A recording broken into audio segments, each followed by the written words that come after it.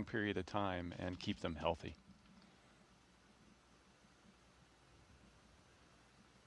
Zena there getting hooked up to an umbilical that provides some cool air, which is nice when you're in a suit that is completely sealed all the way around, with the exception of the helmet at this moment.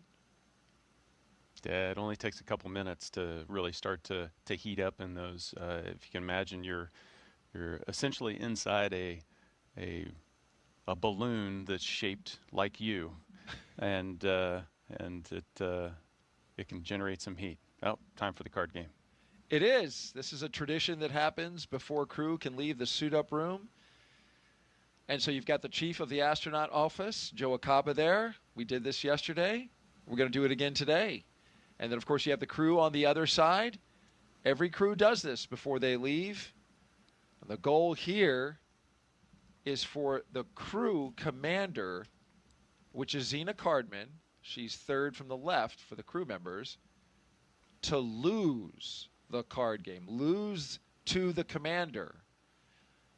You want her to lose because you want to get rid of bad luck. But yesterday we saw Zena win hand after hand after hand, so we had to go, I think, 7 hands before she lost. But that's what we're waiting for, is for her to lose, right? Yeah, and we'll see how lucky she is. Well, that looks like a low card.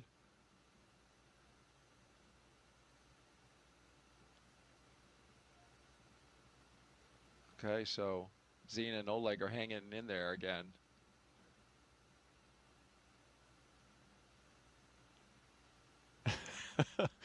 Okay, so Zena lost. Her bad luck is gone. And now we're just waiting for the mission specialist, Oleg Platonov. And he loses. He loses and they applaud. Yes, well, you know,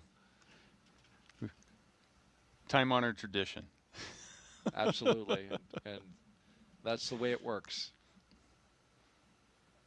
Okay, fun and games are over. Now it's time to go launch to space. Let's do it. All right, as we head out of the astronaut crew quarters room, we bring you live to their destination, the temporary destination at least, the Launchpad at 39A, where their Falcon 9 rocket stands ready again.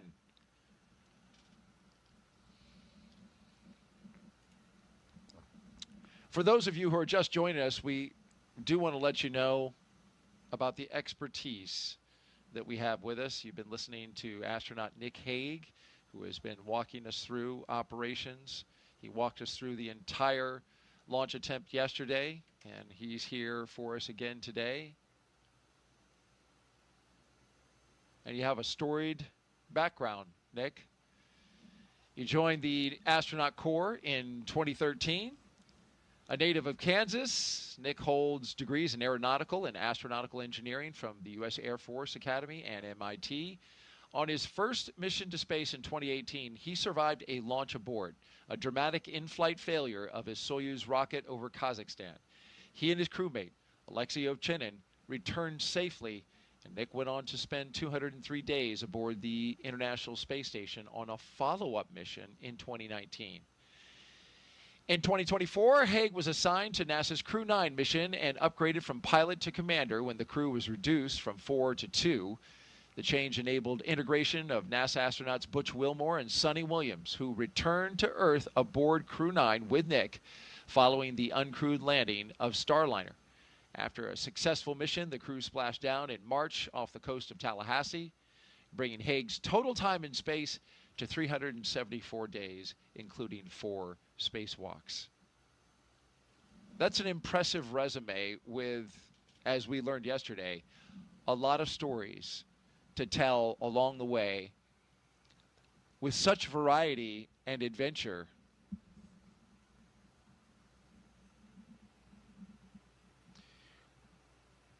We are listening to a weather brief offline, so we're going to take a moment to listen to that.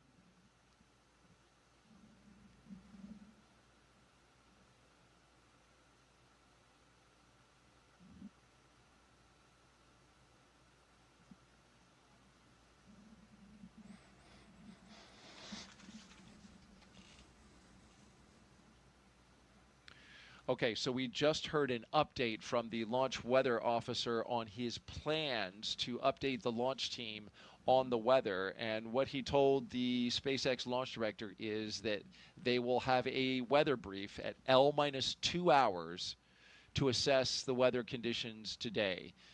There is concern about the possibility of pop-up cumulus clouds and storm clouds in the area, but the launch team felt good enough at L-8 hours today, which was around 3:43 in the morning when they held their first weather briefing of the day, to proceed forward. But they are monitoring this closely, Nick. Yeah, and this is good news, right? We feel comfortable enough that we will continue to. We've got an opportunity, we've got a chance, so we'll continue to march down the timeline. As soon as they feel like it's not going to pan out, that they're gonna knock it off and scrub for the day. So this is positive news. L-2 hours will be 9:43 a.m. And so we will listen in again for that update, which is important in this launch flow because 2 hours before gives you plenty of time to discuss and look at the conditions, talk about all the data as you prepare for the moment where you cannot adjust, and that's the beginning of tanking at T-minus 35 minutes. Once that kicks off, then you are on your way unless you call a scrub. Yeah. Yeah, no, there's once you start to tank up the rocket, now you've armed the launch escape system, the crew's strapped in, and now you have to undo all that. So there's negative work. So you really don't want to go past that point unless you're reasonably confident that we can get this down to T-0 and lift off.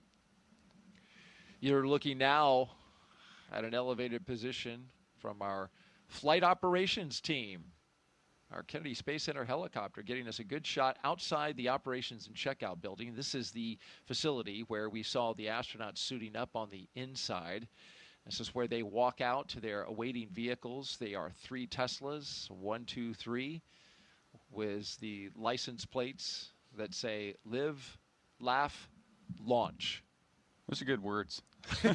Especially the last one. There it is. We got two of the 3 yesterday. We did. we did. But it begs the question, Nick, where did the love go? Oh, it's still there. You see him with the heart hand signals. So there's plenty of love. Plenty of love going around. Okay. Yeah, you're right. I saw it yesterday. That's Zena's favorite move. She throws out the hearts, and boy, she's an astronaut with a lot of it. Yeah, so they're anxiously awaiting the team, getting ready to walk down the hallway and mentally start to make that shift of, okay, we have, the train is starting to leave the station, and we're headed to the pad. As we look at this license plate, let's review the past 10. Well, look at there. One of my favorites is Later Earth with the 8 in there from Crew 1. I like Blast Off with Crew 5, using the 5 as an S. You have Bye, Crew 7. I don't think you held that long enough. I didn't. Bye. There you go. 7 letters. It's funny. Jessica Meir said the same thing. Daryl, you didn't hold that long enough. From her, I kind of get it. From you, that surprised me. And hey, there's yours. You were ready for it. Ready for it. Oh. And you had to be ready for it, man. You were dodging a hurricane, and all kinds of stuff was going on with your mission. Every mission's unique. Every crew is ready for it. It's true. There's a huge team on the ground making sure that we are. Yes. I'm going to stand up, Nick, to kind of stretch out. Okay, don't hit your head on the ceiling. I know. We're not on camera, so it's not a problem. If I do, just cover me if I hit the deck. I got you. Appreciate that. There's a look outside. The family and friends are gathering now, as they did yesterday. And you've been on a second launch attempt, albeit with very different circumstances surrounding it. But when you do it again, hey, this is a chance to say goodbye again. Yeah, you know, it's this weird mix of feelings because you've said goodbye yesterday and now you're going to say goodbye again. But you also want to take that opportunity because this is the goodbye, and the next time you're going to see your family is months from now. So it's still a special time.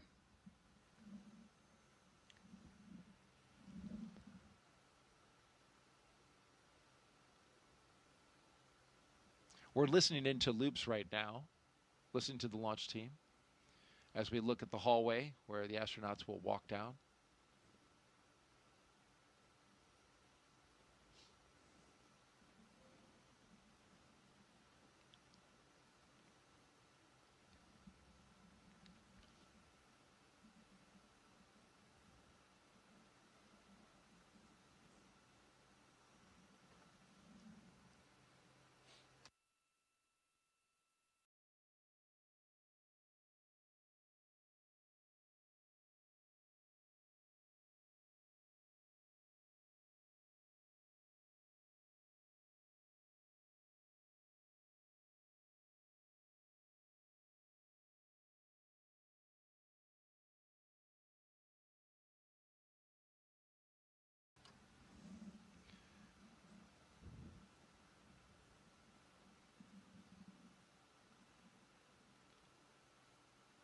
All right, nothing to note on the loops. Just taking care of launch business. T-minus 3 hours and 27 minutes and counting. If you're just joining us, you are watching live coverage of the launch of Crew 11 by NASA and SpaceX to the International Space Station. Our T0 today is 11:43 a.m. Eastern Time. We have an instantaneous window, which means we've got to hit it right at that second. The seconds today are 42 seconds after the 43 mark. That's important because the weather at that time must be good for launch when we go. And of course, we're monitoring that as we get ready to watch the astronauts exit astronaut crew quarters, where they've been for the past week, and get into their Teslas for the second time in as many days to drive out to the launch pad.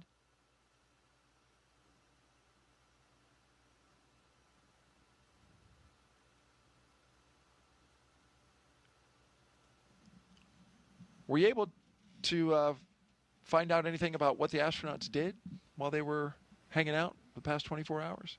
I traded a couple messages back and forth. You know, obviously when they got back to the crew quarters, it was straight into debrief, because that's what you do with operations. You perform them, then you debrief them, because even yesterday you can learn things about the operations. And so they got the update on the weather and what caused the scrub, and then we're able to get some quiet time and get recharged, you know, and have an opportunity to connect back with the families again. Good. I needed a little time to recharge yesterday, Nick, after that 6 hour I tell you what, behemoth. Daryl, you exhausted me.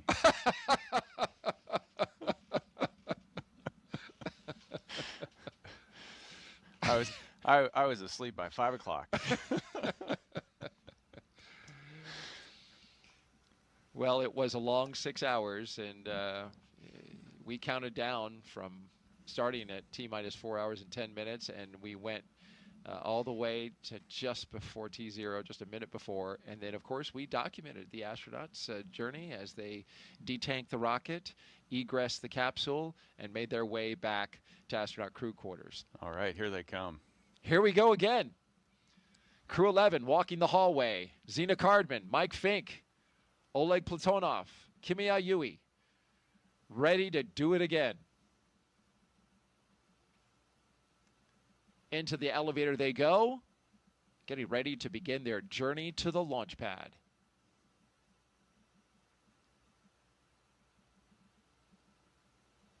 Big waves from the crew.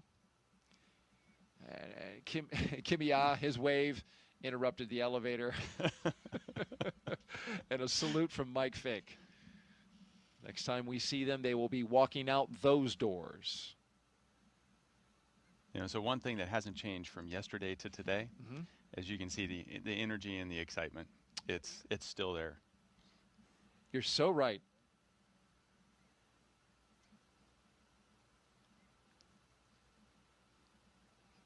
Because after all, at the end of the day, it's another attempt to try to go to space. And that is just... Yeah. And as a crew, you're in the mindset, we're going. There's no question about it. And yes, the ground crew is going to make their calls and make sure that everything's safe. And just like yesterday, they may step in and say, hey, we can't. But from a mindset perspective, the crew is going. And so they're leaning forward and ready to go. Great knowledge and insight from our astronaut co-host, Nick Hague, a brigadier general with the Space Force and a NASA astronaut. We're talking traditions and mindset. Let's talk about one of the many. Here's another one, the signing of the mission patch. There's Zena Cardman. This was a couple days ago.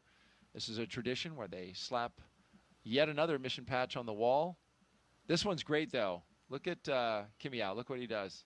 Zing! Off we go. Or was that Oleg? Yeah, that's Oleg. Oleg was the one that did that.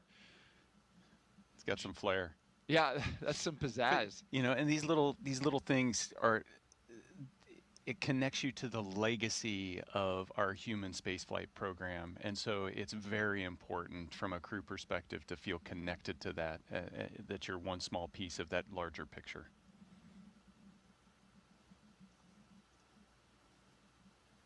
That's right, and a legacy that goes back to the 1950s here on the Space Coast.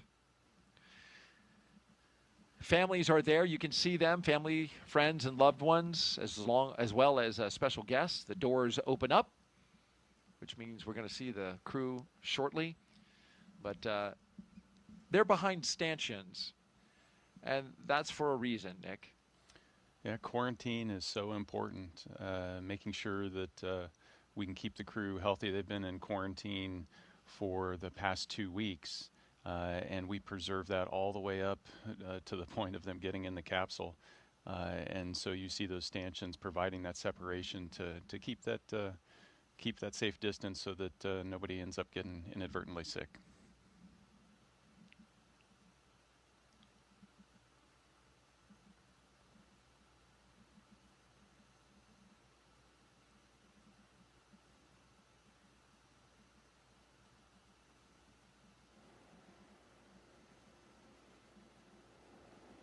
And we focus on the doors now here at crew quarters.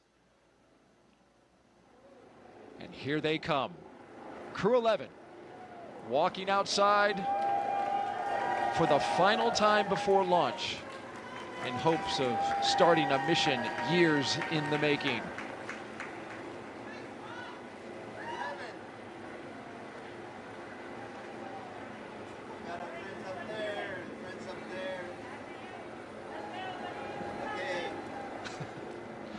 Nick is waving. You can't see him, but he was literally waving at the screen. How can you not?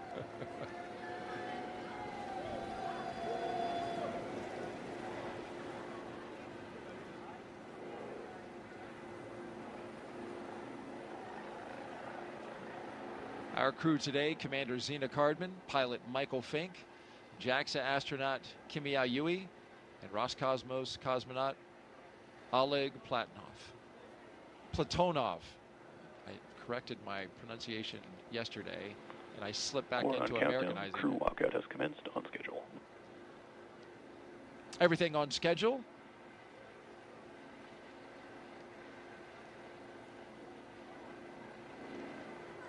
So this is the last chance to say goodbye to family, and you know, once the crew gets in the cars, they'll be able to roll down the window and say the last few words. But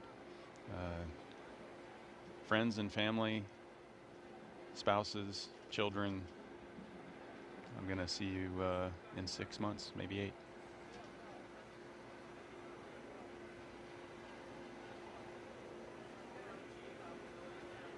Core on countdown. Advanced team is complete with preps and ready for crew arrival. On schedule. So we've gotten the word that the crew can pull out from their location. This looks like you can have even a little conversation at this point. Yeah, you know, last little, you know, these are the things I forgot to do at the house that I need to remind you about. No, it's a chance to say those last few words. You know, for me, those words always fail to fully express the emotion that you have in the moment. You're excited to go, but you're also a little sad to know that you're going to be separated from friends and family for that long. And you know what they're feeling as well, which is, you know, family is in a different position. Yeah, you know, they're bystanders and they get to watch this, which is definitely a different perspective than being in the seat and in the middle of the operations. Sorry, Secret Service guy kept getting away. Like, is it tight? It can be stressful, but you know, NASA does an amazing job of providing extended support to the families to help them, you know, especially through stressful times like a launch.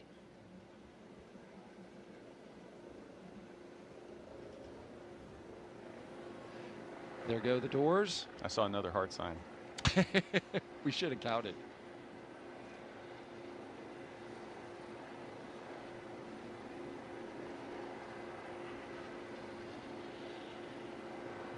So you see 3 Teslas there. The first Tesla has the closeout lead and 2 suit technicians. The second Tesla has the commander and pilot, along with a flight surgeon. And the third Tesla in the back that you see there has the second closeout lead and other support staff, along with the 2 mission specialists.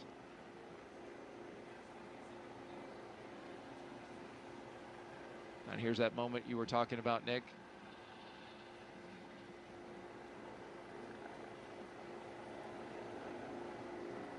Well, it's just natural to want to lean in a little bit, isn't it?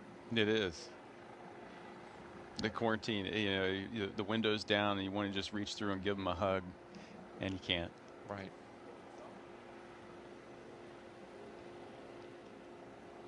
Well, they're queuing up the playlist. Songs that they will listen to on that 20-minute journey. I see Jessica Watkins from the astronaut office, fellow astronaut. They're taking some pictures. She's in the blue flight suit on the left. Yep, and we've got, you know, astronauts assigned to each of the families to provide them that support. And it means a lot for the crew member that's launching to know that you've got one of your colleagues, one of your friends that's there to take care of the people you hold most dear. No.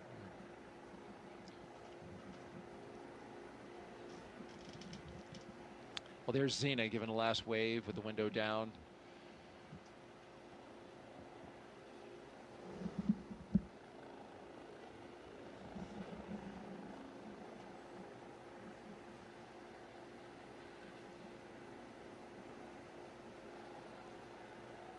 You know, there's lots of mixed emotions when you're launching, and you know, this is one of those moments where it's lots of smiles and energy, but there's also, you know, teary eyes.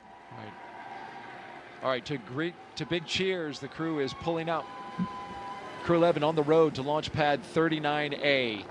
Let's take a moment now to hear in their own words from each of the crew members, and we begin with the commander, Zena Cardman, as she shares her path from field science to spaceflight.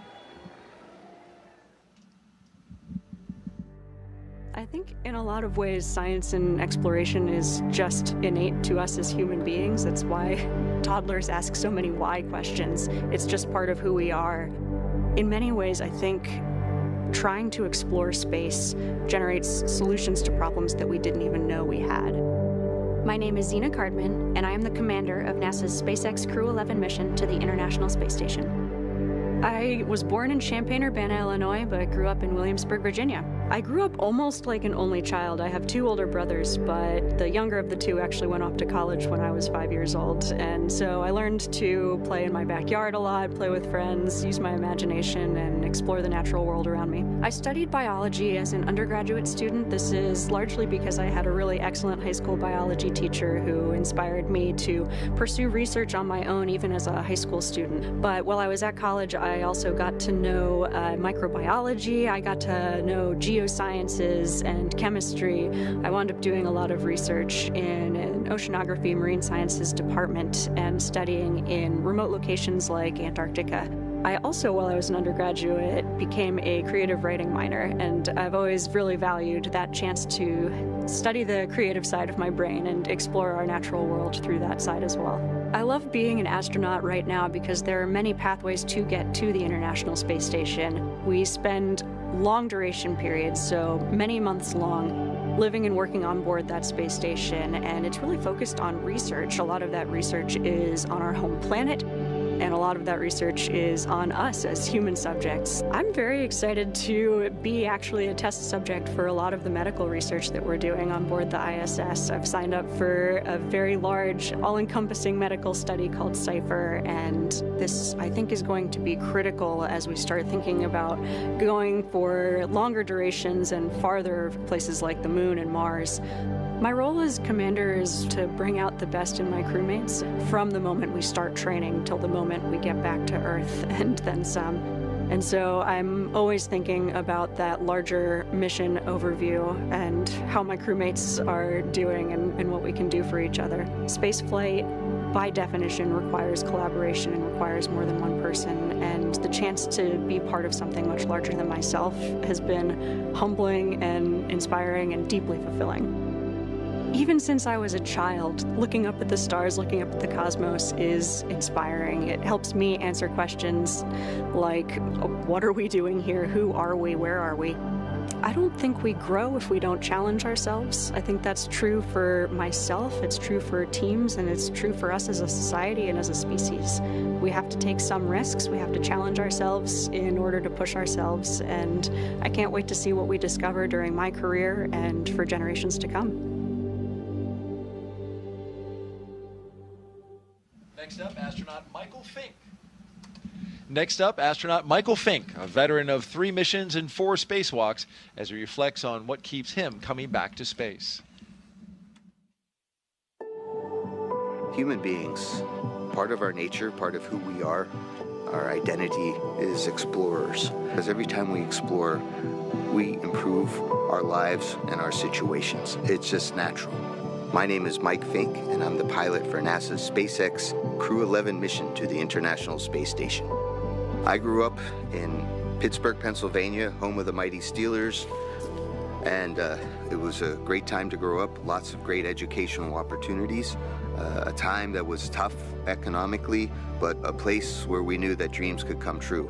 When I was like 2 and 3 years old, my parents would wake me up from whatever nap I was taking to watch moon landings. We did many moon landings back in the late 60s and early 70s, and that made a big impression on me. So I knew that back then, even when I was like 3, that I wanted to be an astronaut. I wanted to go walk on the moon. I wanted to go explore space.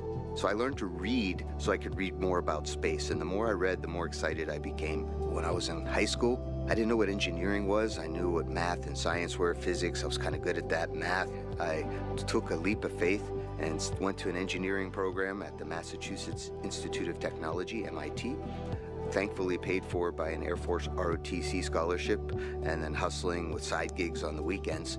And I got to study airplanes and rockets, 2 of my favorite things. So I was able to graduate from MIT with 2 degrees, and then the summer after graduation, I had a really wonderful opportunity to study in Soviet Union. Fortunately, I'd studied Russian language, so I knew enough Russian to go with some colleagues, and we spent the summer at Moscow Aviation Institute studying cosmonautics, and then I spent the next year at Stanford University getting a master's in aeronautics and astronautics. I love the space station. I helped build it. I helped the first modules get ready here on planet Earth, and have had the joy of living aboard the space station for 2 long-duration missions so far. We've learned from the International Space Station that space is a great place to really understand more about the universe. When we are aboard the International Space Station, we're still gravitationally connected to planet Earth, but we're free falling, so like we're in microgravity. So you take that big G out of the equation, and then you can find out what's really going on physically. We're also outside the atmosphere, so we can look to the universe beyond us without atmospheric interference. When I'm on a spacewalk, I can look out to the whole universe, and I can see how small our planet is and how big and wonderful the rest of the universe is. And it's calling to us. We need to explore and go see the whole universe that's out there. Space exploration is something that really speaks to me as a person, right? We all kind of have our passions. And for me, since I was like 2 or 3 years old, I wanted to go to space, explore space, and I've had a chance to do that. Half my life I've been an astronaut. I've really, really enjoyed exploring space.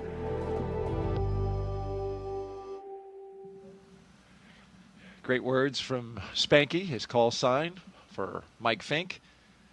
And as we follow the 3 vehicles with security escort, we reveal a beautiful view of the Vehicle Assembly Building.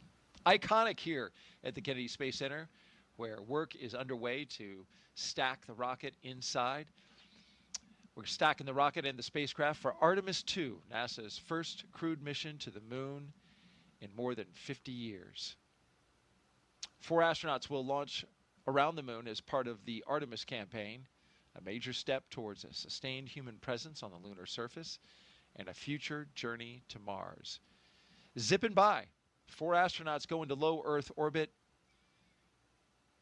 looking at a gigantic building that holds inside of it a moon rocket, and as well as the next generation launch tower that you see out there, ML2. All right, let's hear now from JAXA astronaut Kimiya Yui on the returning to station, representing Japan, and what this mission means to him. I think humankind has a desire to explore and also expand our area of activities. Space is a great place to explore because Earth is so small. We still have unknown places, but Earth is, generally speaking, so small compared with space. My name is Kimiya Yui. I'm a mission specialist for NASA's SpaceX Crew 11 mission to the International Space Station. I was born in very, very small village in Nagano Prefecture. So up there, I was able to see very, very beautiful stars in night skies. When I was a little boy, I did stargazing, and I loved stars. I really want to know everything on our universe, and I want to go everywhere as long as I live. When I was already like 10 years old, I already wanted to become an astronaut or astronaut. I graduated from the National Defense Academy, and after that I entered Japanese Air Force, Japan Air Self-Defense Force, then become a fighter pilot, then a test pilot, and then became an astronaut. We do science in space because we have constant microgravity in the ISS. We cannot achieve that condition on the Earth. Space station actually contributing our knowledge, and also we can produce new materials or medicines in order to make our future brighter. Going to Moon or Mars is very difficult, so we need to test our materials, and ISS is a great test bed. So Crew 11, we are going to have a lot of experiments on ISS, and JAXA especially, we are going to have new cargo vehicle, HTV-X. The vehicle itself is a little bit lighter, but we can carry more stuff to the ISS. 10 years ago, I went to space for the first time. It changed a lot. And for astronauts, it became much more convenient to live. For example, we didn't have a good place for cooking. Now we have gallery. I was able to see a lot of stars and also beautiful Earth or moons. This mission inspired me, and I really want to pass that inspiration to other people on the ground. ISS is one of the best examples to have a dream and work together and make the dream come true. So if you see ISS in the night sky, please think about your dream, about how to make your dream come true.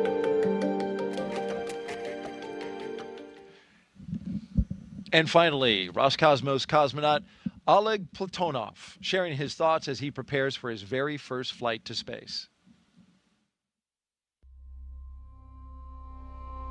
Бесконечный космос открывает бесконечные возможности для человечества, поэтому есть необходимость осваивать Солнечную систему, осваивать просторы за пределами Солнечной системы. А для того, чтобы это сделать в будущем, мы должны закладывать эту базу. My name is Oleg Platonov, and I am a mission specialist for NASA SpaceX Crew 11 mission to the International Space Station. Я родился в большом индустриальном городе в России, в городе Челябинске. Это моя родина. Я занимался в патриотических кружках, связанных с авиацией и космонавтикой, поэтому уже в мое детство я задумывался о космосе. У меня много целей в этом полете. Прежде всего, я хочу полететь на мощной огромной ракете в космос, долететь до Международной космической станции, сесть возле большого иллюминатора на станции, посмотреть на нашу красавицу Землю, и это будет вдохновлять меня работать все лучше и лучше. Мы можем получать новые данные о нашей Земле, о Солнечной системе, о космических лучах, о нашей Вселенной, о жизни микроорганизмов в космосе, о здоровье человека, о получении новых лекарств, о путях улучшения конструктивных материалов и так внутренняя потребность человека исследовать все, что находится вокруг него. Хочется узнать все новое, новое и новое, расширяя горизонты своего знания, что границы открыты, что мы можем летать в космос, что мы можем лететь дальше, все дальше и дальше, за пределы нашей Земли, за пределы Солнечной системы. И это будет вдохновлять уже не только нас, но и не предыдущие, а следующие поколения.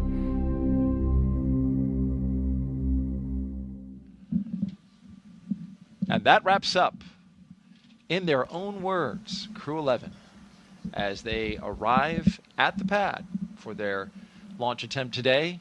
Launchpad 39A, and a beautiful shot there provided by the flight operations team here at the Kennedy Space Center. Those helicopters orbiting the pad, keeping the area secure with a lookout, as well as carrying one of our cameras to give us some spectacular views. From this view, the weather looks fantastic, but it is very much a watch item for later. We are T-minus 3 hours and 1 minute and counting. And while all looks fine now, we want to take a look at the weather forecast for launch time. Currently, we set with a probability of go at 60%. Winds are light, 10 miles per hour out of the west. Temperature is a roasty, toasty 87 degrees expected for today at launch time. The concern is cumulus cloud rule along with surface electric fields rule, which together basically tell you pop-up storms, pop-up thunderstorms at the time of T0, currently scheduled for 11:43 a.m. Eastern time. The sea breeze, as it does this time of year and as it is forecast to do today, will creep over land, and the convective activity with the warm air will percolate some cumulus clouds and potential storm clouds around the pad. We saw this yesterday as we were standing out there for the launch attempt. The hope is that those will percolate not too close to the coast, but it became more of a watch item today than it was for yesterday because of exactly the formula that played out, in addition to the fact that today we have additional moisture in the atmosphere. We're also watching the weather along the ascent corridor. We've got a low pressure system that's moving off the coast of the eastern seaboard. It's well north of the staging area, but we could have some storms in that earlier or afterwards. So that is also a watch item. This, of course, is an area where if Dragon were to need to abort off the rocket and splash down, they want to have good conditions weather-wise in order to land in the ocean. Yeah, you know, you've got to watch. It's not just the weather at launch, it's the weather all along the launch corridor. and it's a really complex process. There's a lot of factors that go into it, and it's almost an impossible task for the weathermen to figure it out in advance. So we just continue to watch and take it down to the real-time call of are we ready to go or not. The launch weather officers, very capable bunch. They do their best. But like you say, weather is so unpredictable here in Florida that it's hard to get it exactly 100% right. But we use the tools we have and the data that we see, and we'll take it from there. Let's get a social question in that have been queuing up.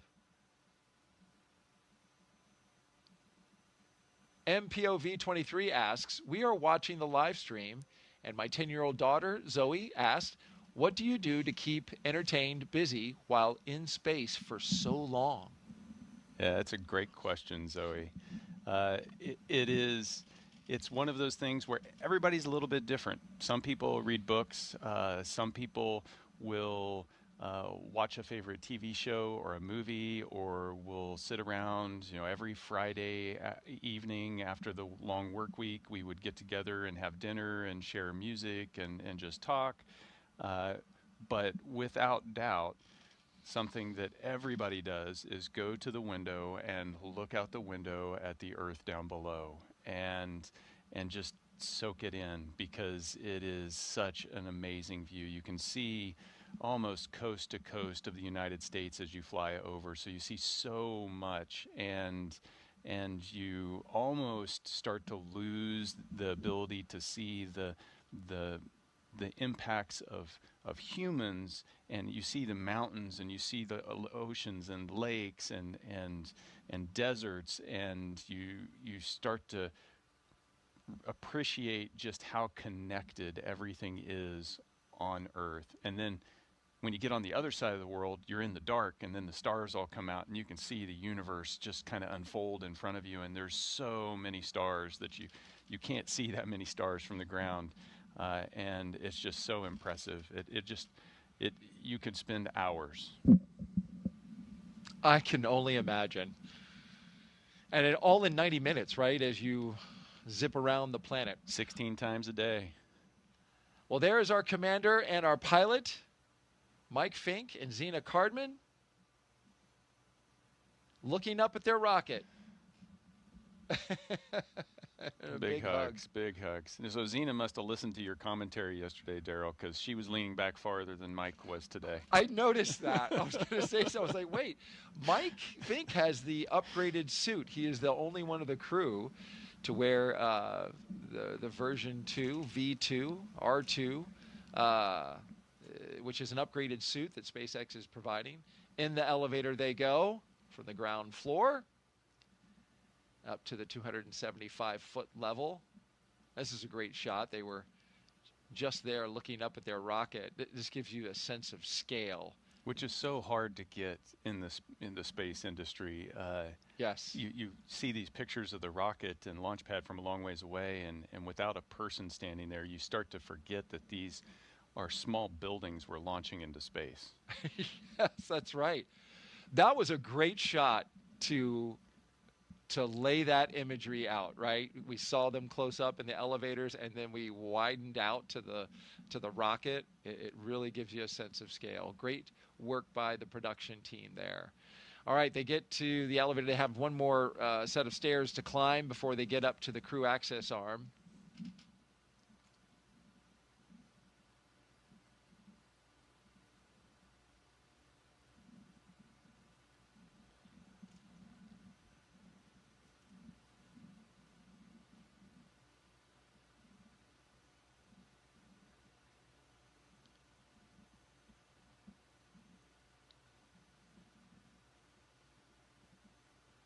Well, Zena has some hugs for the closeout crew. Yeah, last little, thank yous for all the work yesterday and today, and getting ready to walk out the arm and get strapped in. Today's the day.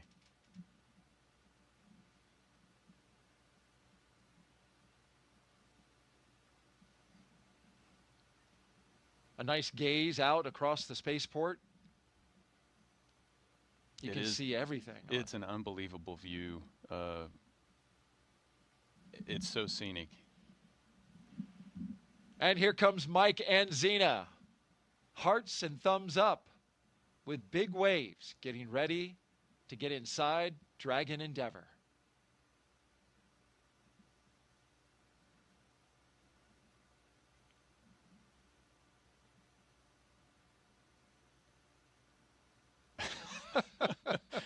Was that a dab? You said he was a jokester. He's having a good time. And so, put a hand where they signed the meatball, More on the countdown. NASA Crews logo. have reached the White Room on schedule. Because this is the second launch attempt, they will not have to sign their names along the NASA logo that you see there on the wall. They did that yesterday. So Zena just put her hand on it, gave it a touch, and they'll go straight into making sure their suit is clean and there's no FOD before they get into the Dragon Endeavour, their spacecraft that will take them on a journey to the International Space Station, 260 miles above the surface of the Earth.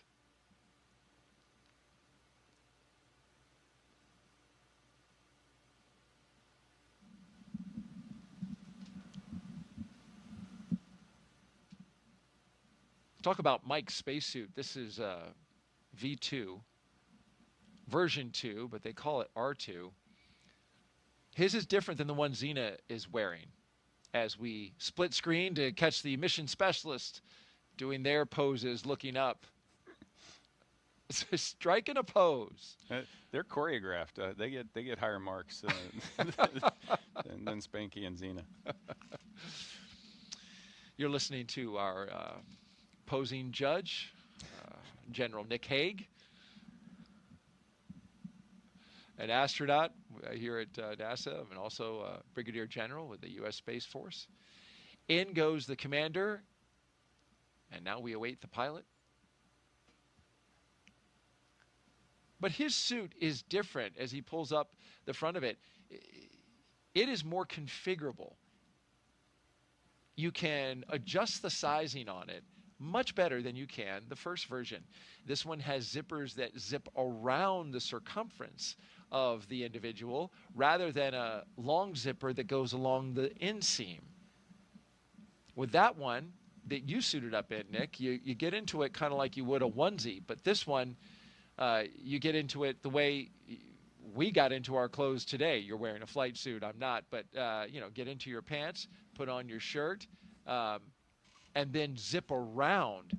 And just like your luggage, which has that zipper to expand it when you've bought too many, tourist stuff on your trip, you can unzip it to expand or zip it to shrink it, which gives them greater flexibility with these suits. They can fit them on more people and have to make fewer custom suits for the astronauts. Yeah, suit fit can be a really finicky thing, and there's a lot of effort that has been spent with the first version of the suit, trying to make sure that every crew member gets a suit that fits.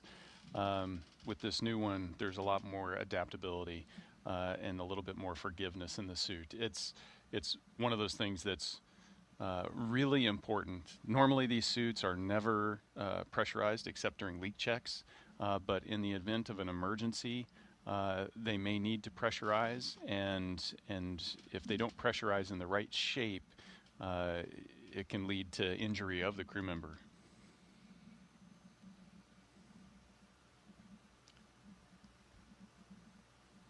And here come our mission specialists right behind him. Oleg and Kimiya. Flashing signs of Crew 11 with their 2 fingers extended upwards. They are ready to go.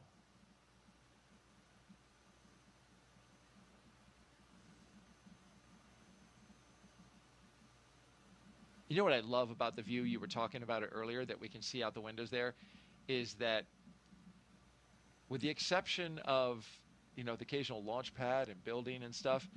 This is a pristine wildlife refuge that just goes on and on and on. So it's natural Florida the way it was before, you know, it became populated. Yeah, and it's that that stark contrast of Yes. of nature and then this technology, like the most sophisticated thing that humanity can do, plopped right down in the middle of it, and that juxtaposition is just it's eye-catching.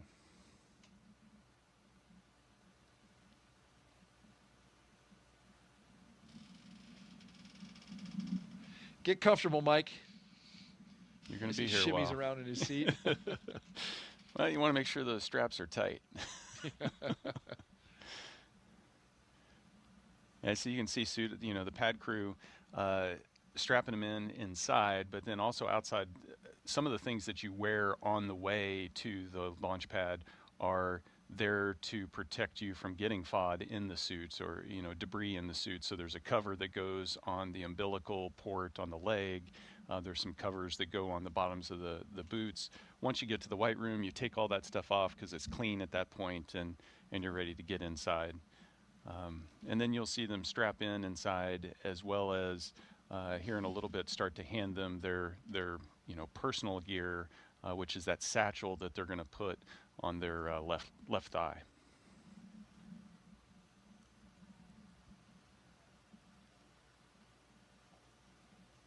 If you joined us recently, you're watching NASA and SpaceX's coverage of the launch of Crew 11 to the International Space Station. Our T0 set for 11:43 a.m. Eastern Time. We are counting down, currently T-minus 2 hours and 47 minutes. We have the commander and the pilot seated in their positions. And we just saw the two mission specialists go into the capsule, and they are getting into their seats.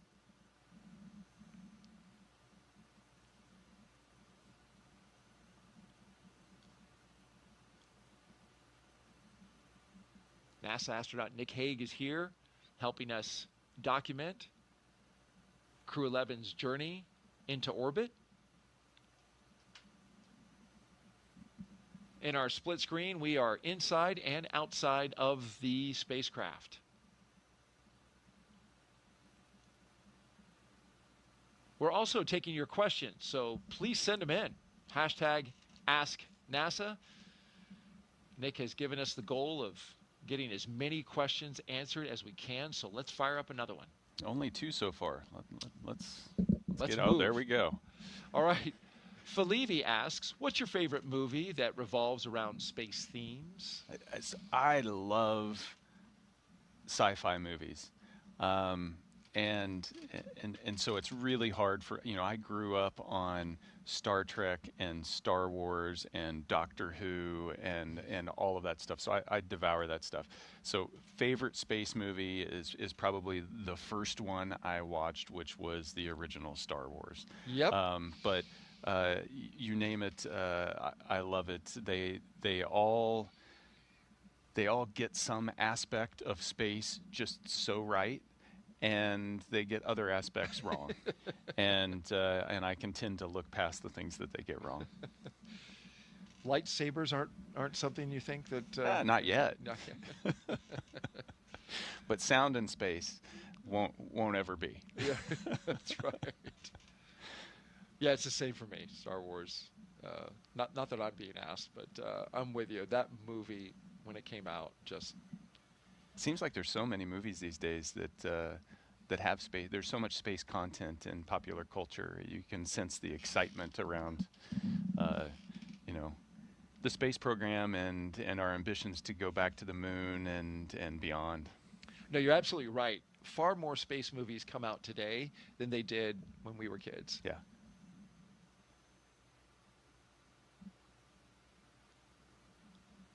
All right, Crew 11 now completely seated.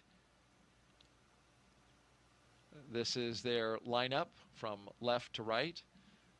We have Oleg Platonov, Mike Fincke, Commander Zena Cardman, and Kimiya Yui.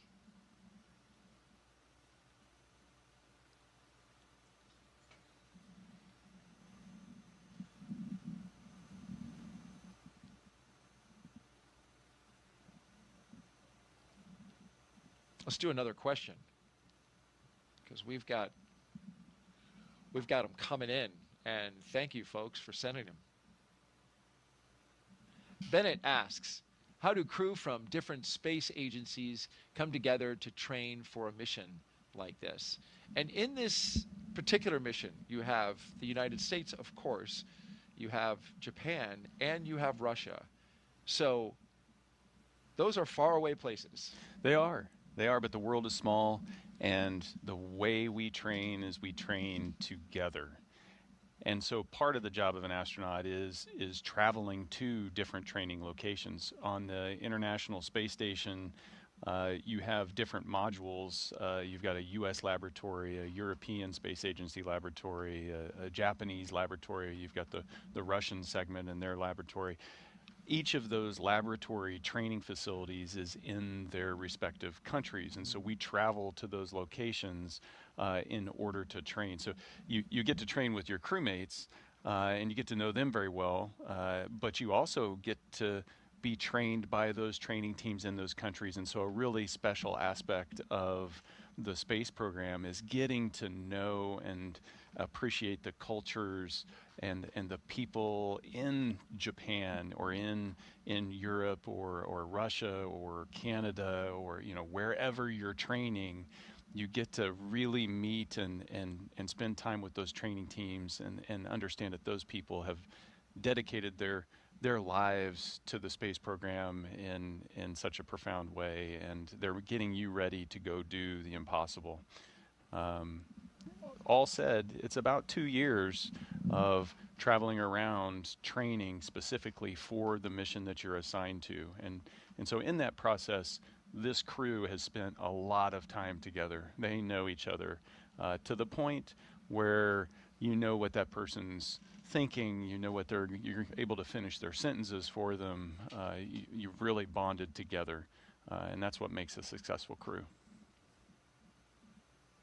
Especially in a moment where you need it, being able to move quickly and communicate effectively and efficiently, I'm sure is critically important. Absolutely. You don't know what the future holds, and so you prepare, and those relationships, that bond, that ability to work together is what you're going to draw on when you need it most.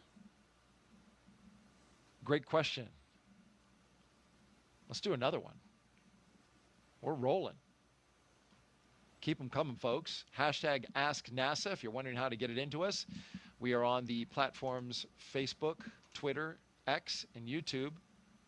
Robert asks, has your concept of quote-unquote home changed since being in orbit? What goes through your mind while looking down at Earth? There are so many thoughts that go through your mind as you're gazing down on Earth from space. I touched on it a little bit earlier, just this sense that, when I wanted to see the continent of North America, I'd pull out a map, and the map always has lines and borders on it. I've had the opportunity to see the continent with my own eyes, and it didn't have any of those borders, and so you feel this sense of connectedness. And I think that does impact your sense of home. My first flights launched out of Kazakhstan, and they landed in Kazakhstan, and when I landed and got out of the capsule, it call home, call the family, and it's like I'm home. And I was on the other side of the globe from my home, but I was home. That's interesting. And so you definitely start to feel this sense of connectedness to the whole world, and not just the location where you're from. Planet Earth is your home. After you've been in space and had your life supported by a machine, a very well-operated machine, for 7 months, you come back and touch ground. It's fascinating to hear you say that you landed in Russia and you were home. Yep. Because you were back on the planet. Just back on the planet. Yeah.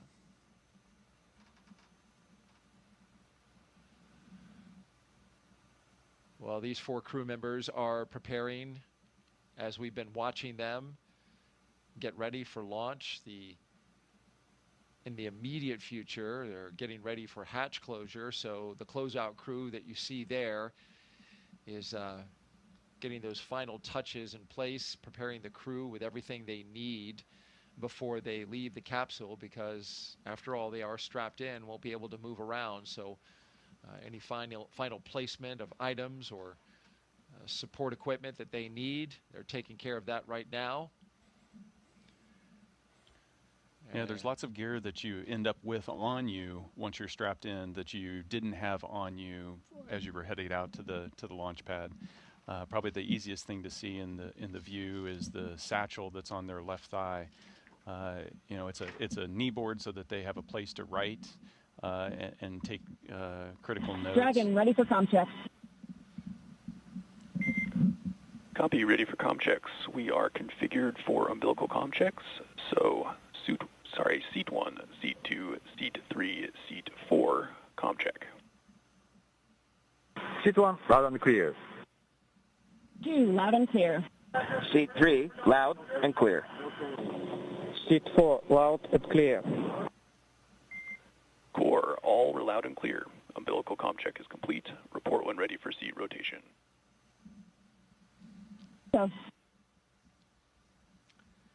So we're running ahead of schedule with that communication check with the core, which is the resource engineer that the crew operations resource engineer that communicates with all 4 crew members. And so they went through and we heard from each astronaut verify that they can communicate with the core. That's the first set of communication checks. We'll get another set, a much longer set, later as communication checks are established with the launch team at T-minus 2 hours and 19 minutes. We are running ahead of time because those comm checks normally happen at T-minus 2 hours and 30 minutes, but we're 7 minutes ahead. That's kind of understandable given this is the second time in 2 days that they've run through this procedure, so you can really tell they've got it down.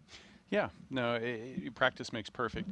There's also margin built in as well. And, you know, yesterday as we were leaving, we were a little bit delayed with the pad. And so they slowed their approach to the launch pad with the crew to accommodate that. And then SpaceX made up that time and we got back on track. And so that's important to note that as, you know, you still have 2.5 hours to launch. There are built-in margins that we create the opportunities to address any issues that pop up. So far, everything's been going great. Yeah, so today they could just zip right out to the pad, and it felt like that's what they did. They got out there pretty quick. If everything works great, you end up with long pauses and boredom.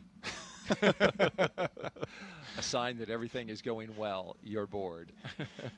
No, but those comm checks, those were focused on making sure that those suits connect to the vehicle, and so that was focused on the crew. The next set's going to be really focused on the connections between the vehicle and the ground teams. They're saying their final goodbyes to the closeout team. The closeout team's doing its last checks. You can see they've got all their gear, their knee boards, the satchels, their you know, the personal gear that's inside there that they'll use once they're in free flight, like a headlamp, a flashlight when it gets dark. Everything's ready. Throwing their hearts at the closeout crew as the closeout crew exits the spacecraft. And as they do that and begin to prepare that side hatch to seal into place, one last look. Our camera person getting a good view over the shoulders of the crew and into the capsule. That's a really special shot right there. Copy, Dragon. We will report when initiating.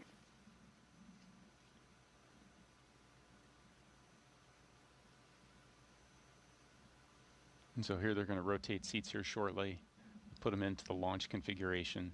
The next time those seats will rotate down, per the plan, is just after re-entry, once you've come off peak G, getting ready for shoot deploy.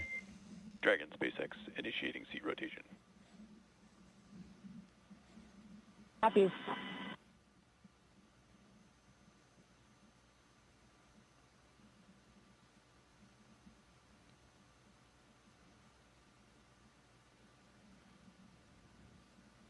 And there go the seats, articulating upwards, putting the crew in launch position. Get a view below their feet as well. Yeah, you can see all the Some of that supplies. cargo, yeah. Yeah. You've got cargo on the right-hand side, some coolers, experiment lockers in the middle, and then you can see the left container on the left-hand side. That's your survival raft if you would need it. It'll deploy. We saw a video of that earlier.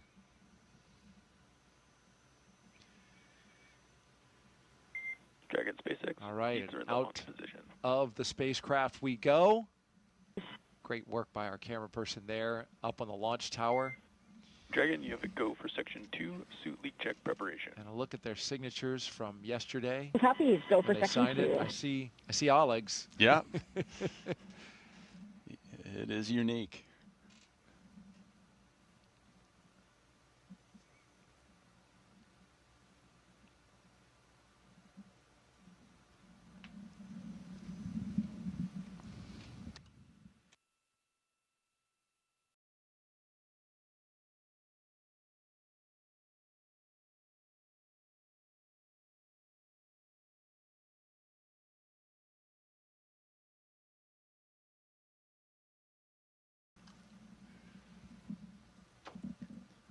As the astronauts are seated into their positions here inside Crew 11 and the spacecraft Endeavour, we want to revisit your missions, all three of them, Nick, that you participated in. And we have some photos to kind of take us through that. This is something that the astronauts think about all the time. All of you think about when you get ready to launch. You never know what's going to happen. And that was the case on this day in 2018 when you launched from Kazakhstan. Yeah, so we were at the Baikonur Cosmodrome launching on MS-10. Dragon care complete. Ready for recheck. Copy, Dragon. You have a go for Section 3, suit leak check.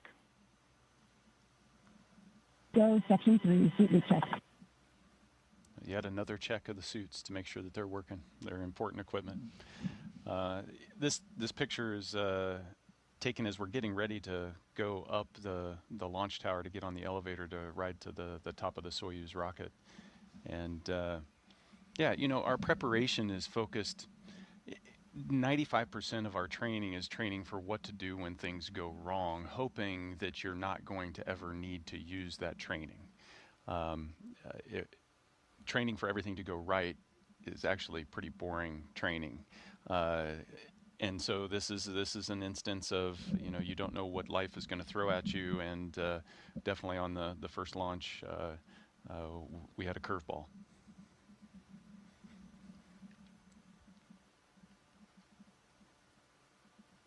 It was a beautiful day, not unlike today. You know, a fall day launching off the same launch pad that Yuri Gagarin launched off of, and 2 minutes into the flight, that's when staging occurs for the Soyuz, and for the Soyuz rocket, the little external boosters on the lower half of the rocket are empty at that point, and then they gently separate and then propel themselves away. But on that day, one of them failed to propel itself away, and when you're 30 miles up going 4,000 miles an hour, the slipstream of the wind is strong enough that it forced that empty tank to impale the center of the rocket, and it disintegrated. In that instant, because everything happens fast when you're going that fast, the launch escape system pulled us to safety. And so this is a still shot of that moment. You know, it was kind of a violent side-to-side shaking. The alarm is sounding. You can hear it. You can see the alarm flashing in front of you. There's a light that comes on the console that, you know, says rocket emergency, and then you spend a second or so trying to figure out exactly what happens as you're slowly tumbling, continuing to coast toward space because we were going so fast. And so we coast all the way up out of that debris field. up to about 90 kilometers. You made it to space. Yeah, depending on who you ask. Okay. Though was it 62 miles is the Cardman line? I don't know what the conversion is for the kilometers. Yeah, so they use 100 kilometers is the international standard. The military uses 50 miles. That leaves this gray area, and as far as I'm concerned, I walked away alive, so that it didn't matter. Amen. And so that launch escape system automatically sensed that there was something wrong, and pulled us to safety, so we landed. The flight was 20 minutes. Pararescue forces were there to pull us out, and within 6 hours we were coming down at the airport, walking off the jet, able to embrace family. And you can see I'm giving Katie a hug, and that's your wife. That's my wife, and Alexei's there with his wife Svetlana. And our extended family is all there as well, and it's that sense of disappointment that it didn't work out, but also that sense of Dragon, 4 good, we've checked. Copy, Dragon. We see the same. Closeout team will perform final closeout steps and exit the capsule. You can proceed to section 4, side hatch close, and report when ready to close the hatch. In section 4, and will so.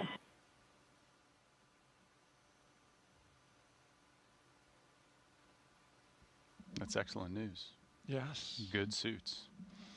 And, but at the end of the day, that's what it's about.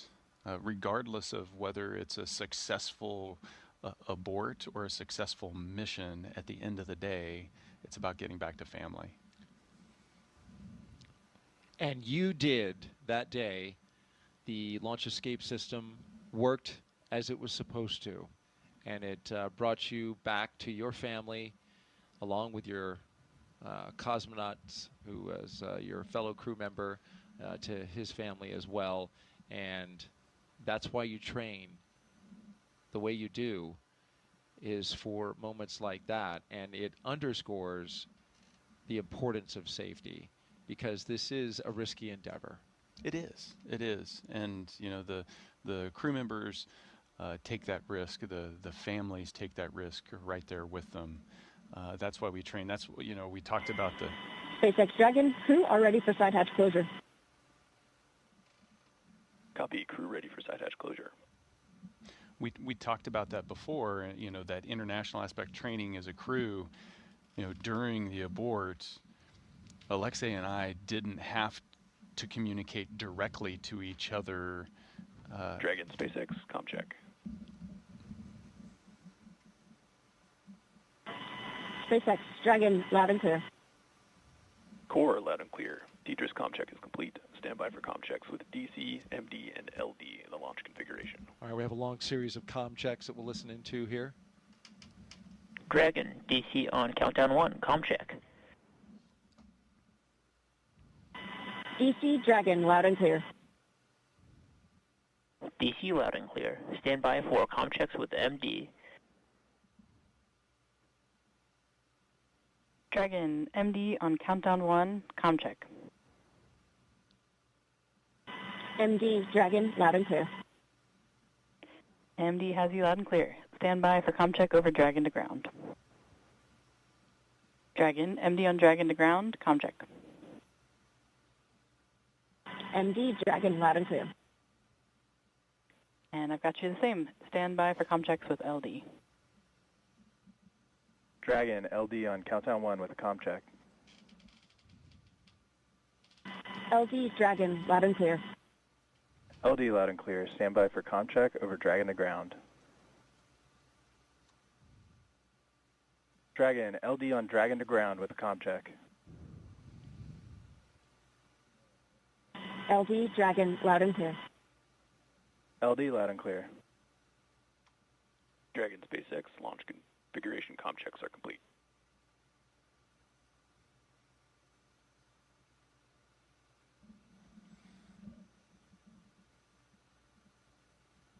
All right, we're through those comm checks, which we got to be able to check the path through the ground, through the air, and they all sound good.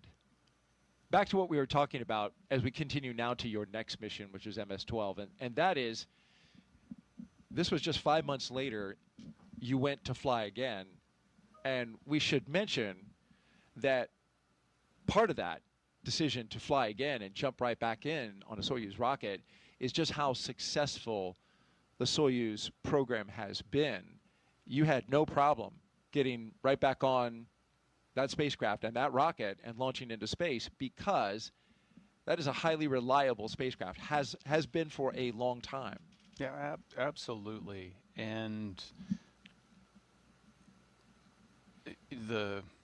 what we do, this whole idea of being launched into space is predicated on the trust and faith in the teams that are creating that reliability, into the engineering that goes into the system, into every little detail, and all the redundancies in the design, so that when there is something that occurs, you know, the backup's there. And so the launch escape system that rescued us on that day hadn't been used before, but it worked when it was needed. And that's so symbolic of the space program. There are so many things that are in place, and when they're called into action, they work because of the dedication from every person on this gigantic global team. And so you're ready to get back into it. And you know, so 5 months later, it's Alexei and I, plus Christina, who is getting ready to go up for a year-long mission, and we had a beautiful, pristine launch to the International Space Station.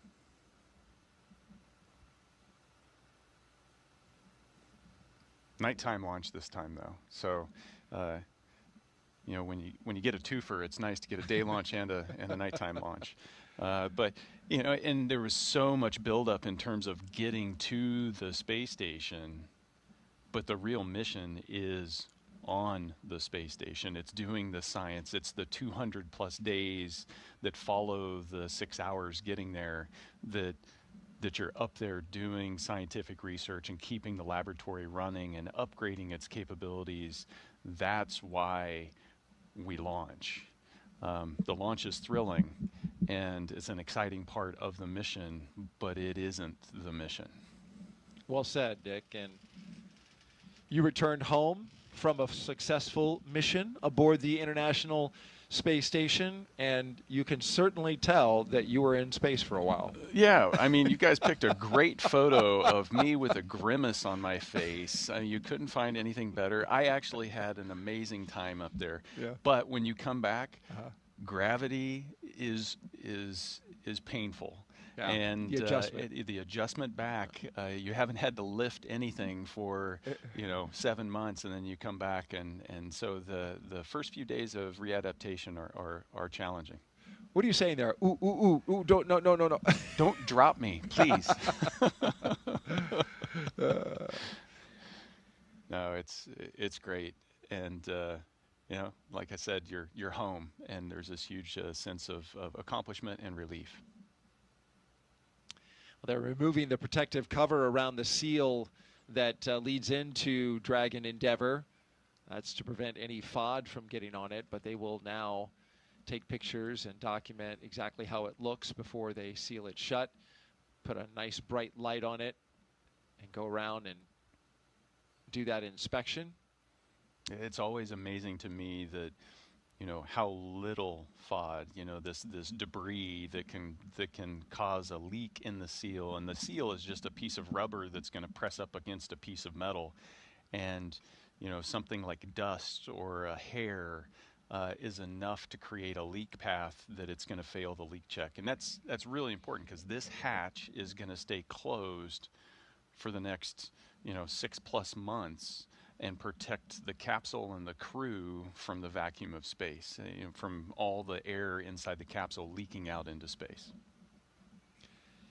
You mentioned the 6-month baseline for Crew 11. That is currently the minimum amount of time they will spend on station. However, the commercial crew program is reviewing data along with SpaceX to certify Dragon for an 8-month stay. They're going to go ahead and let them launch. And then that certification is expected to happen sometime in October, and that will stretch their stay out to 8 months. And I've never heard of any astronaut saying, oh no, I get to stay longer. Every day in space is a treat. It's a gift. It's just such a spectacular experience, and it doesn't get old. So at the end of 180 days, this last mission I did was 171 days. The one before it was 203. You're still sad to leave at the end. It's mixed emotions, but it's every day up there is a gift. I got a little sad when you left yesterday. Stuck in tight quarters with me for 6 hours. Got so used to you after 6 hours of being here, saying all these wonderful things about space, and then I got in my truck and Nick's gone. Good thing we scrubbed, because I'll see him again tomorrow. Well, thank you. I'll take that as a compliment. Absolutely. It's been an absolute pleasure and an honor listening to you tell these stories. And we have one last one. We want to talk about the most recent mission, of course, Crew 9. And this was, just last year. So you had a bit of a it hasn't break even been a year since I launched. No, yeah, right. I mean, you're still pretty fresh from space, Nick. Yeah, it's you can see Alex and I. It looks a little more spacious in there when there's only 2 people. Sure does. Yeah, but at the end of September, in July, the decision was made to switch to a 2-person crew so that we could create open seats there for Butch Wilmore and Sonny Williams to come back with Alex and I. Their Starliner had some issues, and so they, NASA decided to bring it back uncrewed, and so Butch and Sonny, they made the decision to have them join our crew in rotational mission to go up there and do a 6-month full-length, long-duration mission. And so Alex and I launched, and priority 1, beautiful launch. Ours was kind of the exact opposite of what we had yesterday. I know. Where it was, the weather was trash all day long, except for the 30 minutes right before launch. And so we launched into this beautiful hole in the sky. And yesterday was just the exact opposite. The priority was, let's get to space and let's integrate Butch and Sonny into the Crew 9 crew. And so you can see us there in the capsule together. Butch is in the far field. Sonny's just off the camera in the near field. And from, day 2 on the station, we were Crew 9 there for our, 6 months of scientific research. And that is the mission, is to go up there and do that research and maintain the station and, continue to discover. And then we were able to, get everybody back home safe, which in the end, that's again what it's about. It's about getting back to the family and giving them a hug. And that was such a high-profile mission, Nick. It was very much in the spotlight. Even, when I talk to people who know I work at NASA, they say, "Oh, what about those 2 astronauts that got stuck up at station?" It's like, that was stuck was the word. It just did not. Stuck got stuck. Yeah, right, it did. Stuck. But they transitioned. NASA made a decision, and immediately they became test flight, crew members into regular increment mission specialists. And they just made the pivot. They worked on station. They worked alongside you. They were a part of Crew 9. Yeah. And you brought them home on Dragon. And, it was really making the best of a situation, a decision that was made, to get full use of their time being, having expended the energy, the effort, the money to get them up on station. Yeah. Hey, let's put them to work. Yeah, and yesterday and today, the Dragon theme. SpaceX, the closeout team is taking final steps in preparation for side hatch closure. Stand by for hatch closure, and then transition to pad hatch closed. Ensure all items are secure from now through launch. Dragon copy from Wilco.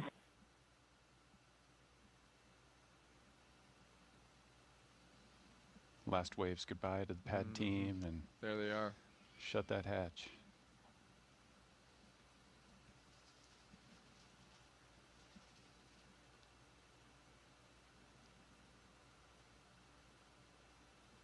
And the closeout crew closes the hatch to Dragon Endeavour, sealing the astronauts inside for their journey to the International Space Station.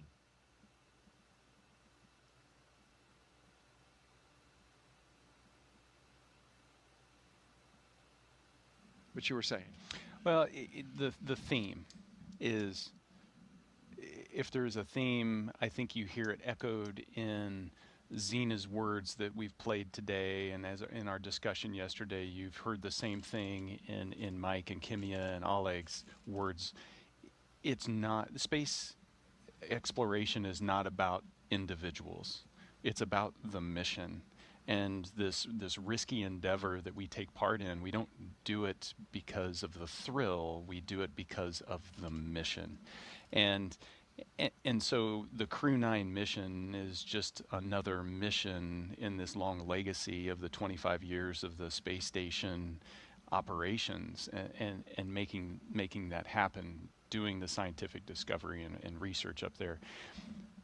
So yeah, we brought Butch and Sonny into Crew 9, and it's a testament, to their competency and professionalism. From day one, they were all in and able to operate as full-up crew members. You worked alongside them every single day of that mission, of that 7-month mission. Absolutely. And they are amazing crewmates, and everything the ground threw at us, we were able to do. And that's also a huge testament to the teams that prep us to get ready to fly. I talked about the 95% of the time we're training for things that we don't expect to happen, but just in case. And they had done training just in case they got stretched. They had done spacewalk training, they had done robotics training, they had done the things that they needed to do just in case this thing we don't think is ever going to happen might happen. And that's what we do every day, is we prepare for that. And so that's we talk about a professional astronaut corps. That's what a professional astronaut corps prepares to do. But that demands that we have this team that helps us get there. And so those are the rock stars behind this whole story, is this team of trainers that had the foresight and the imagination to come up with the things that they think we might need, and they got them ready, and we were able to adapt and overcome the challenges that were thrown at us. And you and your team adapted extremely well. It was a successful mission. We saw the last photo of you guys coming back down. And here you are today, co-hosting our launch broadcast to see Crew 11 into space. If you're just now joining us, you're watching live coverage from NASA and SpaceX of Crew 11's launch to the International Space Station. T0 is 11:43 a.m. Eastern Time. We have a little more than 2 hours before we lift off. Weather is 60% go. We're keeping a close eye on the winds and the convective activity we expect around that time, but the hope is that we'll have a nice spot to launch through into the sky and on into space. You mentioned all the work that you did when you were on Crew 9, and of course a lot of that focuses around research on the ISS. The International Space Station is one of the most extraordinary labs that has ever been built, and it's the final destination, of course, for Crew 11. Let's take a closer look now at the science happening up there in low Earth orbit and how it's improving life for all of us down here on Earth. The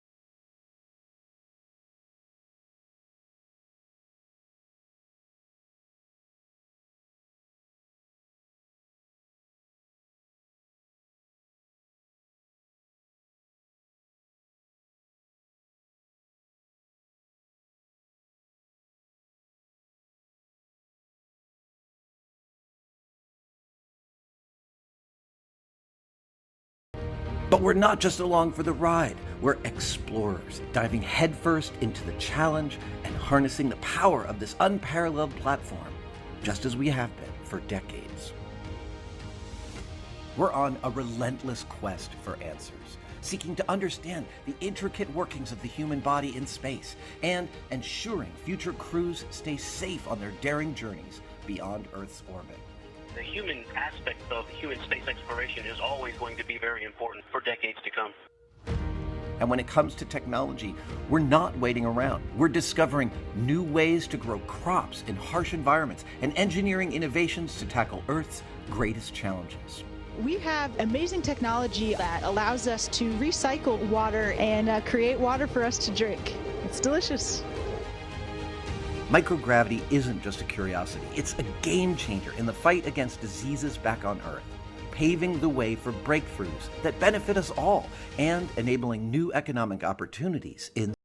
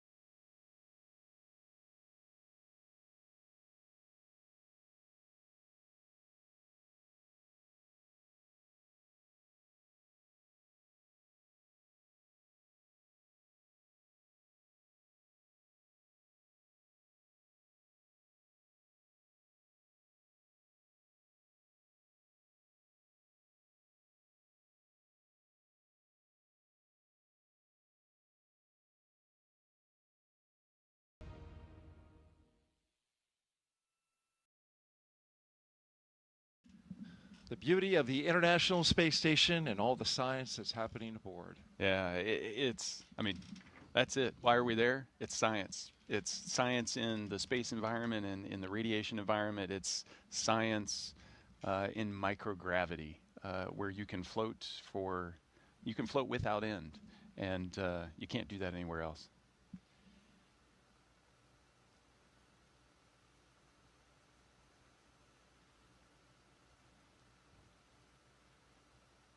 Well, as you can see from this shot, looking skyward, up past the Falcon 9 rocket and Endeavour spacecraft, our astronauts are aboard. They are strapped in. They've had suit leak checks. They've had comm checks. And we're starting to get a few little clouds in the sky. That's expected. It's warm here in Florida on this first day of August. And it's also very humid, even more humid than it was yesterday. As you can see, the puffy cumulus clouds are accumulating a little earlier today.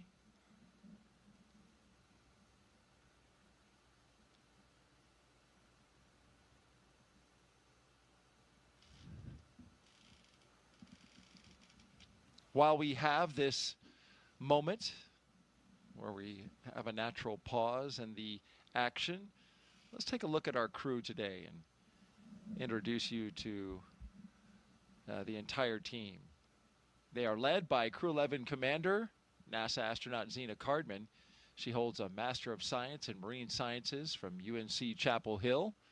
Cardman has experience with NASA research in the Canadian High Arctic and has supported real-time station operations and lunar surface exploration planning. She also likes rock climbing and powerlifting in her free time. And you trained with her for over a year. Yeah, almost 18 months. She's a person of many talents. But most importantly, she's got an infectious personality. Her positivity and she's just fun person to hang out with. It does. It radiates from her. It does. Yep. You know? Yep. And that's, you know, if you're going to be in a capsule for 15 hours or 20 hours or 40 hours, or you're going to be in a station in close proximity to somebody for 6 months or more, you want somebody that you enjoy hanging out with. And I certainly enjoyed our time together when she co-hosted our launch broadcast for Crew 9, when we watched you, Nick, go up into space. Michael Fincke is our pilot and funny man. Only, according to him, the only second funniest crew member aboard. He is a veteran of 3 space flights. Fincke has completed 9 spacewalks, totaling 48 hours and 37 minutes of EVA time. He spent 382 days in space. Fincke is a certified pilot for Boeing Starliner and SpaceX Crew Dragon, as well as a co-pilot, flight engineer on Soyuz, and a mission specialist on the Space Shuttle. Fincke enjoys spending time with his family, traveling, geology, and learning new languages. You know, equally, you know, somebody that's enjoyable to hang out with. It's true. It's, you know, you can say that about all of this crew. Just Dragon great SpaceX, people. we had a good side hatch leak check. Dragon copies. Good leak check. Great news. That is great news. That is. And so that means that the crew is sealed up inside, safe from the hostile environment of space once this Dragon spacecraft gets into Dragon SpaceX, gets into orbit. We are commencing health check for a launch escape system. Expect momentary flight computer state change, followed by a transition back to pad hatch closed. Dragon copies. We'll monitor the flight computer state changes.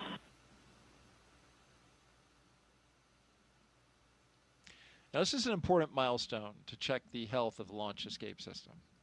Yeah, absolutely. And we're doing it well in advance of when, you know, we would turn on the launch escape system and activate it at about the T-minus 45 point before you start to add your propellant and your oxidizer to the rocket. You want to do that early, so if there is any issues you need to troubleshoot, you've got time to do it. So this is the early checkout of that system.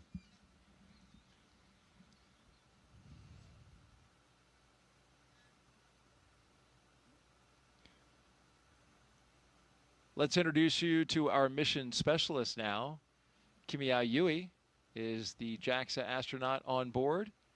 He's Crew 11's mission specialist, and with 142 days in space, this will be Yui's second trip to the space station. Yui flew as a flight engineer for Expedition 4445 and became the first Japanese astronaut to capture JAXA's H-2 transfer vehicle.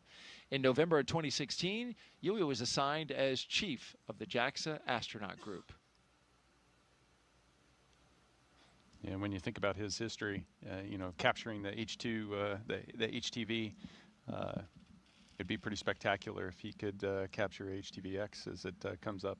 Absolutely, and that's the plan. So if HTVX, which is Japan's newest vehicle, which is going to start docking with the space station, if it all works out, JAXA is really hoping that he'll be at the helm of the crew, or I'm sorry, the Canadian arm, which will grapple the spacecraft and bring it in to space station. That'd be fabulous.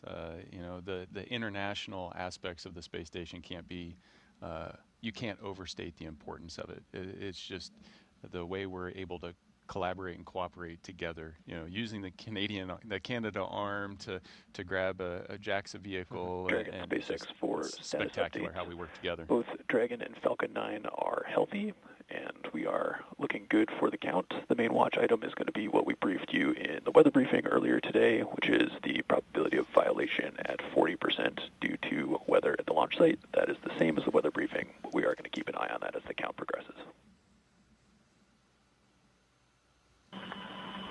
Copy. Healthy Dragon, healthy Falcon. Our watch item is weather, which as briefed is 40% chance of violation. We'll be monitoring. Crew will be ready to go.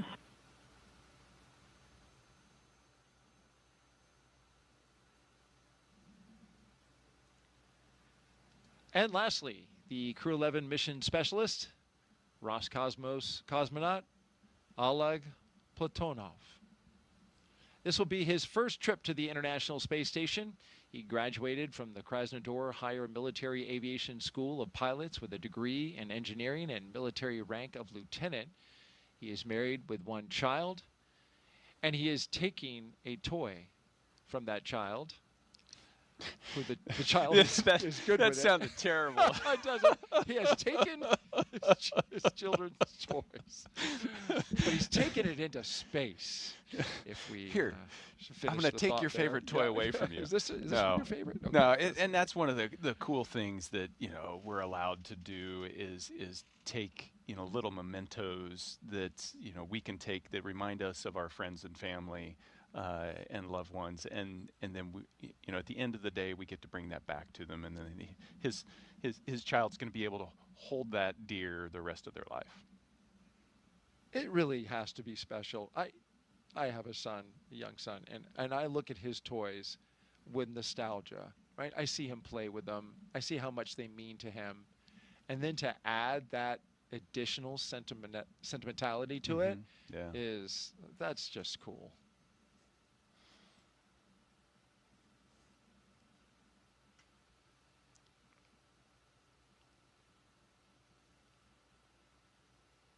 And, his kid will, I'm sure, see some video clip in some way of that toy floating around, right? Yeah, so it makes it more tangible. Right. That, I held it in my hands, and now I see it in space. And somehow that draws your I did the same thing with my kids. It draws them closer to that experience. Yeah.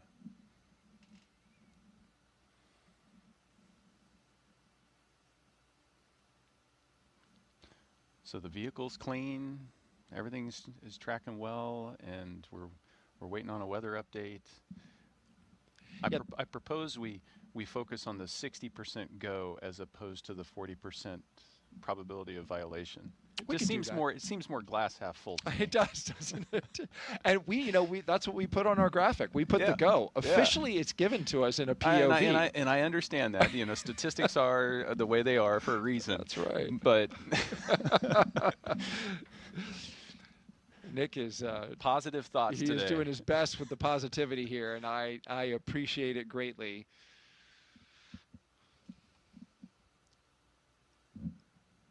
Okay, so we have a confirmed hatch closure.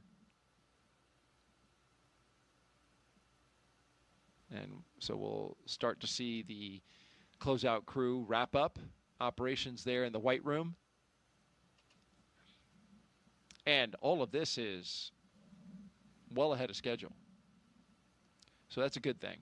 They got plenty of margin if they need it. Absolutely. Margin's a good thing to have.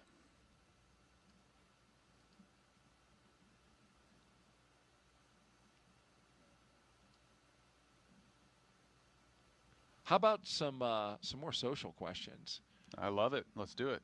Yeah, keep them coming, folks. You can do it with hashtag AskNASA through the various platforms, Facebook, X, YouTube, and Twitch. Our next question.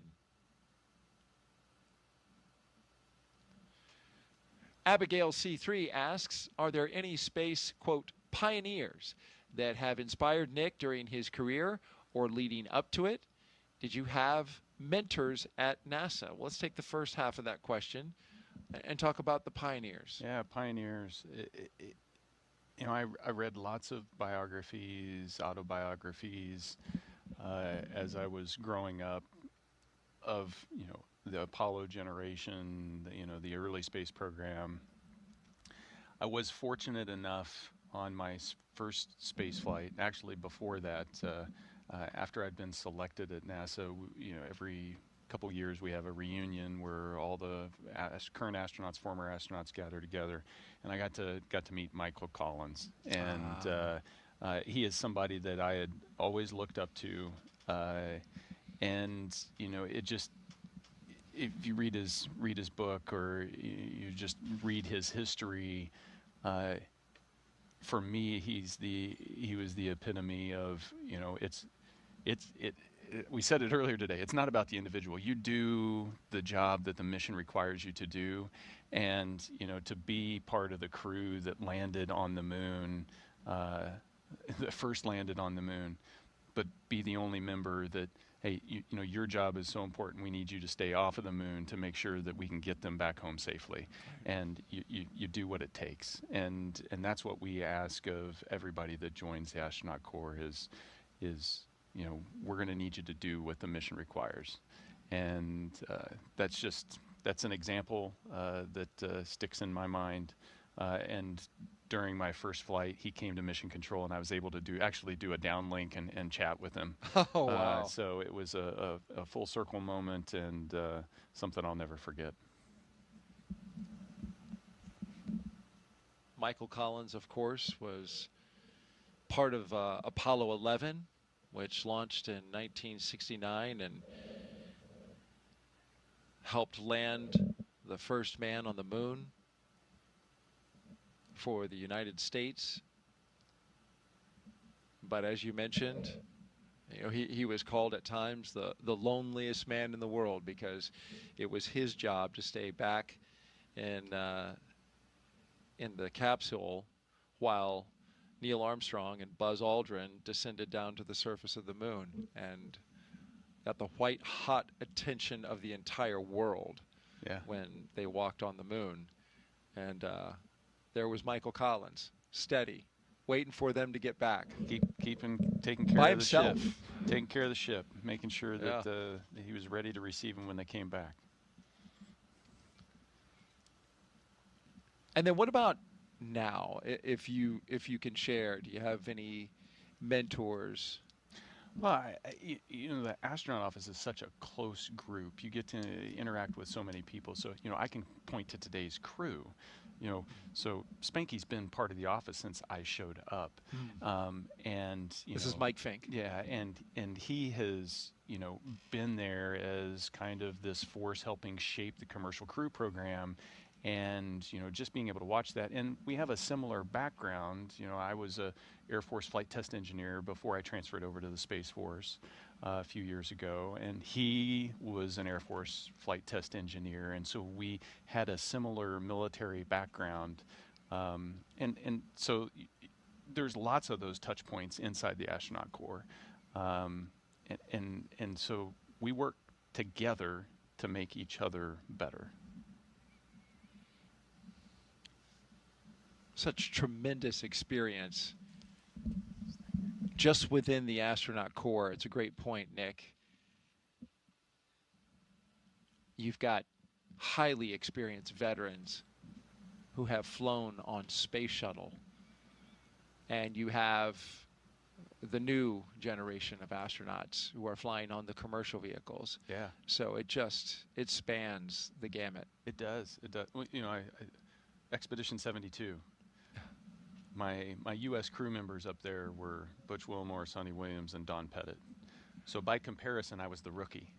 But I had, you know, previously done 3 spacewalks and been up there 200 plus days. Right. I was still the rookie. So there's lots of experience inside the astronaut corps, and part of that is making sure that experience gets shared down. So it's exciting to watch Zena and Oleg launch on their first missions to start to accumulate some of that experience. It's, you know, it's a passing of the baton.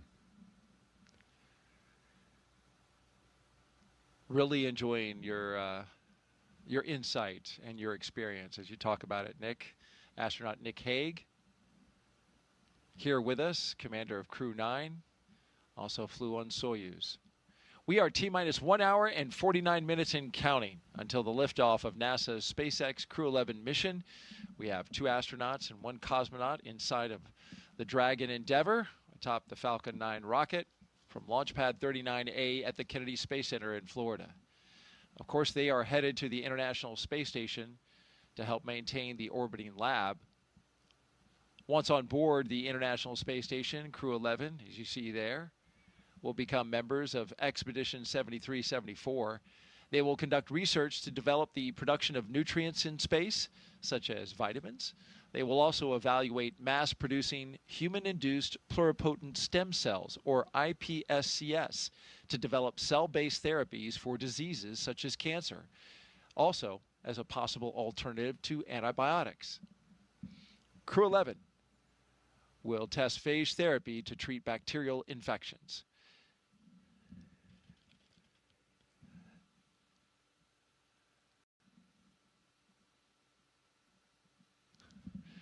So Nick and I are standing by now as we are listening in to a weather brief. So please stand by.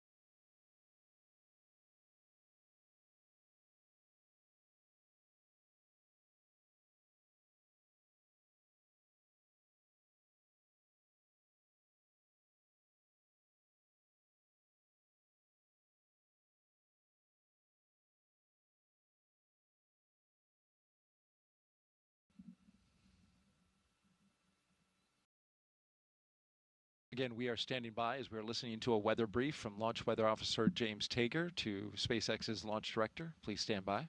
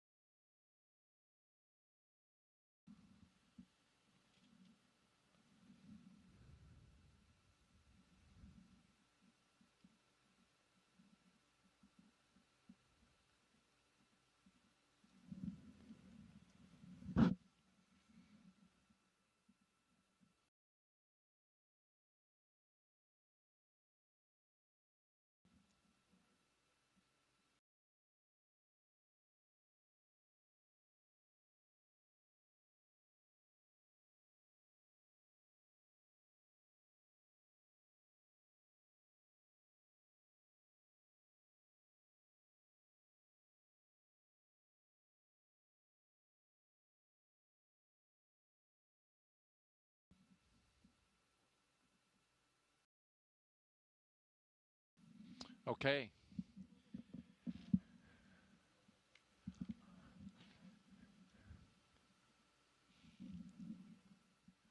All right, so we have been listening to a weather brief. This was off air, by the way, but Nick and I listening to Launch Weather Officer James Tager give an update to Launch Director for SpaceX on the weather. This is something that they had set up a few hours ago to do one at the T-minus 2 hour mark. And so here we are, and we have the update. And basically what they said was, it is a sit, watch, and wait situation. We do have increased moisture in the atmosphere.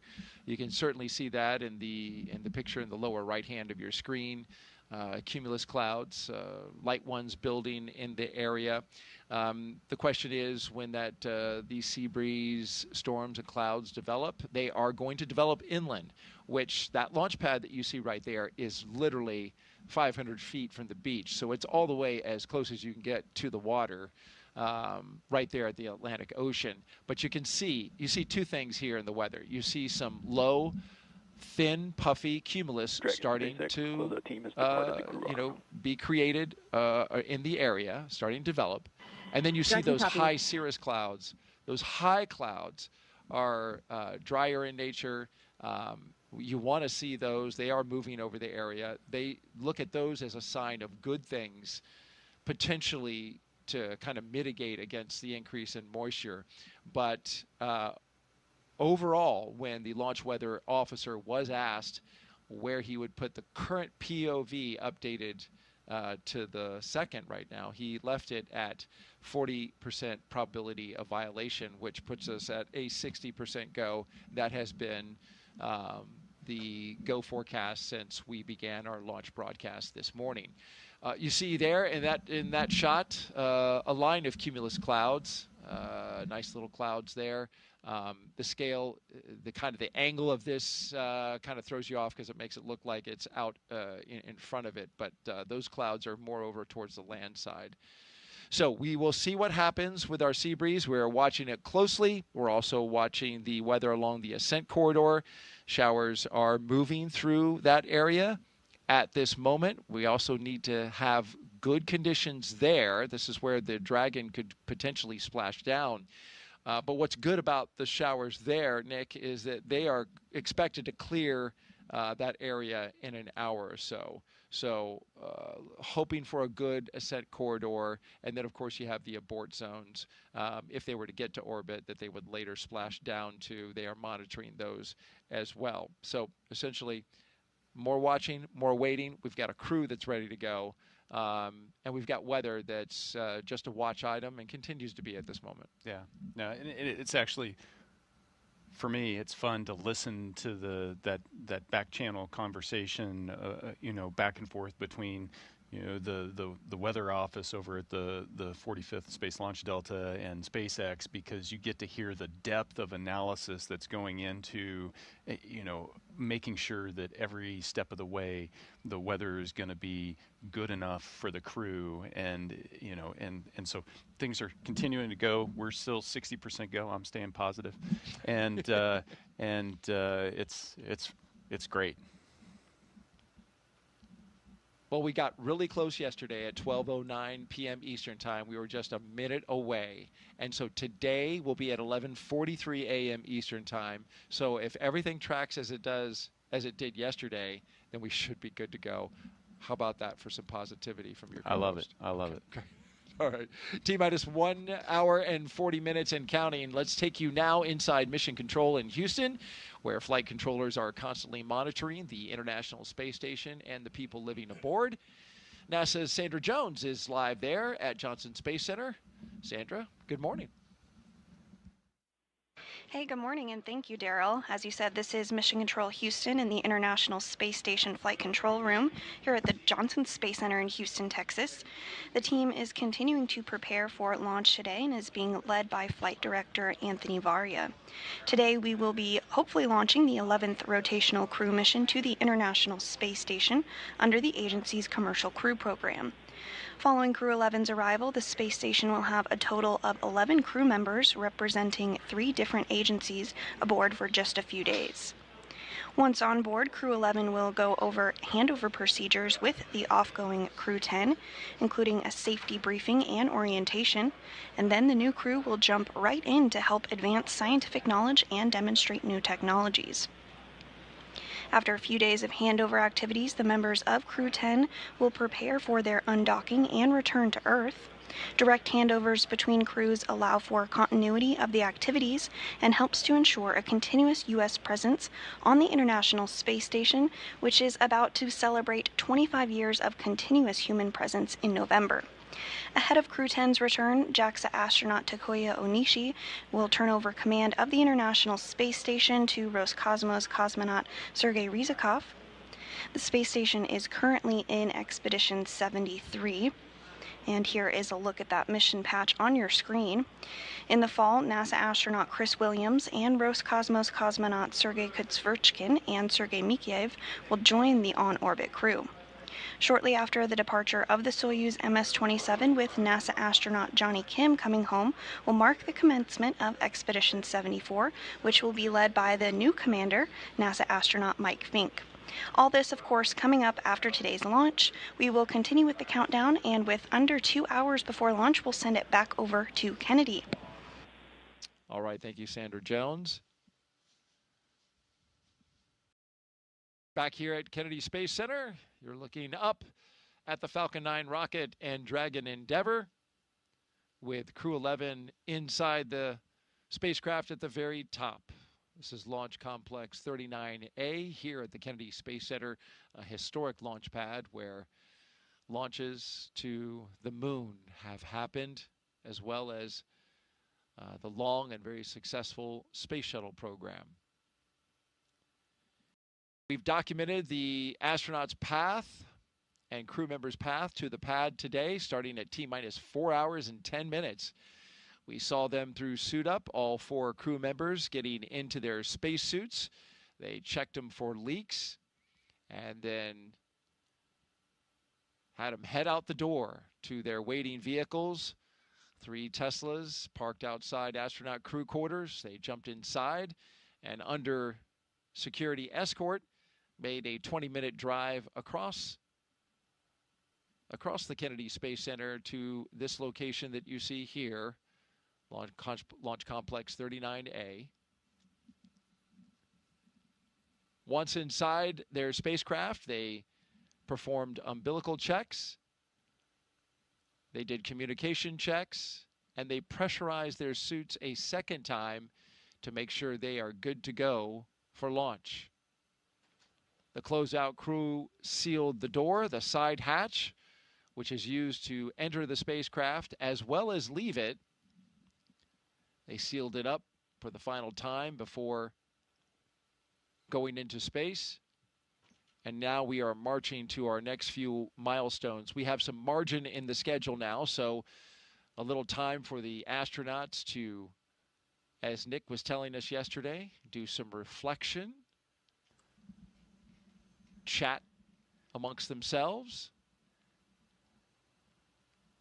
And there was a phrase that you used as well yesterday, chair fly. Yeah, aviation term. Yeah. To, sit there and visualize what you have to do and go through the motions mentally of everything that's going to come down the road. And so chair flying the launch sequence and everything that you're going to have to do.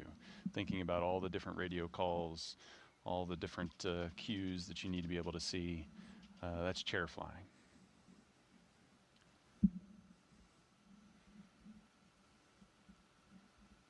Well, let's chair fly ourselves right to the International Space Station now with some video. We are commemorating a very significant anniversary coming up on November 2nd, 25 years of continuous human presence aboard the orbiting laboratory. And liftoff. International Space Station is underway. We are in the golden age of the space station right now in terms of the return on investment and what we're able to do there. One of the great legacies of the space station is not just going to be science, but very importantly, the international cooperation. This is perhaps most prominent, international cooperation for exploration.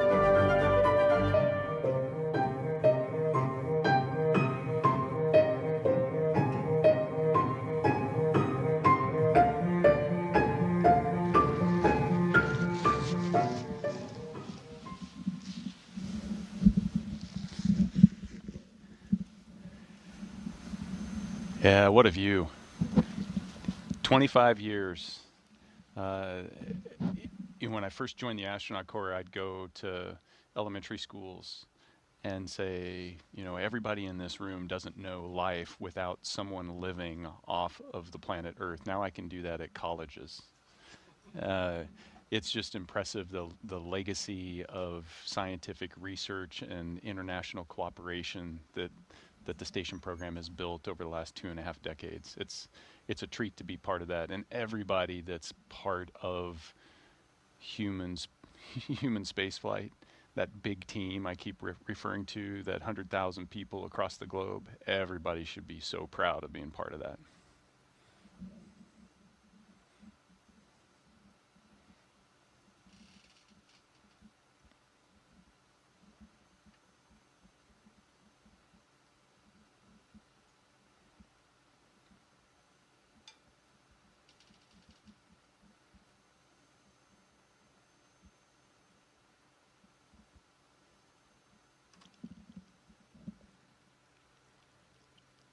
One of the first things Crew 11 did as a team was design their mission patch. You, of course, participated in the design of yours. This is Crew 11's patch. Its colors celebrate the 3 nations they represent, and the 3 stars you see in there. They honor their space agencies working together, NASA, JAXA, and Roscosmos. 2 sunbeams form the number 11 that you see shaded in the background, shining on a tiny blue dot, our home on Earth. A dragon looks on, a nod to both the spacecraft and the spirit of exploration, while a red flame wraps around it, all symbolizing the full journey: launch, life in space, and a safe return home. And if you look closely, you can see a tribute to their children in the stars, a reminder that missions like this inspire the next generation. Yeah, it's designing your patch is one of those first crew bonding experiences. You know, you put your ideas out there, but it's fun to see the final product because it really expresses the personality of the crew. And Zena hand drew the dragon, so did she? She's an artist.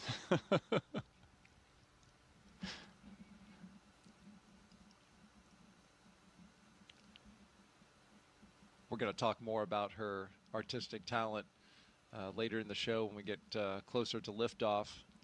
Look forward to doing that around T-minus 13 minutes. Right now, we want to talk about the flight kits. Nick, each crew member gets to bring personal stuff aboard the ISS. You don't get to bring a lot, and you, in fact, have a designated volume, right? Yeah, so, you know, a small bag, you know, getting things to and from space is expensive, but it is important because you are going to be living on the space station. And so being able to bring some personal effects that help connect you and ground you to your friends and family and loved ones that are on the ground. So here's a small bag. You get to put a few things in it. Can't be too heavy, can't be too big. And everybody brings up unique things. And certainly that's what Commander Zena Cardman did. And you had a hand in helping get her her flight kit stowed away and put into place. She told us that she's bringing, of course, photographs of family and friends, photographs carrying that have her team members in it. She's carrying some for them that she's going to then return to them. Training team, instructors, flight controllers, the people who keep the crew safe while they fly. And so she has those, but in addition, she also has cards that her late father wrote her that have been up there since Crew 9 went up, since you went up. Yeah, so the things that we get to take up often don't ride up with us in the Crew Dragon. They come up on a cargo vehicle, and so our Crew 9 effects went up before the crew change happened. And so some of her personal items have been up there since over a year ago. Wow. And so part of it was when we got up there, making sure that we were able to set her things aside, to set Stephanie Wilson's things aside, and so that when they get to the station, they're going to be able to find them. Michael Fincke is bringing something that is very familiar to him on missions that he's gone on in the past. He's taking his wife's gamusa from her side of the family. It's a type of silk scarf from her home state of Assam. It carries with it the blessings for his trip to the ISS from her side of the family. He took one on all 3 of his previous missions. The one that he did aboard the space shuttle, as well as his 2 Soyuz missions. He's been married for 25 and a half years, and so something that's very personal and very important to him. Kimiya is bringing a lot of pictures of family and friends, and he's going to give some of them back to those friends. And we mentioned Oleg earlier, taking pictures, and also a couple of toys. He's borrowing. He's borrowing. He's borrowing. That's a the good toy. way to put it. With very much an intent on returning them with some additional status. A space-flown toy. Yeah, the space-flown. There's something about. I think this desire to bring photographs, to bring things to space, and then bring them back to your friends and family. It's really the desire is to bring them to space with you. And the best I can do is bring a little bit of space back to you. But yeah, if I could bring everybody, I mean, that's the ultimate goal, is to like go from 700 people that have been in space to 700,000 people that have been in space to, the sky's the limit. Yeah. The more people we can get in space, appreciating and experiencing just that life-changing perspective, the better off the planet's going to be. And these are small gestures we do for our families to share that with them, but then also to let them know how important they are to actually putting us in those seats on that rocket, because you don't get there on your own. It takes a team to get you there. It takes the family, the love, and the support to get you there.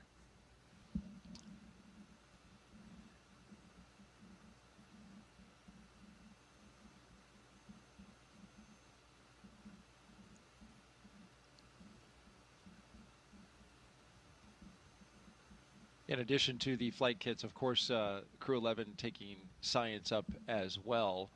And some of the experiments they'll be working on include how do you grow vitamins in space, or even use viruses to fight bacteria on a spacecraft.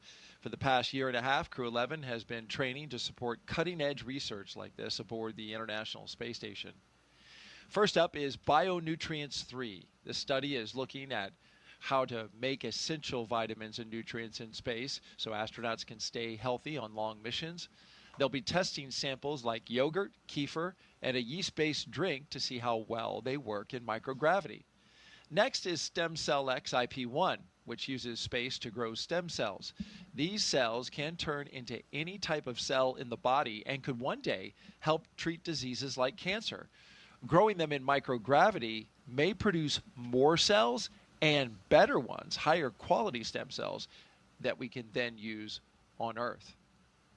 And then there's Genes in Space 12. It's testing phage therapy, which uses viruses that target and kill bacteria. It could be a powerful alternative to antibiotics, especially in space, where infections can become harder to treat.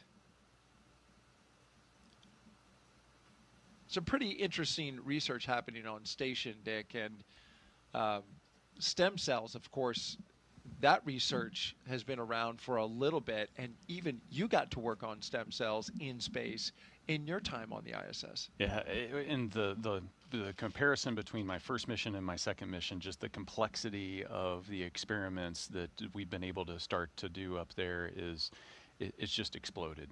And so we're really starting to see return on the investment on maximizing the output of our facilities up there. But those three experiments that you highlighted they're pretty cool because they highlight different aspects. The stem cells, Genes in Space 12, you know, it's the 12th iteration, so we've been doing this a long time. Yeah. Stem cells, it's getting really complex. Then you're talking about nutrients in space, and that's how we're leveraging the space station research to be able to inform us on how we're going to do deep space exploration. Because we need to learn some of those answers here close to home, where you're a few hours away from the surface and we can iterate quickly, versus taking it months or years away from the Earth, and you can't iterate as fast and learn as fast. So the space station, I was impressed with a lot of the things that I was doing this last time around were all focused on how are we reducing risk and learning more that's going to help us get back to the surface of the moon and onto Mars. That's the focus now, and where so much research, the human research as well aspect of it. How can we help astronauts survive the hostility of space in deep space, going out to Mars, going to the moon? So much has been focused on that recently, and it's important because there's a lot of technology that we have yet to develop to help make sure astronauts are going to be safe on that journey. Yeah, yeah, and you know, and you see this budding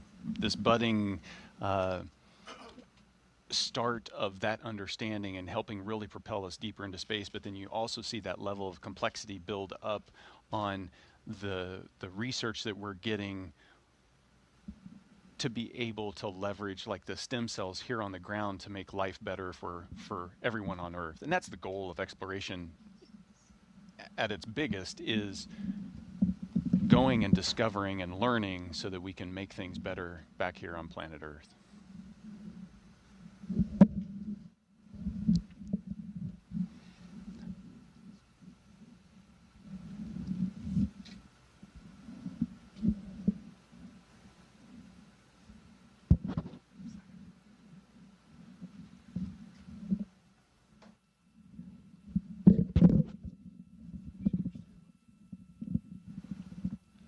T-minus 1 hour and 21 minutes and counting until liftoff of NASA and SpaceX's Crew 11 to the International Space Station. You're looking at a live view of Launch Complex 39A. That's Dragon Endeavour, the flight leader in the SpaceX fleet of vehicles. Today would be its 6th flight. Dragon Endeavour has flown 5 previous flights. Since its first flight in 2020 for Demo 2, SpaceX's Endeavour Dragon has been a workhorse for NASA's Commercial Crew program, flying mission after mission. It has safely carried astronauts to the International Space Station 5 times: Demo 2, Crew 2, Axiom Mission 1, Crew 6, and Crew 8. In all, Endeavour has flown 9 astronauts, 3 space tourists, 2 Roscosmos cosmonauts, 1 retired NASA astronaut, and 1 ESA astronaut, and an Arab astronaut to and from the International Space Station. And Crew 11 marks Endeavour's 6th mission to the ISS. And there's been some fun that's been had along the way as well. That Endeavour has seen some fun crews. The bar is high. Choreographed dancing is that's a special skill. Those were your friends from Crew 1 that we saw with the sweet moves.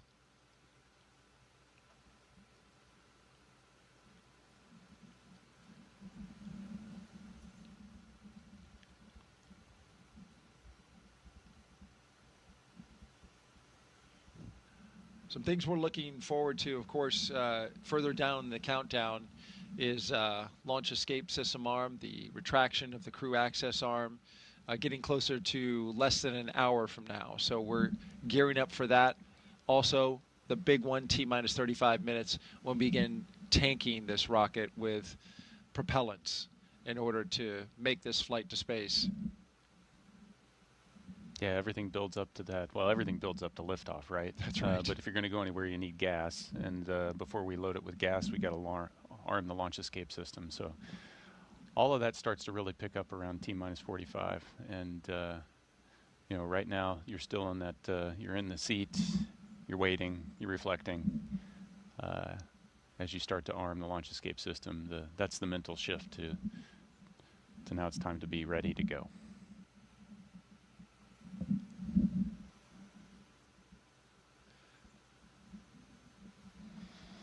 We have time for another social question? We do indeed. Let's take one. Christy asks, how do they store, drink enough water on the space station? This is a great question. Oh, this is great. You can go so many directions with this. Why don't you go into all of them? So water is really heavy, surprisingly. And heavy things are expensive to launch into space. And we'd need to launch way too many rockets if we didn't learn how to recycle our water. And so at its simplest form, what we're trying to do on the space station is mimic the things that happen on the ground. The Earth naturally recycles its water. On the space station, we have to create these really complex machines in order to take dirty water and distill it and purify it into drinking water. And we're able to do that with about 96 to 98% of our water up there. So we only have to launch a little bit of water each time in order to replace what we've consumed. So how do we recycle? What do we recycle? Well, we have to work out every day up there for 2.5 hours. And while you're riding the bike or running on the treadmill or lifting weights, you're sweating. And that sweat has to go somewhere. It evaporates off your skin, and the air conditioners inside of the space station collect that sweat, that humidity, and then they move that into the water purification system, and it turns it into clean drinking water. That's one source. Another big source is urine. And so as we go to the restroom up there, we collect that urine and put it into a urine purification system. And that turns it into dirty water. It's actually clean, but it turns it into dirty water that we put into the water purification system. And we use that. And so what was today's coffee is tomorrow's coffee, is the day after that's coffee. Well, you're looking live. Thank you so much for that. That was a great explanation, albeit a little bit gross. You're looking at a live view of Crew 11 at Launch Complex 39A at the Kennedy Space Center in Florida. Stay right here because in just a few moments, we will be expanding our live launch coverage.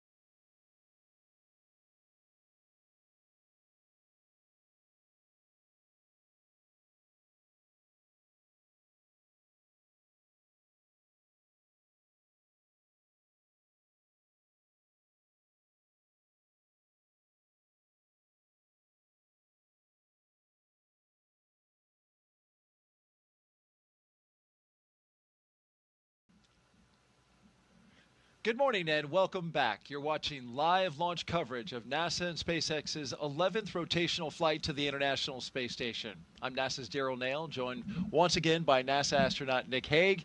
After yesterday's weather scrub, we're back on track for a second attempt. Liftoff now set for 11:43 a.m. Eastern Time from Launchpad 39A here at the Kennedy Space Center. And before we continue, a quick reminder about Nick's incredible experience in space. General Nick Hague was selected as a NASA astronaut in 2013. His first flight to space station ended in 2018 with a launch abort following a rocket booster failure on Soyuz MS-10, a dramatic escape that he and his Roscosmos crewmate survived safely. He then returned to space successfully on Soyuz MS-12, spending 203 days on the ISS. Then last fall, he commanded NASA's SpaceX Crew 9 mission, launching with cosmonaut Alexander Gorbanov. In total, Nick has logged 373 days in space and completed 4 spacewalks. So glad you're here with us, and you've documented everything starting at T-minus 4 hours and 10 minutes early this morning, and we've been rocking and rolling ever since. No, it's been great to be here. I wouldn't want to be anywhere else. Supporting your friend and colleague, Zena Cardman, as well as the rest of the crew members on their mission today. Crew 11 is launching from Pad 39A. We're just over an hour away. About the same as previously, 40% chance of Once violation. they And launch, copy all, we are all tracking for they'll MS2, arrive at station briefed, and join Expedition 7374. Prior to And in T-minus just 1 3 hour and days, prior to Crew 10 will starting return Section home. 5. A quick 2+2 crew handover.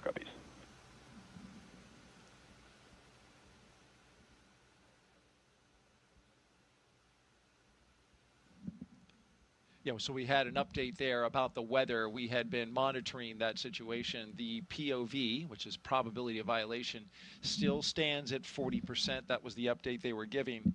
We are go, as Nick likes to say, 60% go for launch. Let's take you through Crew 11's launch day preparations so far this morning. After waking up and grabbing a bite to eat, the crew suited up inside the historic crew quarters, a tradition that dates back decades. SpaceX teams helped them into their custom pressure suits, and just like other crews before them and yesterday, they gathered around a table for a card game to burn off any lingering bad luck before launch. After that, they followed in the footsteps of every NASA astronaut since Apollo 7 in 1968 by walking out to greet a crowd of family, friends, and supporters. Then it was into their Teslas for a security escorted ride out to Launchpad 39A. It took about 20 minutes to get out there. Of course, a journey filled with excitement and anticipation for a second attempt. They got a look at their rocket, stared up at it, and then walked across the crew access arm and into their spacecraft. And we've been monitoring them ever since. We're watching them live now, strapped into Dragon Endeavour as they await the next big milestones, fueling of the rocket and the arming of the launch escape system. These are big moments, and we'll talk the audience through them. Yeah, absolutely. It's right now they're waiting a little bit, but the excitement's going to start to pick up here when we arm the launch escape system and then put on the 1 million pounds of propellant that's going to go onto this rocket that we're going to turn into flame and push these guys into space. And if all goes well, that'll happen according to plan at 11:43 a.m. Eastern Time. Now, throughout the broadcast, we've been taking your questions from social media. We want to keep them coming. Just send them in on the hashtag AskNASA on Facebook, X, YouTube, and Twitch. And if you're watching NASA's YouTube channel right now, you can refresh your player or browser to join our chat. Okay, at this time, we're going to expand our coverage as we did yesterday to include our partners at SpaceX. So let's welcome back our commentators joining us live again from Hawthorne, California. Welcome back, guys. We're going to give it another go.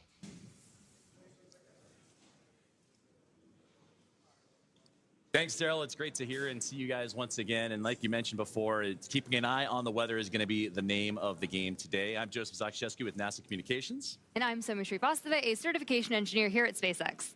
We're once again excited to be... SpaceX Dragon, foot restraint checks complete.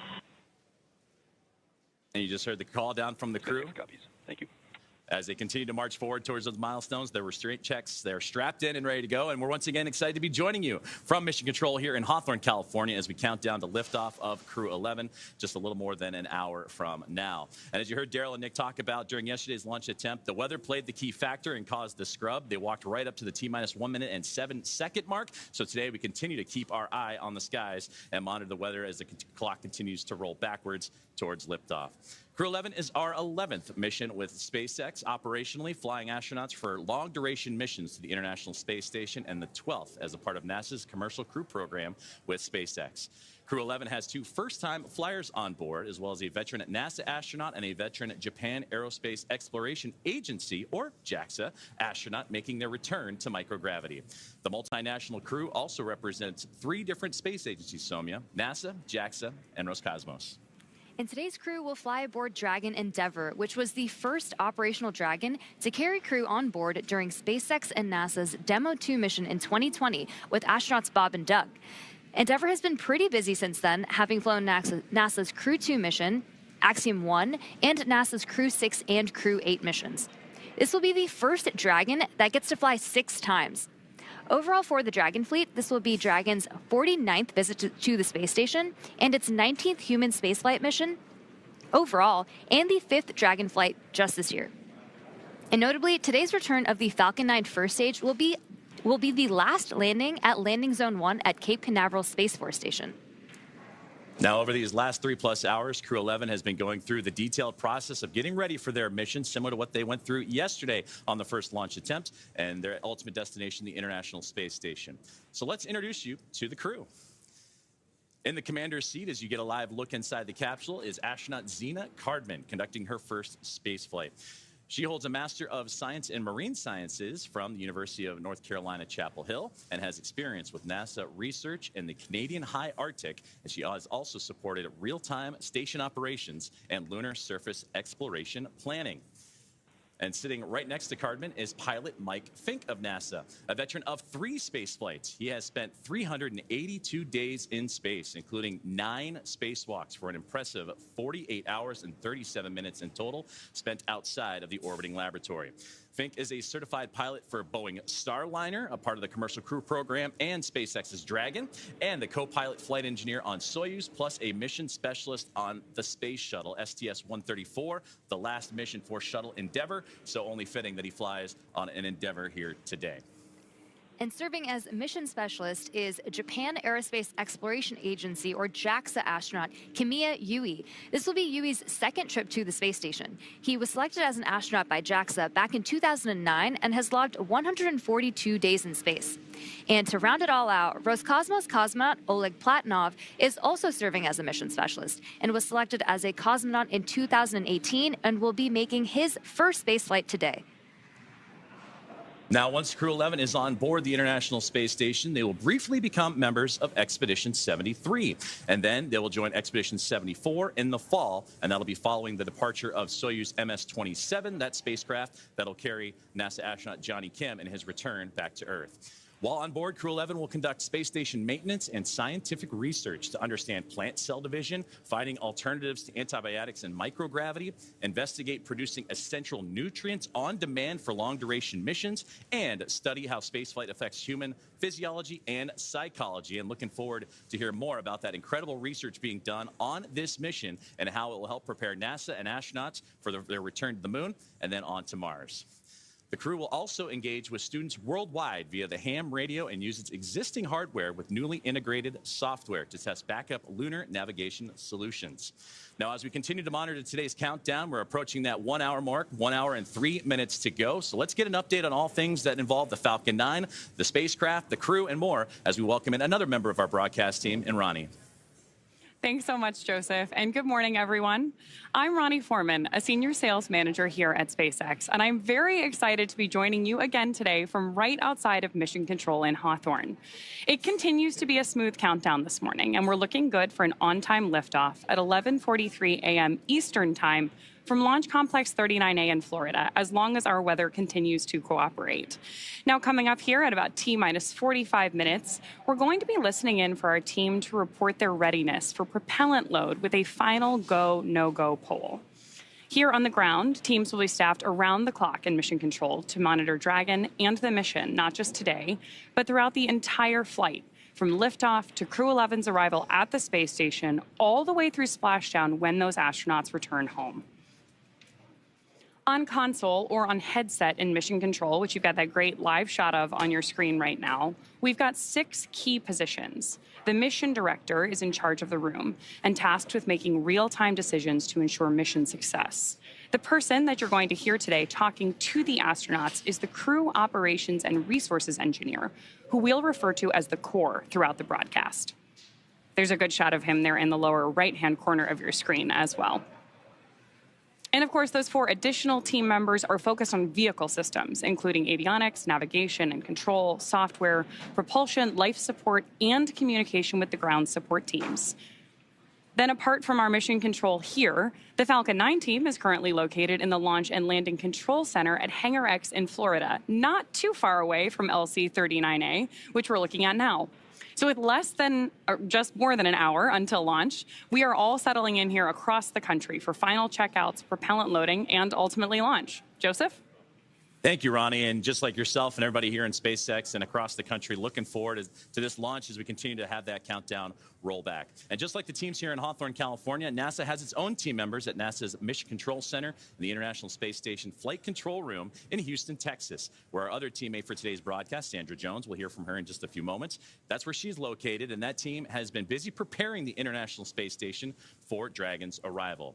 Now, the teams on the ground in Mission Control are giving their goes for launch to make sure that the station is ready to receive Dragon Endeavour and the new crew on board. Following liftoff to the flight to the space station will be a little bit shorter than what yesterday's launch attempt would have been. It was 39 hours then. Now, cycling orbit tank isolation valves to equalize low flow pressure. Dragon copies. And more great communication there between the teams on the ground to the crew as we continue to march towards that liftoff time, as we are now zeroing in on 60 minutes away. Well, speaking of time, I was saying that yesterday's launch attempt would have had Crew 11 go for about 39 hours of phasing between launch and docking to the International Space Station. Now with today's launch attempt, that'll take about 16 hours, with Dragon flying autonomously the entire way. Now, docking is targeted for early Saturday morning, August 2nd, and that'll be 3 a.m. Eastern time, or midnight here on the West Coast. And just like autopilot on a commercial aircraft, the crew always has the ability to take manual control of the spacecraft if so needed.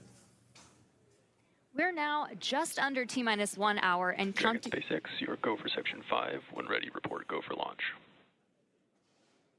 We're continuing to hear great comms. Dragon copies, go for Section 5 and Wilco.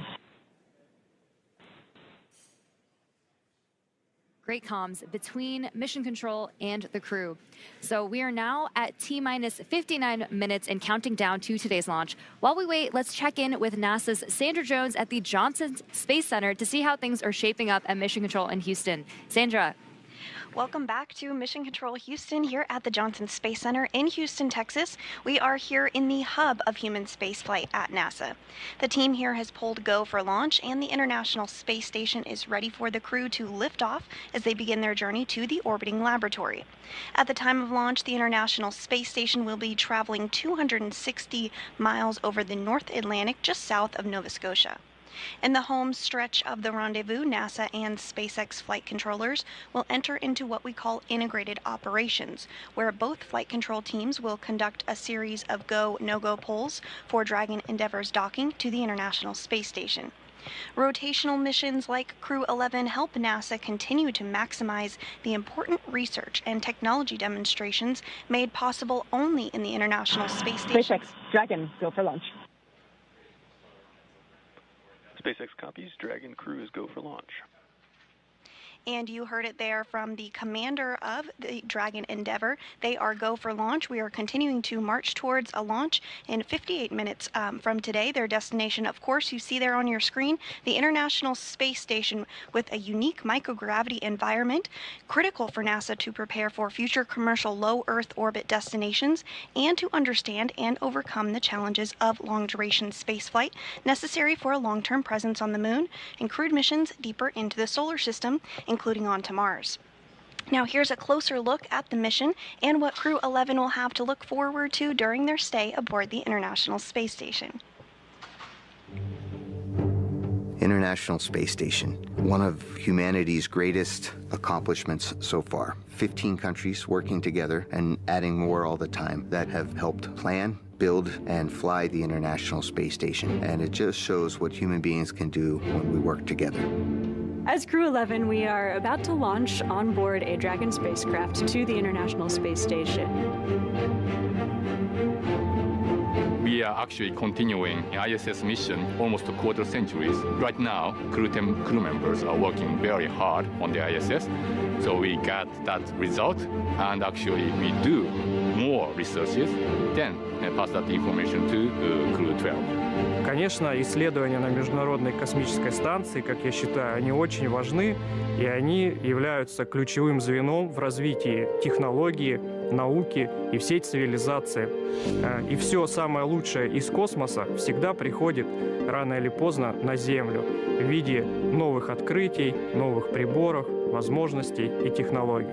I'm very excited to see what kind of payloads we get to work with. It's a really interesting day-to-day life where 1 hour you might be fixing the toilet and then the next hour you're working on a physics experiment studying fundamental processes of our universe. We're going to be up there for a lot of time. And we're going to, every day, be in space, look at the Earth go by, and accomplish some really amazing science. We will do material science and human research in space, lots of experiments, and then maybe do some spacewalks.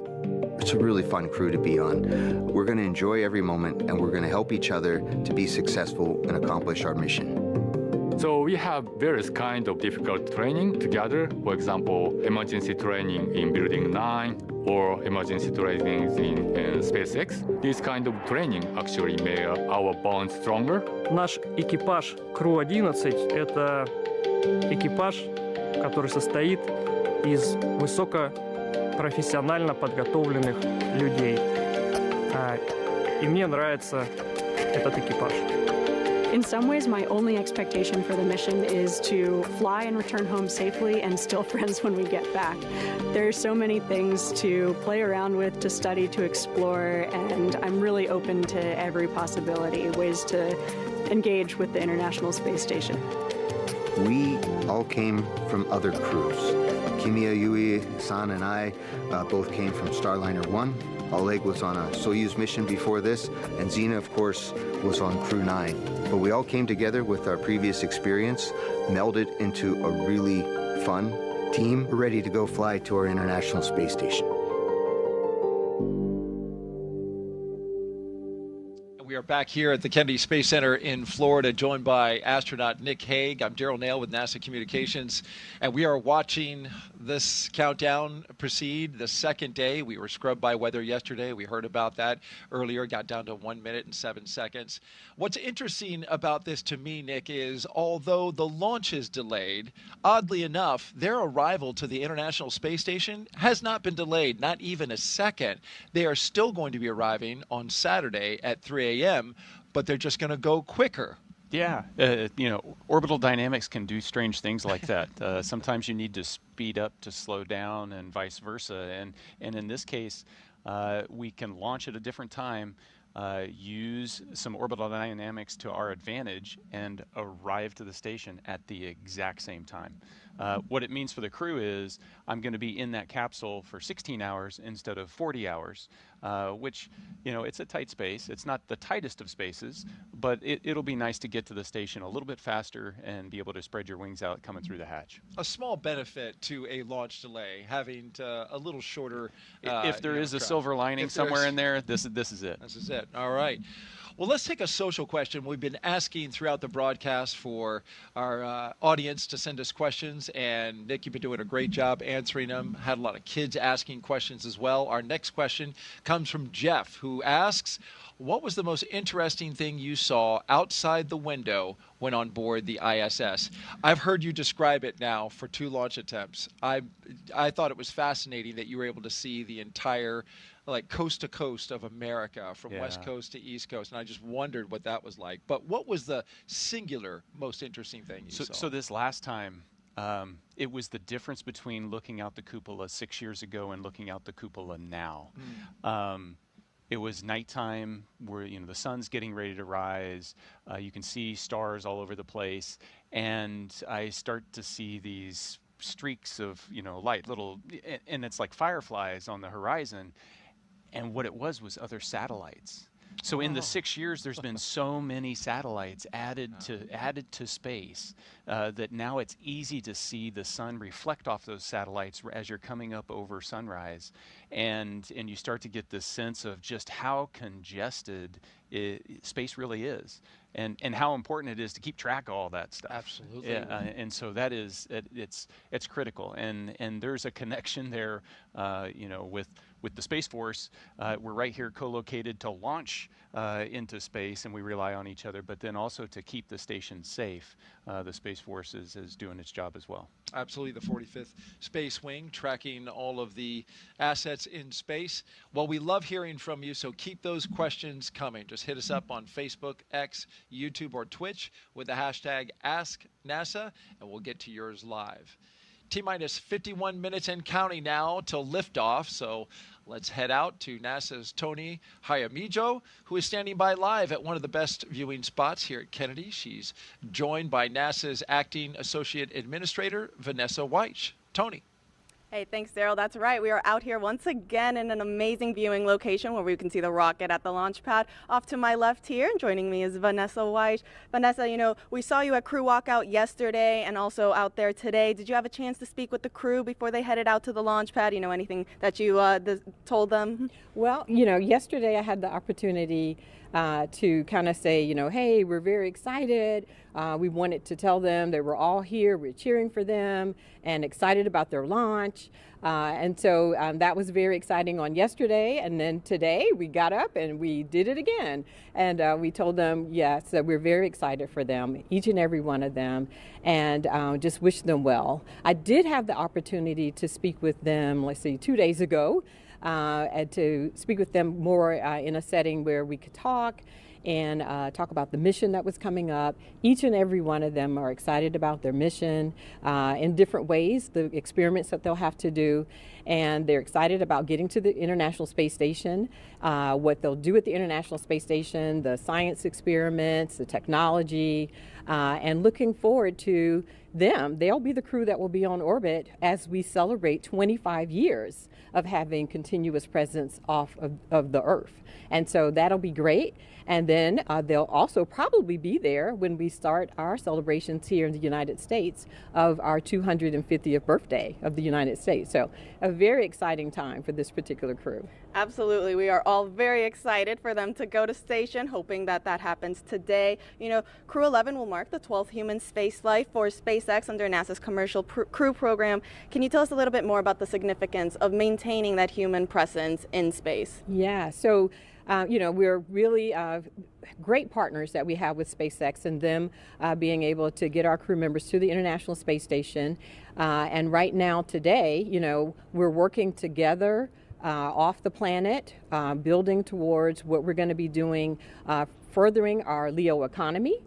So as we continue on doing our experiments on the International Space Station, we're also looking at follow-on space stations. And so working together as internationals, as our industry partners on those further new commercial space stations, and then all of the things that we're learning is helping us as we prepare for Artemis. And so with the Artemis missions, we need everyone, all hands on deck. We'll be working together as we go.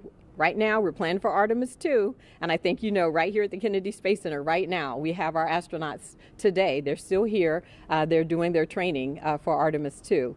But their first flight, they'll go and they would do a flyby of the moon, and then next up is landing on the moon. So we're excited that all of us get to work on this together. Our international partners, our industry partners, academia, NASA, we're working on this as one team. Vanessa, thank you so much for joining us. Now we'll send it back to our team in Hawthorne. Thanks, Tony. Falcon 9 is the first orbital-class rocket that is capable of reflight. Together, Falcon 9 and Falcon Heavy have completed more than 520 launches and over 449 reflights. And today, the booster will be attempting to make the last landing at Landing Zone 1, which is just down the coast from NASA's Kennedy Space Center in Florida. Rapid reusability drastically is the key innovation that is making space more accessible. While today's booster is on its third trip to space after most recently supporting AX4, the fourth private astronaut mission to the International Space Station, we're working towards qualifying our fleet of Falcon boosters and fairings to support 40 missions each. And if you want to keep track, we're currently at 29 flights of a single Falcon booster. This same spirit of continuous iteration and innovation does not stop with Falcon 9. NASA awarded SpaceX a contract to develop the USD orbit vehicle, a modified Dragon designed to guide the space station through a controlled re-entry into Earth's atmosphere. And when the time comes and the International Space Station reaches the end of its orbital life and mission, Dragon will help achieve a safe deorbit. And another innovation SpaceX has been working on is the intravehicular spacesuits, or IVA suits, that astronauts wear during Dragon missions. Our team recently made some design upgrades to make the suit easier to get in and out of, and to make it easier to incorporate future updates. The new suits have height adjustability built in, so they won't need as much customization as with previous designs. Now you can see the crew right there. The one that's wearing this new suit is astronaut Mike Fincke, which is the second one from the left. Today's mission, Fincke will be the only one wearing this new suit as the Crew 11 pilot. And that said, we expect to see SpaceX's new IVA suit on all astronauts for Crew 12. But astronauts who have previously flown on SpaceX missions still have the option to continue wearing their original suits. And for the Crew 11 astronauts, they are staying comfortable in their suits right now as they prepare for liftoff while the clock continues to roll back. And we'll check in with Ronnie on the status of today's countdown. Thanks so much, Joseph. So we are coming up on just under 46 minutes to launch, and our teams are carefully moving through our pre-flight process. Next up in the countdown, we're going to hear SpaceX's launch director check in with the team for readiness. And that's readiness both for propellant load and for launch. As mentioned earlier, the Dragon launch team, as well as key NASA launch members, are in the Launch and Landing Control Center at SpaceX's Hangar X in Florida. Our launch director will also check in with the Dragon mission director, referred to as MD, and the NASA launch manager to make sure they're ready to move forward as well. Of course, our Crew 11 astronauts right now are on board Dragon, waiting to get the green light to stow the crew arm for launch and arm the launch escape system. We've got some great shots of our astronauts on the left-hand side of your screen right now, and of course, they are safely tucked inside Dragon on the right-hand side. Once we hear that launch director give the go-ahead, we'll get a great view of that access arm moving away from the spacecraft.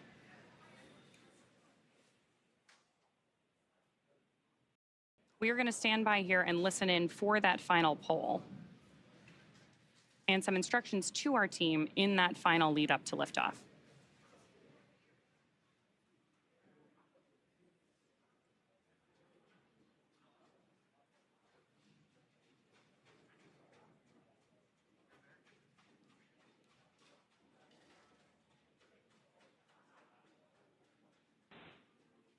Poll for propellant load and launch is complete. Stand by for briefing on control room procedures. For all operators at MCCX and Hangar X, both control rooms will go into lockdown at T-minus 45 minutes and will remain in that state until LES is disarmed. All operators are to remain at their console and maintain a sterile cockpit until MD confirms successful disarming of the launch escape system following orbital insertion or propellant offload in the event of a scrub. For non-urgent no-go conditions, brief the CE or LD and they will approve aborting the count. For urgent issues affecting the safety of the operation, operators shall call hold, hold, hold on the countdown net. Launch control will abort the launch auto sequence immediately and proceed into launch abort. At T-minus 10 seconds, launch control will be hands-off and relying on automated abort criteria for the remainder of the count. Operators advise launch director whether structural breakup or fire is imminent or occurring per Dragon manual flight escape rules. Launch control, you may proceed with arming the crew arm for movement. Arming crew arm now.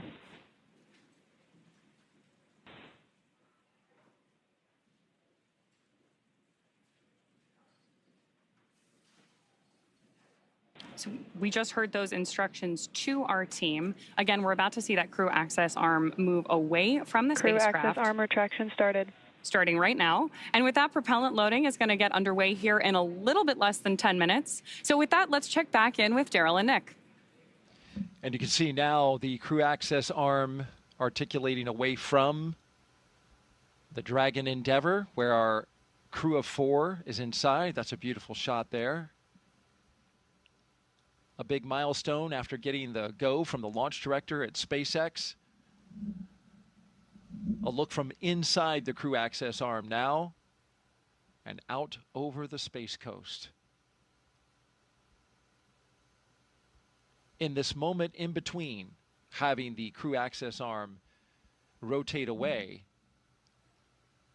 and the arming of the launch escape system, there's a little buffer there where the astronauts will be on their own until that can be armed. And then we start tanking the rocket. Right, so everything is leading up to Crew access arm retraction adding completed. the propellant, adding the oxidizer, filling those tanks on the rocket. And so what do you need to do to be safe for that? Well, I need to arm the launch escape system, but I don't want to do that when the arm is right next to the capsule. So I need to move the arm away. Now I can arm the launch escape system, and then we can start filling the rocket. T-minus 41 minutes and counting here at the Kennedy Space Center in Dragon Florida. SpaceX, you are go for Section 6, close visors and arm launch escape system. Copy. Go for Section 6, closing visors and arming launch escape system.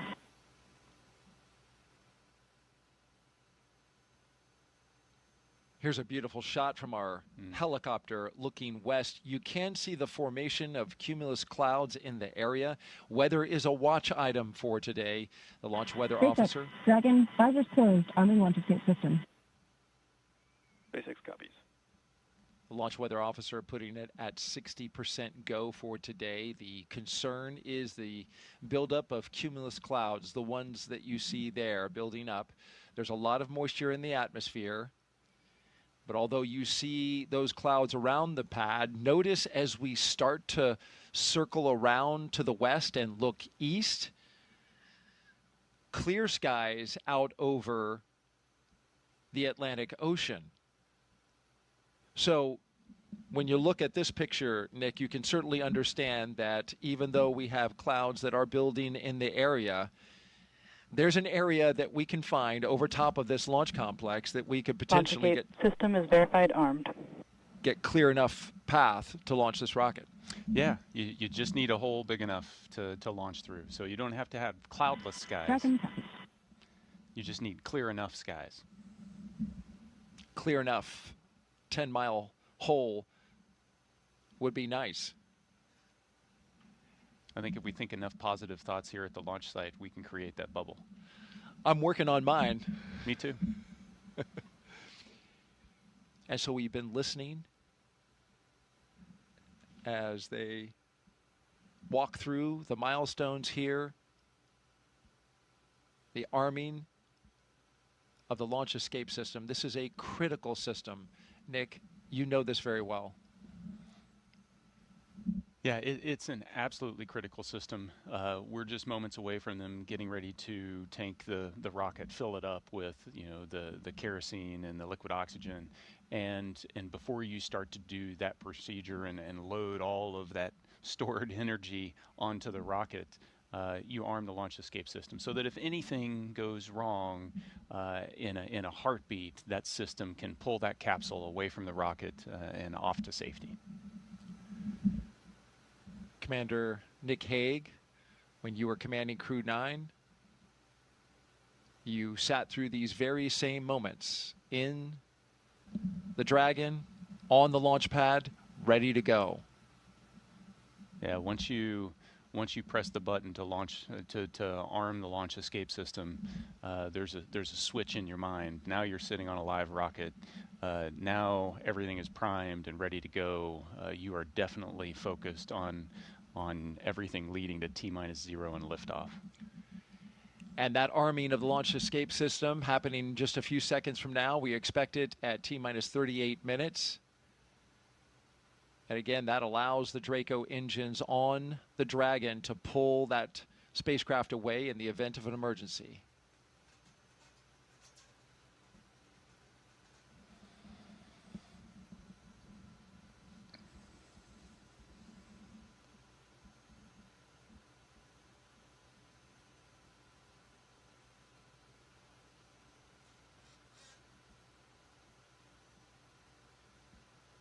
This is a beautiful view. One of the things I love about the way Dragon fills its tanks is being able to watch the frost build up when these cryogenic fuels, when you load them onto the rocket, you're going to see it change color.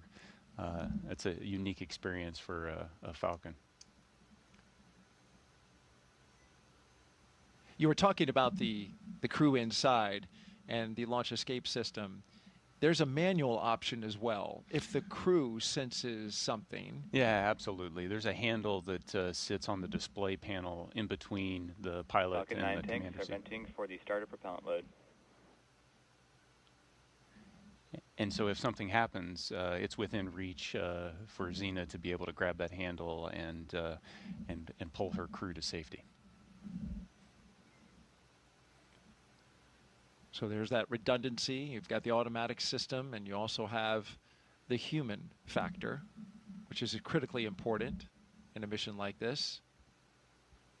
Yeah, even though they're highly automated systems, there's always a manual backup, and even though it's on autopilot essentially all the way to docking, if need be, the commander, the pilot, the crew can intervene those automatics and revert to a manual control. We are awaiting the beginning of tanking, which is slated for T-minus 35 minutes and counting.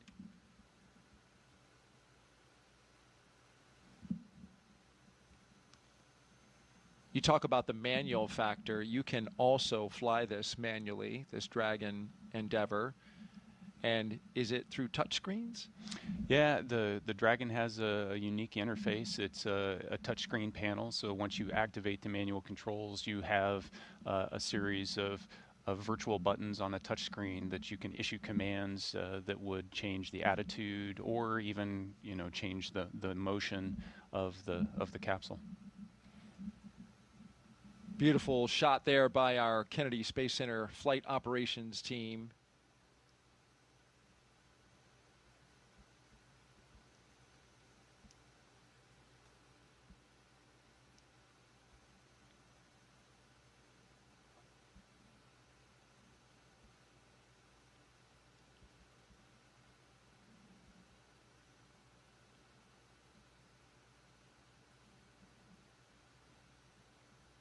And prop load is The launch auto sequence has started.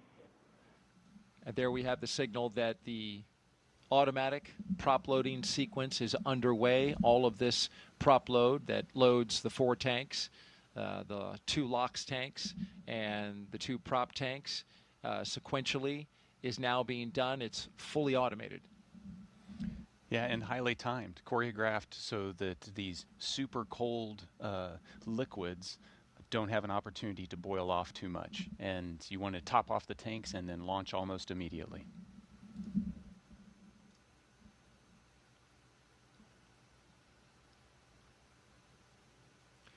It's a highly dynamic time for the crew inside. They can hear, right? The sound of prop load. Now they're starting to feel Falcon 9 come to life. You hear the pumps and the fuels and the liquids move around. You can hear venting. You'll hear some call outs to warn them about venting. So there's sounds now, the sounds of Dragon. It has its personality, and it starts to come out.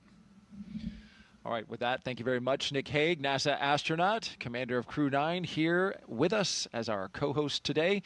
We'll send it back out to California and SpaceX. Thanks so much. So as you mentioned, Daryl, propellant loading of both RP-1 and liquid oxygen began at T-minus 35 minutes, and we heard that announcement from Mission Control right on schedule. Weather continues to be our main watch item today, but I'm hearing from our vehicle teams that everything looks good both for Falcon 9 and for Dragon. Next up, at about T-minus 30 minutes, our SpaceX launch director will inform the crew that the loading of cryogenic helium has begun, first on stage 1 and then on stage 2 about 4 minutes later. Stage 2 RP-1 loading should wrap up at T-minus 20 minutes and 30 seconds, and then as we approach T-minus 16 minutes and 30 seconds, so just 4 minutes later again, we should hear the call out that stage 2 liquid oxygen loading has begun. All together, we're going to have about 1 million pounds of fuel on board Falcon 9 by the time we're ready for liftoff. So So with all those consumables being loaded on the rocket, at this point, if we have to call a hold for any reason, we will have to stand down and target our backup launch opportunity, which is tomorrow, Saturday, August 2nd at 11:21 a.m. Eastern. The reason we have a specific backup launch day and time is that we can't just pause for weather and jump back into the countdown, mainly because we have an instantaneous launch window today. Let's dig into that some more and do a little Orbital Mechanics 101. An instantaneous launch window means we need to launch at exactly the right time, and that's driven by our planned rendezvous point, which is the place that Dragon and the space station meet in orbit. Right now, the International Space Station is orbiting the Earth at more than 17,000 miles per hour, and Dragon actually needs to catch up to it. That means we have to deliver Dragon to the correct orbit by timing its trajectory relative to the International Space Station so that they're in the same place in space at the same time. A precise liftoff time is crucial for hitting that rendezvous point. So at this point, if we heard a hold called, we would have to stand down and do many of these processes again, which if you joined us yesterday, we know is what happened with our launch attempt yesterday. And then, of course, we'll be targeting our backup launch opportunity, which is now tomorrow at 11:21 a.m. Eastern. So for now, with everything still looking good, I'm going to hand it back to Soumya and Joseph to talk about West Coast recovery. Soumya? We are now at just a little over T plus 31 minutes and counting, getting closer and closer to getting our Crew 11 astronauts into space. Once their mission is complete and it's time for our crew to splash down back on planet Earth, they'll be heading to one of several targeted sites supported by SpaceX. Until recently, Dragon recoveries primarily occurred off the coast of Florida. But this year, SpaceX moved Dragon recovery operations off the coast of California to allow Dragon to complete its deorbit before safely jettisoning the trunk over the Pacific Ocean. When they return, Crew 10 will be SpaceX's third crew mission to splash down in one of the new locations. From 2 was the first in April this year, followed by Axiom 4 in July. The new splashdown locations are near Los Angeles, Oceanside, and San Diego. The recovery vessel Shannon will be stationed in Long Beach to support the new West Coast splashdown operations. Spreading these supported sites across multiple locations helps to maximize the return opportunities, lowering the chance that we will have to wave off due to bad weather. And when the spacecraft re-enters, those in the immediate area may hear a brief double clap of a thunder-like sound known as a sonic boom. It's been impressive to see these teams move those operations from the East Coast to the West Coast, not only just for SpaceX, but for the commercial crew program, the International Space Station, and teams preparing for yesterday's launch attempt, today's launch attempt, and if necessary, as we continue to monitor the weather, we'll keep an eye out for any future opportunities that come in. So right now, we're inside half an hour to go until the T-minus liftoff point. So let's go back to today's mission, NASA SpaceX's Crew 11, and hear a bit more from the astronauts flying today. I think it's really innate in our human nature to want to keep exploring and to keep pushing boundaries. Everything that we do in space is ultimately for Earth and for the human species. We are having a lot of good experiments on orbit, making new medicines. That is actually good for everybody. By understanding how to live and work in space like we have with the International Space Station, we can now become a multiplanetary species by having bases on the Moon and bases on Mars. И выполнение полета в космос, на мой взгляд, важно, потому что в конечном счете необходимо человечеству будет двигаться в дальний космос для того, чтобы открывать новые миры, исследовать новые и новые горизонты. For me, it's a really compelling goal to go farther and farther afield in space and pushing our boundaries as a human species that way, learning more about our own home planet as we try to go farther. We've been going and living aboard the International Space Station for 25 years. We're ready to make the next steps. We're ready to go to the Moon. We're ready to go to Mars. We're ready to explore the solar system. We understand the effects of what life in space does to the human body, and we need to continue those studies. We need to continue getting ready and get ready and go to the Moon and Mars, and that's why it's important to go to space.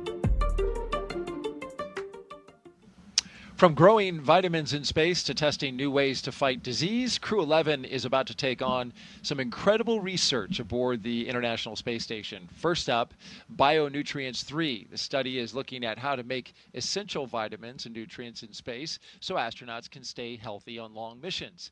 They'll be testing samples like yogurt, kefir, and a yeast-based drink to see how well they work in microgravity. Next up is Stem Cell XIP-1, which uses space to grow stem cells. These cells can turn into any type of cell in the body and could one day help treat diseases like cancer. Growing them in microgravity may produce more cells and better ones than we can make on Earth. And then there's Genes in Space 12.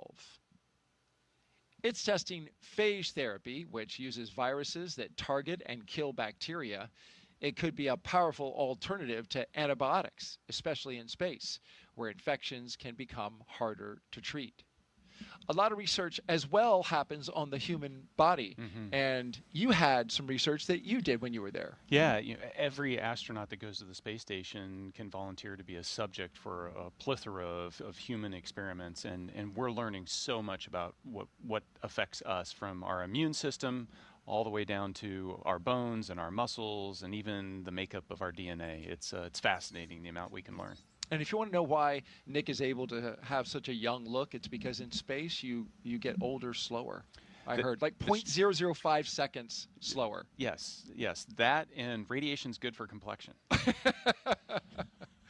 Thank you, Nick, for all your insight. Now let's toss it out to Tony at OSB2.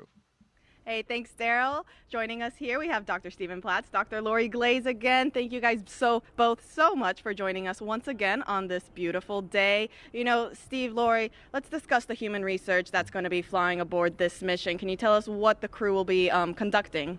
Sure. The Human Research Program is sponsoring 10 research experiments for this particular launch. We're really excited about it. We have cardiovascular studies. We have studies looking at the brain and the eyeball, muscle, skeleton, pretty much everything you can think of. And what we're most excited about is we're really able to focus on some of the biggest risks we have to the human for spaceflight, and we're focusing on how we can better understand everything we need to get to the moon and Mars. You know, speaking about the moon and Mars, Lori, can you tell us a little bit more about how this human research help us on those future missions? You bet. You know, when we start thinking about our future at the moon and Mars, sometimes it seems like science fiction. You know, the idea of having a permanent base on the moon that we can visit, or sending humans to Mars, but we are getting so close. In fact, we're less than a year from the next flight in the Artemis program, which is Artemis 2. We're going to be sending 4 crew for 10 days around the moon. And so we're getting there. The next mission after that will land humans, our crew, on the surface of the moon, first time since 1972, and at the South Pole, where we've never been before. And when we think about those missions that we're going to want to spend time on the surface of the moon or transiting to Mars, we're going to need our crew to be healthy for weeks or months in that transition period, and then be able to perform and execute the science and the exploration when they land in those partial gravity environments. And so it's critically important. We're using the space station, of course, it's a unique laboratory for doing the experiments that Steve's describing, doing things like being able to grow plants that we're going to need for food, so we don't need to bring all of the fresh food with us. Being able to recycle the water for drinking water and other purposes on the on that journey. Having sensors that can help us detect hazards from solar storms, so that the crew can get protection in time. So all this work is critical for us in our planning, and it's getting close. So we need this work now. Absolutely. You know, speaking about those experiments on station, Steve, I heard there's a new one coming on this mission. Can you tell us a little bit more about that? Sure. It's called manual piloting, and it's the first time we're flying it, so we're really excited about it. It will really help us with our planning for landing on the moon. And so what we're doing is we're looking at the transitions of gravity. We go from Earth to orbit, and then we're thinking landing on the lunar surface. Those transitions affect the human body, and so they can make you disoriented, they can disturb your balance and things like that. We have special equipment that we can use to simulate landing a vehicle, and so we're going to test the crew before in flight and then after they land in order to see how the body's affected so that we can figure out the best way to keep them safe. Well, Steve, Lori, thank you both so much for joining us. Now we'll go ahead and get you guys back to the shade, away from the heat, and we'll send it back to our host desk, Nick and Daryl. Well, we appreciate you all out there. It is cooking outside, so thank you very much for hanging in there. Crew 11's time in orbit will teach us how to keep humans healthy in the space for long haul. Meanwhile, on the moon-facing side of NASA's work, Artemis II astronauts, including Commander Reed Wiseman, are training for a very different challenge, a 10-day mission around the moon. And before they launch, NASA and the Department of Defense are making sure they know how to get home, even in an emergency. Here's Reed with a behind-the-scenes look.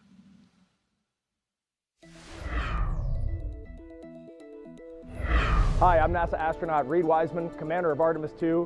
I'm here at the Kennedy Space Center in Florida, and as you can see, work is well underway for our next mission to the moon, both on land and off the coast. Back in June, teams with NASA and the Department of Defense used an area of open water off KSC to rehearse procedures for a possible rescue after an ascent abort from the SLS rocket. Instead of using astronauts, they used a set of test mannequins staged inside the crew module test article, a full-scale mock-up of the Orion spacecraft. You can see pararescuers jumped from a plane into the water with their specialized equipment, then approached the spacecraft, opened the capsule, and transported the mannequins to the helicopter safely for medical care. This was one of 2 emergency procedures they rehearsed should they need to rescue me, Victor, Christina, and Jeremy during an abort scenario. And back here on land, now that the upper stage integration is complete inside the vehicle assembly building, teams with NASA's Exploration Ground Systems have been running SLS integrated testing, where they powered up both the core stage and boosters for the first time in preparation for our 10-day journey around the moon. That's a look at your Artemis Moon Minute. Artemis updates, scan the QR code on your screen that you see in the lower right-hand corner, or just go to the website at nasa.gov/Artemis-Roman numeral 2. And the moon stuff is really cool. The crew today drove by the VAB. There's a moon rocket inside there, and there's a crew that's training right now to go around the moon early next year. Yeah, and I love that view as they were driving by because it shows just kind of how connected this whole thing is. You've got a crew 11 getting ready to go to the space station, and a lot of what they're going to do is trying to prove out the things we need to know in order to go to the moon. And at the same time in that frame, you've got Artemis II getting ready in the background, and I'm excited to see 4 more colleagues go around the moon. 100%. All right, let's head back now to Hawthorne, California. Thank you very much, Daryl and Nick. And right now we're preparing. Fuel load complete. And that was going to be the update, is that fueling continues to be occurring for the Falcon 9 rocket. As you take a look at it on your screen now, it is a 2-stage rocket that is 229 feet tall and getting ready for liftoff in just a little less than 20 minutes. And at launch, it produces more than 1.7 million pounds of thrust. And rockets like Falcon 9 don't use all that thrust just to go straight up. Early in flight, Falcon 9 performs a gravity turn, a smooth pitch maneuver that tilts the rocket sideways to build up horizontal velocity. You may hear this call at about 10 seconds into launch as the vehicle is pitching downrange. Once the first stage completes its portion of the mission, it shuts down and separates. A stage rocket like Falcon 9 sheds the booster to eliminate weight and uncover the Merlin vacuum engine on stage 2. To reach orbit, the vehicle needs to go fast, hitting an orbital velocity of about 28,000 kilometers an hour, just to keep from falling back to Earth due to gravity. That's fast enough to lap the Earth in about 90 minutes. And as we mentioned earlier, after stage separation, today's booster will be landing at Landing Zone 1 at Cape Canaveral Space Force Station, returning to Earth for its 3rd time. The second stage takes over from there, powered by a single Merlin vacuum engine, also known as the MVAC. With its extended nozzle and optimized design, the MVAC drives maximum performance, producing 220,000 pounds of thrust in the vacuum of space. And getting to space is the first step to building our multi-planetary future. At the top of Falcon 9 today, the crew is sitting inside Dragon Endeavour. There are currently 5 Dragon spacecraft supporting human spaceflight missions: Endeavour, Resilience, Endurance, Freedom, and our 5th and final Dragon, Grace, which just launched the Axiom 4 mission last month. Designed with safety as the highest priority, Dragon is capable of carrying up to 7 passengers to and from Earth orbit. And Dragon has 16 Draco thrusters that can be used in space to help navigate the spacecraft to its destination, which of course is the International Space Station. And those thrusters providing 90 pounds of force. And that doesn't include the 8 Super Draco thrusters used for and aboard, which are no longer active once the crew is in orbit. To date, Dragon has been to orbit 53 times, including 48 trips to the International Space Station and 18 human spaceflight missions.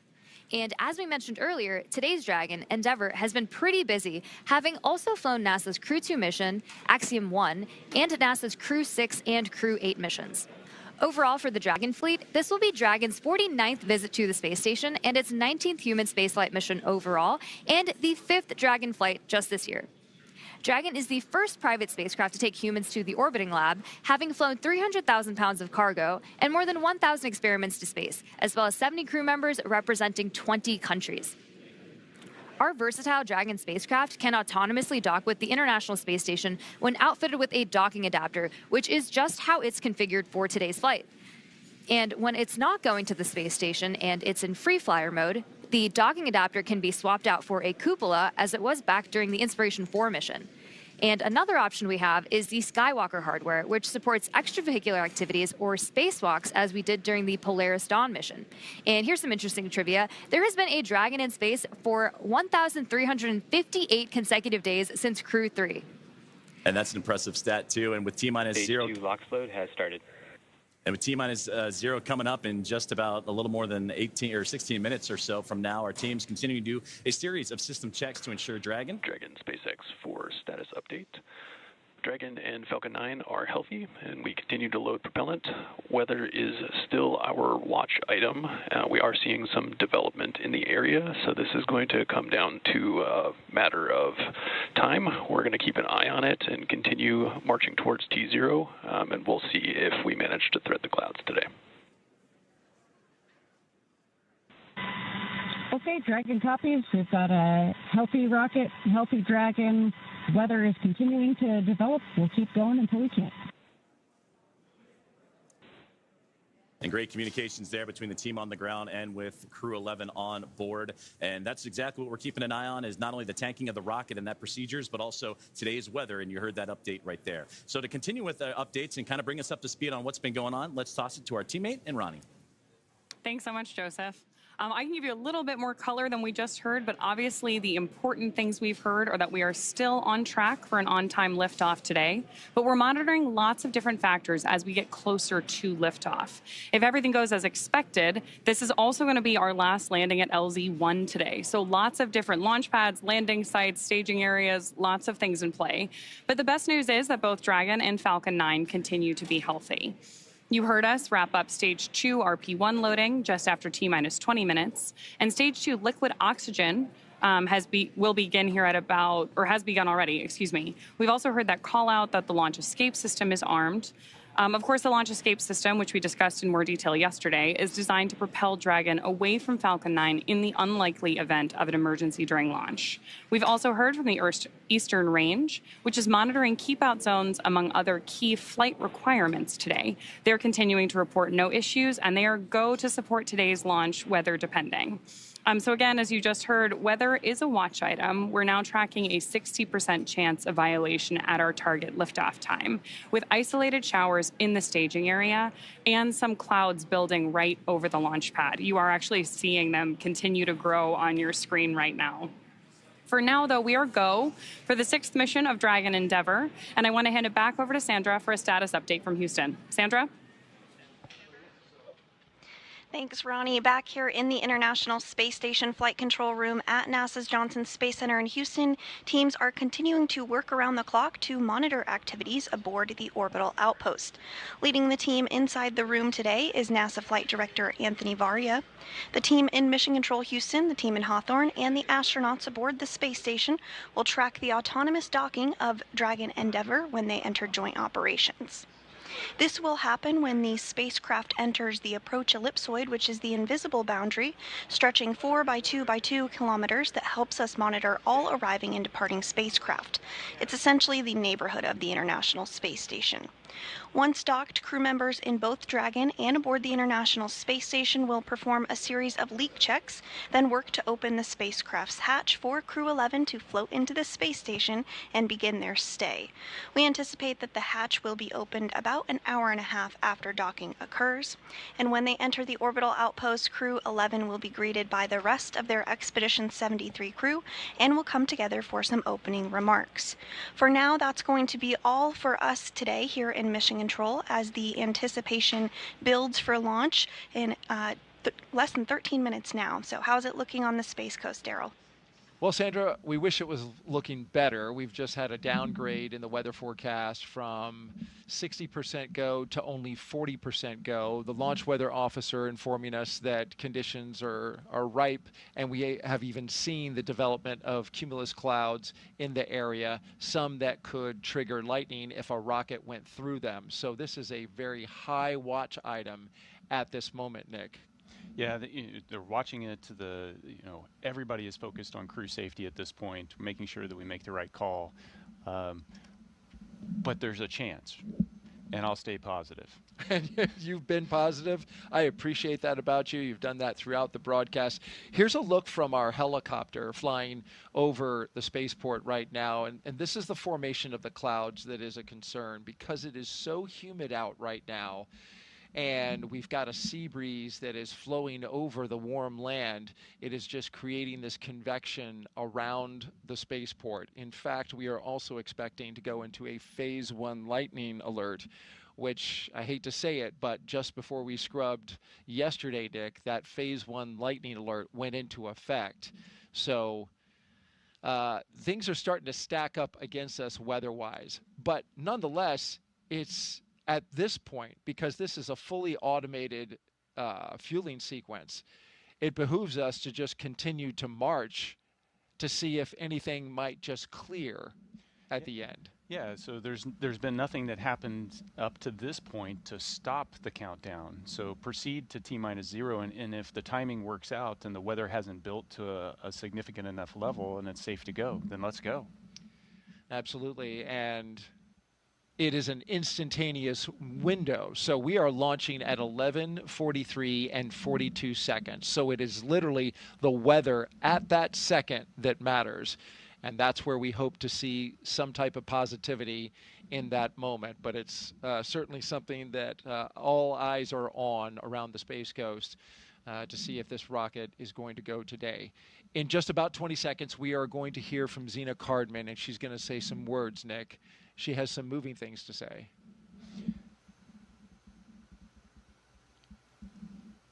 Yeah, Zena is an amazing person, and watching her, along with Stephanie.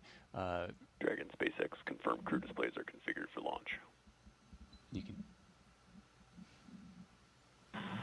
SpaceX Dragon displays are configured for launch. To our family, friends, all who support us at SpaceX, NASA, JAXA, Roscosmos, thank you. Spasiba, arigato gozaimasu. For this freedom to explore, resilience to endure, may grace fly alongside this endeavor. Crew 11, from all of us on the ground, we've enjoyed working with you in preparation for your mission. We look forward to continuing to do so in flight. Good luck. Enjoy the ride.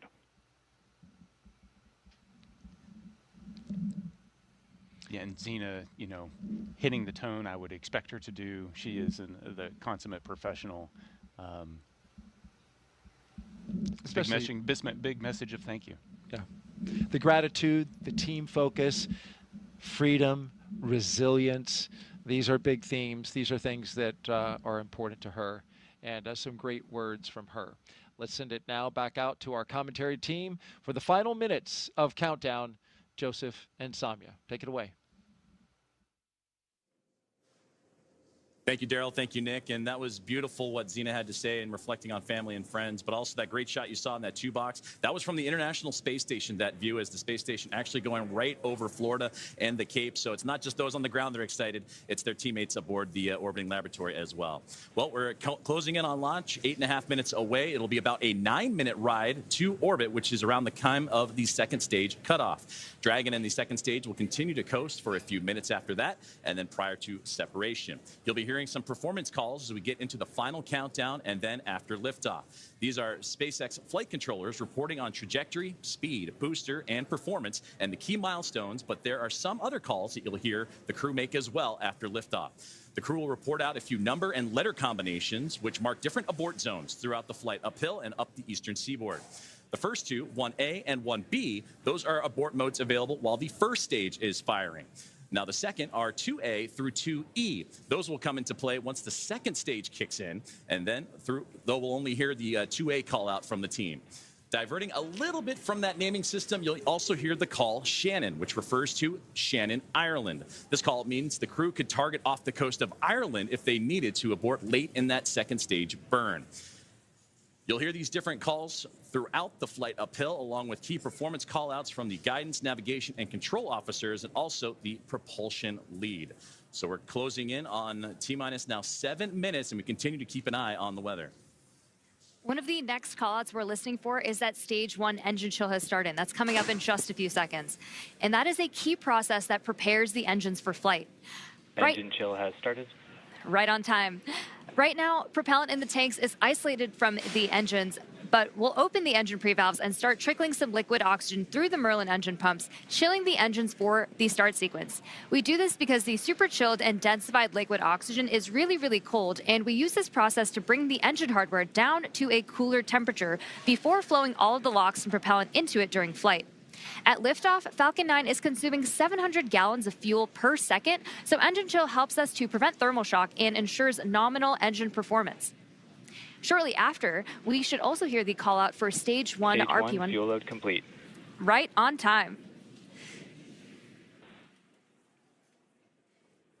So now that engine chill is underway, we're looking ahead to the call out that RP1 load is complete, which just occurred a moment ago, and again, prevents that thermal shock. You got to stretch before you can start running. And RP1 is densified kerosene or rocket fuel that will propel the crew into orbit. And all of that RP1 is now about to be fully loaded into the rocket, since we're previously heard that the second stage is completed, or about to be completed here in just a couple moments. And then while we're still loading liquid oxygen on that first stage and second stages. This is the oxidizer that is needed to combine with the densified kerosene that just finished up loading. The RP1 liquid propellant needs an oxidizer to combine with everything in order to ignite. Coming up at the 5-minute mark, we'll hear the call for Dragon to configure for terminal count and then transition over to into internal power. And that should be happening in about a little less than 30 seconds from now as we continue to close in on that T-0 mark.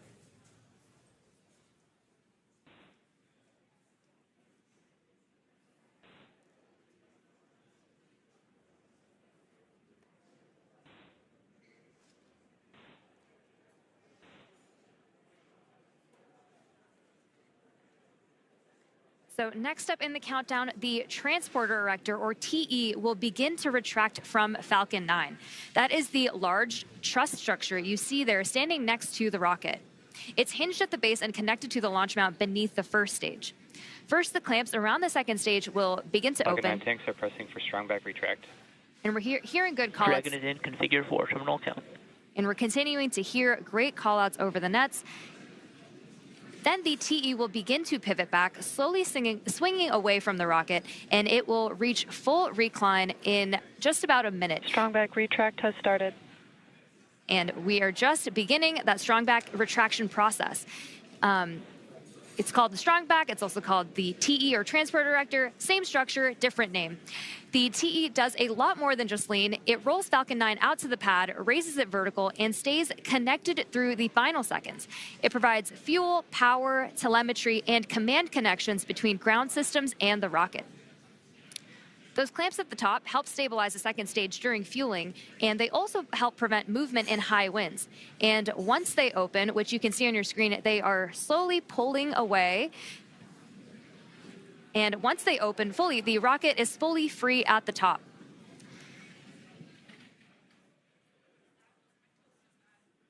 Propellant continues to be loaded late here in the countdown as we're approaching 3 minutes and 30 seconds. We're continuing to keep an eye on the weather, and that's going to be the biggest thing as everything continues to march towards that liftoff timeline. But you can see there the strong back starting to move ever so slowly away from the rocket. The clamp arms are open, and you also see those white clouds starting to billow off the rocket itself. Those are perfectly normal as it's the coolness of the propellant on board is mixing with that warm Florida air, and that's what causes that boil off, and that you heard Nick talk about it earlier when you have that steam come off the rocket, so it looks like a lot of clouds billowing off it as well. But approaching the T-minus 3 minute mark, and that's when Stage 1 LOX load complete.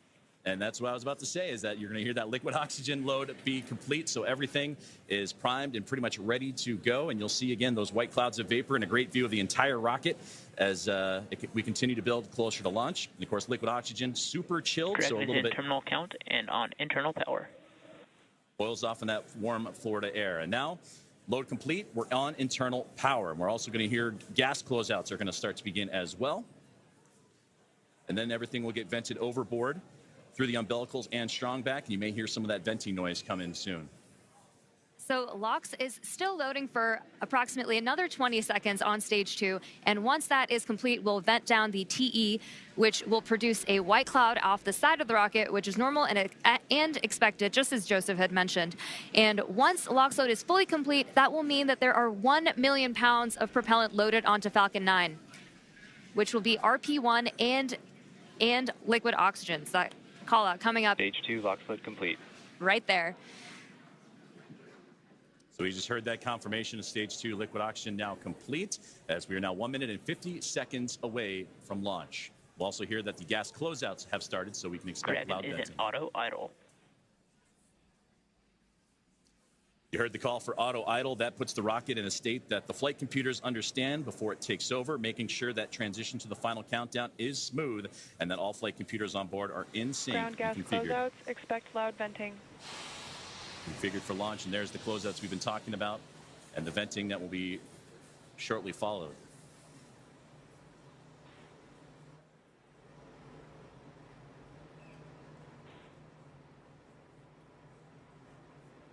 One minute and 10 seconds to liftoff of NASA SpaceX Crew 11.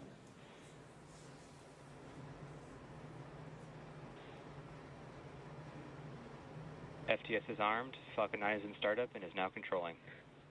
Dragon is in countdown. Flight computers switching to countdown mode now.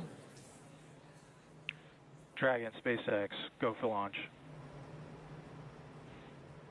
SpaceX Dragon, go for launch.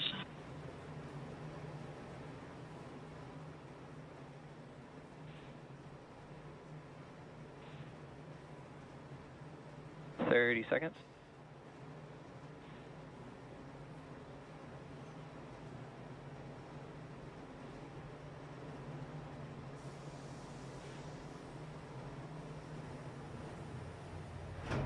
.15 seconds.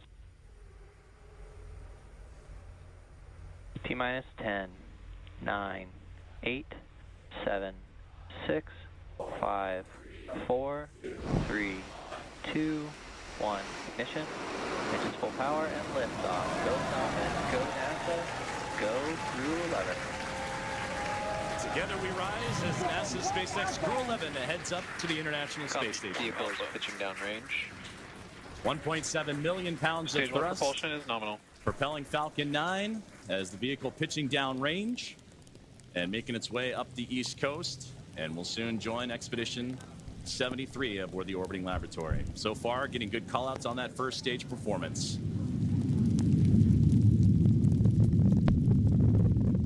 We are now T plus 35 seconds into the Crew 11 mission on board Dragon and Falcon 9. The Falcon 9 engines Stage 1 throttle down. Are throttling down to help Power and telemetry are nominal. to help pass through the period of max Q, or maximum aerodynamic pressure on the vehicle during ascent. Max Q. We just had max Q right there. Falcon 9 is supersonic.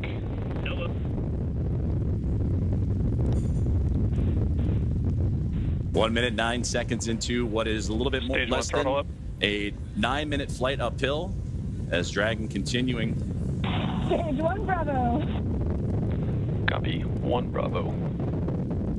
And that 1 Bravo, again, that's the abort zone, that last abort zone for stage 1 if necessary. The crew already pulling over 2 Gs. And next, we're going to have a couple of events happen in rapid succession. We'll be getting ready for the second stage to warm up and have this second stage MVAC chill. And then we'll also have MECA, or main engine cutoff, where the 9 engines on the first stage will cut off ahead of the first and second stages. Will then be separating from one another.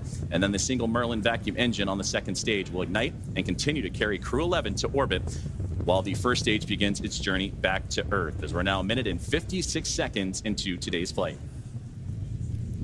The 9 Merlin engines are starting to throttle down and are standing by for MECA, or main engine cutoff. MVAC chill has started. And we just heard that call out for MVAC chill.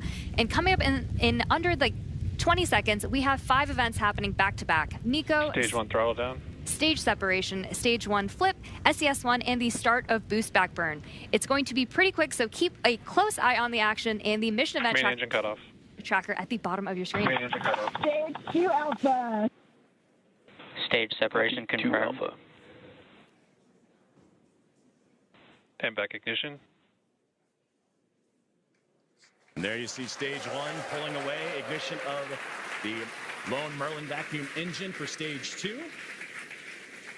And again, those happening in quick succession as we continue to get great views of that Florida coastline and the eastern seaboard there, as Crew 11 continuing its path to orbit, now approaching 3 minutes into today's flight. Still a little ways to go, about 6 minutes left, as they continue to climb their way up and eventually track down the International Space Station. And there, great see, you see the Merlin vacuum engine, the second stage on the right-hand side, and great views of the first stage that's making its return to Earth on the left. About 5.5 minutes of powered flight remaining as we continue to monitor the progress of both vehicles, stage 2 and Crew 11, making the climb uphill, and stage 1 looking to land again at landing zone 1, the last landing at that location for this Falcon 9 booster.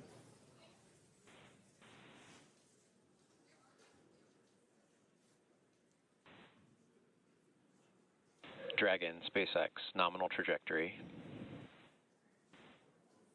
Dragon copy. We're continuing to hear great call outs over the nets that both Dragon and Falcon are right on track to orbit. So the first stage booster is now on its way to landing zone 1, and we just saw those grid fins open up on the left-hand side of your screen.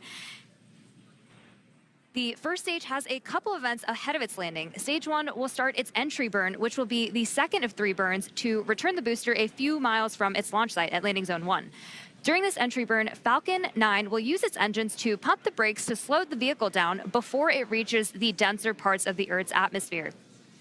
And if you didn't know, Falcon 9 has a complex heat shield that is designed to protect the engines and the vehicle from all that combined thermal and aerodynamic loading during max entry Q, which is the moment of max stress on the vehicle during entry. And that will be followed by a landing burn. And this burn will last for about... Dragon, SpaceX, nominal trajectory. Continuing to hear good call-outs.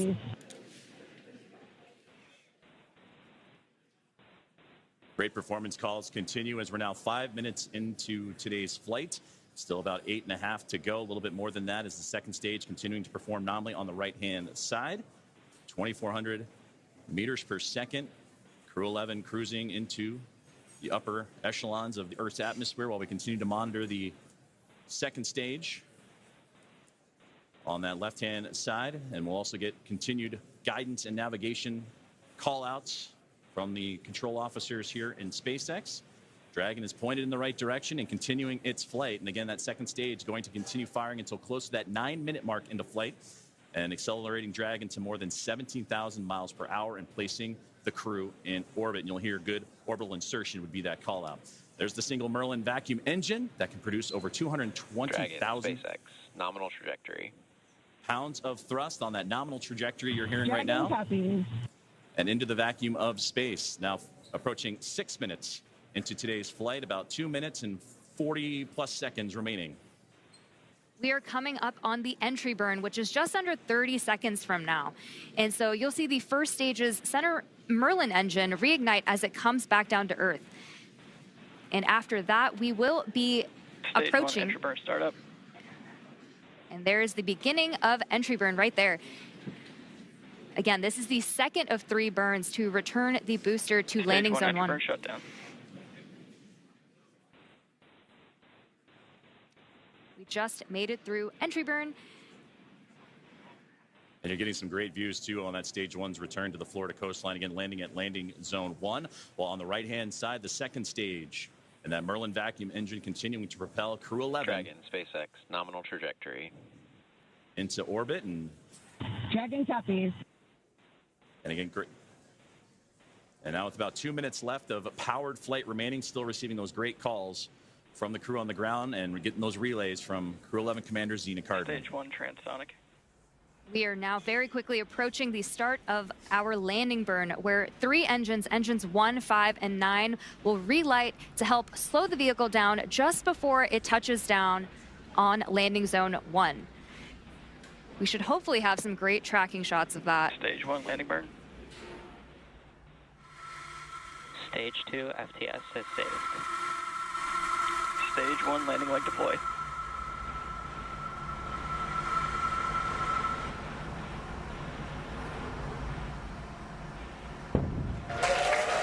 Fantastic return there of the Stage 1 booster.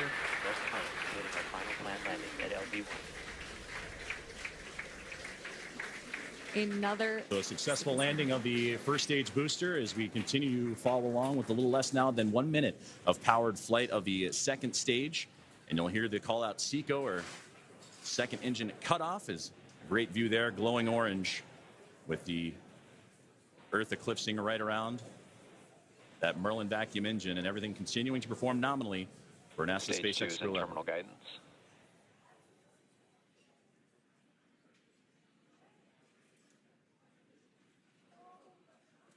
About 20 more seconds remaining of powered flight, and we'll get those call outs here shortly as everything continuing. Shannon. Copy, Shannon. And there's the great call out for Shannon we talked about earlier, that last abort zone if necessary, where they can land off the coast of Shannon, Ireland. SECO. There we just heard that good call out for SECO, or second engine cutoff. Coming up next will be stage separation. Dragon, SpaceX, nominal orbit insertion. And that's the great call you want to hear. Copies. Launch escape system disarmed. A good look inside the trunk there as you're looking for that separation, but you wanted to hear that nominal orbital insertion as Crew 11 now has reached microgravity. So now we'll continue to coast for a little bit after SECO to allow rates and motion from the burn to settle out. Right now we have a great view on our screen of the Dragon heat shield, actually, which is made up of similar materials. And there we have that Dragon and stage 2 separation as we see Dragon coast into its orbit. And a wonderful view there is Dragon Endeavour with Crew 11 on board. Safe. Dragon separation confirmed. And safe and... Dragon, Chief Engineer on Dragon to ground. Zena, Mike, Kimiya, Oleg, welcome to orbit. On behalf of the entire Falcon team, we thank you for flying with Falcon today and wish you a great mission. Dragon will take you from here. Over to Launch Director for a few words. On behalf of the launch team, it's been an absolute honor working with you towards launch today. We wish you well on the rest of your mission, and we will be awaiting your safe return. Godspeed Endeavour, Godspeed Crew 11, and thanks for flying SpaceX.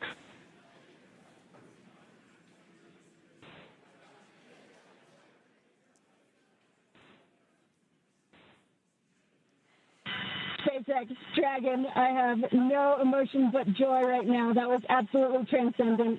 Ride of a lifetime. Thank you. This has been an incredible honor. And it's my privilege now to pass us along to Mike for some additional words. Boy, it's great to be back in orbit again. Thank you to SpaceX and NASA to get us here. What a ride. And Zena and Oleg, let me be the second to welcome you to your first orbit around beautiful planet Earth. Kimiya-san, okayeri nasai, welcome back. And to the ISS Expedition 73 team, the crew on board and our friends in MCC, we're on our way. Over to you, Kimiya-san. Okay, thank you very much for everything. スパシバワンボイショーへありがとうございます。日本の皆さん、私も10年ぶりに宇宙に帰ってきました。ISS でしっかりと任務を果たして一等星のように輝いて、日本の素晴らしいところを世界中の人に知っていただきたいと思います。ありがとうございます。Я передаю Олег-сан, пожалуйста. Спасибо, Kimiya-san. Thank you very much. Arigato gozaimasu. And спасибо всем. I'd like for the beginning to say thank you very much, Roscosmos, SpaceX, and NASA for this unique opportunity to be here with my great crew. Дорогие друзья, находясь на космическом корабле и облетая нашу родную планету, я испытываю неописуемое счастье и восторг. Хочу выразить слова благодарности всей нашей стране, Соединенным Штатам Америки и России за эту уникальную возможность, а также Роскосмосу. Хочу выразить слова благодарности своей школе, в которой я учился, номер 103 в городе Челябинске, выразить благодарность Краснодарскому высшему военному авиационному училищу летчиков и 22-му гвардейскому истребительному авиационному полку, а также сотрудникам Центра подготовки космонавтов, кто искренне верил и болел за эту идею отправить меня в космос. Обещаю выполнить все поставленные передо мной задачи на отлично. Ура!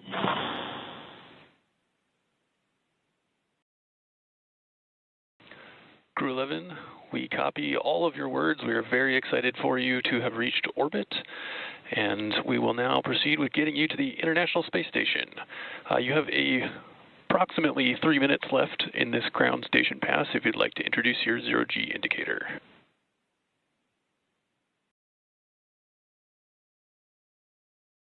Copy all, Tremaine. Thank you so much. We'll get out our 5th crew member here in just a moment. This 0G indicator honors a shared memory with our lead trainer, Paul Weiss. For all the mentors and team members who got us here through sacrifice of time and dedication, I hope we made you proud today. Thank you so much.